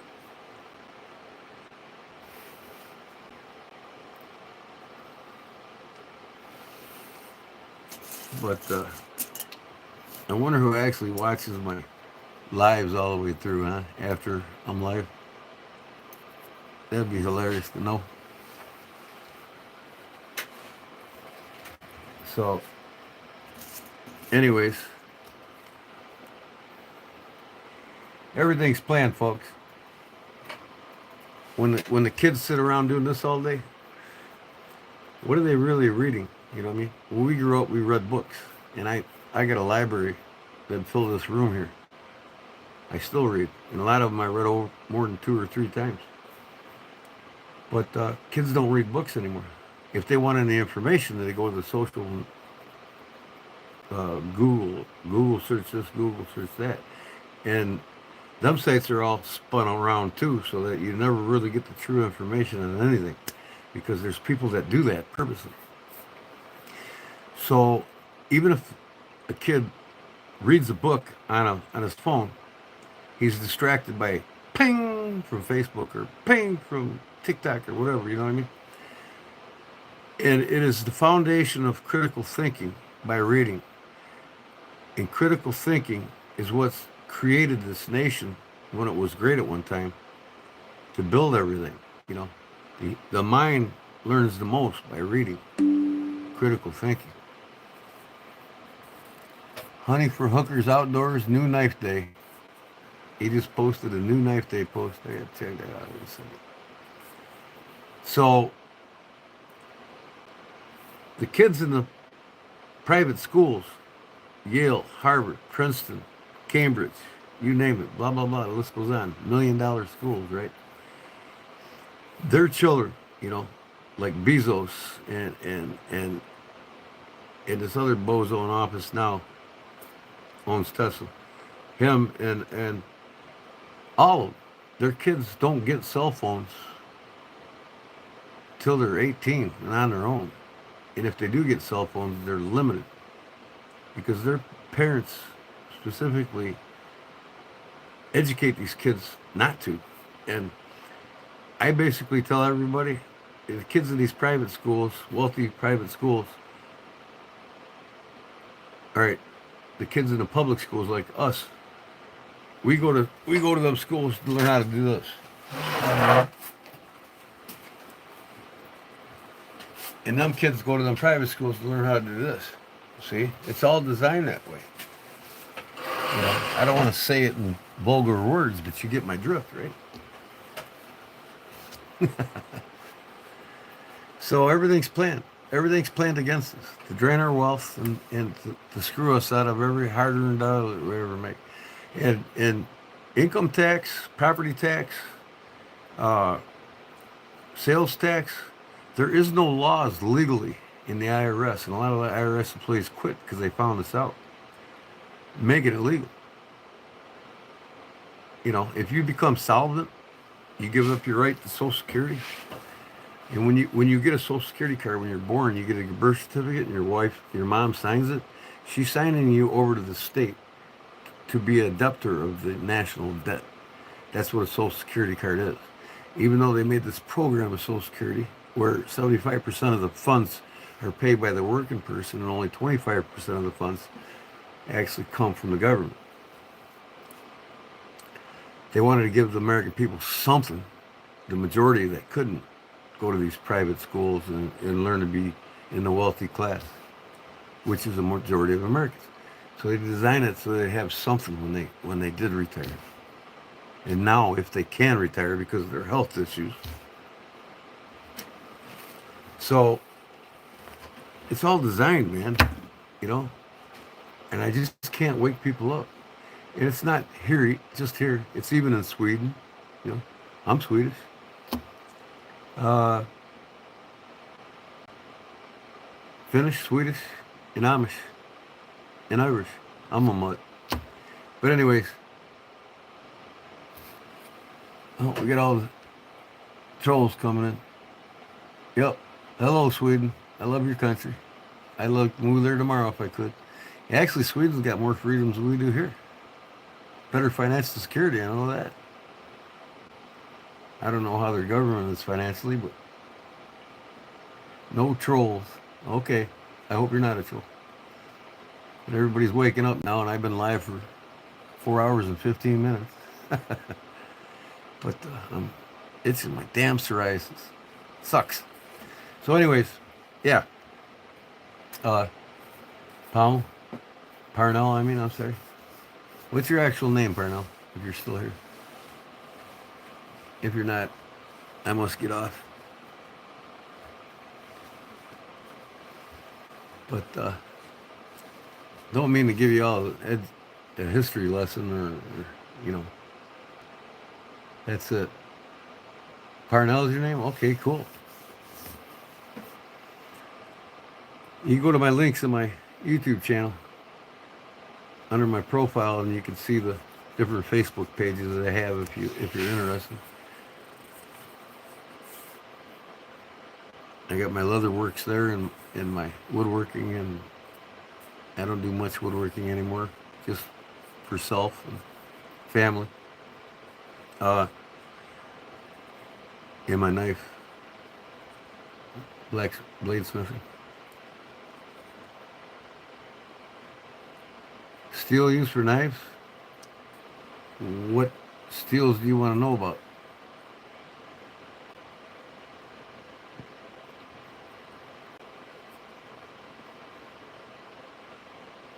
Well, there's all kinds of different properties of steels, and many different properties from many different steels, so it's kind of like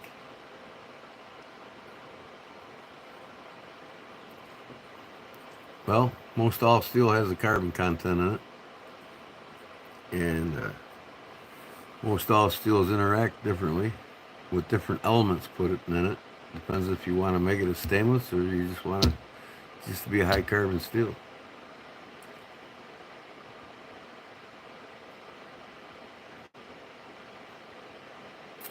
But you can find in my playlist some links on describing a lot of the new steels today. And, you know, I got the Dr. Laren Thomas in there about Magna Cut and all these other different powder metallurgy steels, the difference in them and their content and what makes them differently. I mean, I can explain it to you, but I've been up on this live for 4 hours and 18 minutes, and I'm ready to hit the sack. And you can come see me tomorrow or tonight, 9 p.m. when I have a giveaway. I'll tell you a little more about steel. But personally, to me, making knives, I don't even care to touch making stainless. I'm all about the high carbon steels. Best all around knife steel for outdoors. Easiest to sharpen. You just got to take care of it, that's all. You're welcome. Well, Parnell, thanks for being a good supporter. And I'll see you guys at 9 p.m. tonight if you want to learn about leather work. I'm going to be making a knife sheath. As you see in my live stream, you'll see I'm going to be making a sheath tonight at 9 p.m. I'm going to be giving it away when I'm done. And there might be a couple other knife giveaways from my supporters. So, all right, Pernell, appreciate it. And sorry, Frederick, and who else? Kalami Zamaro from Africa. Frederick from Sweden. I'll catch you later. We'll talk a little bit about the Swedish culture. It's fascinating to me. I need to know more about it since my ancestors are from there. So, all right, King, thanks, man. I'll talk to you later, all right? Peace out till 9 p.m. tonight.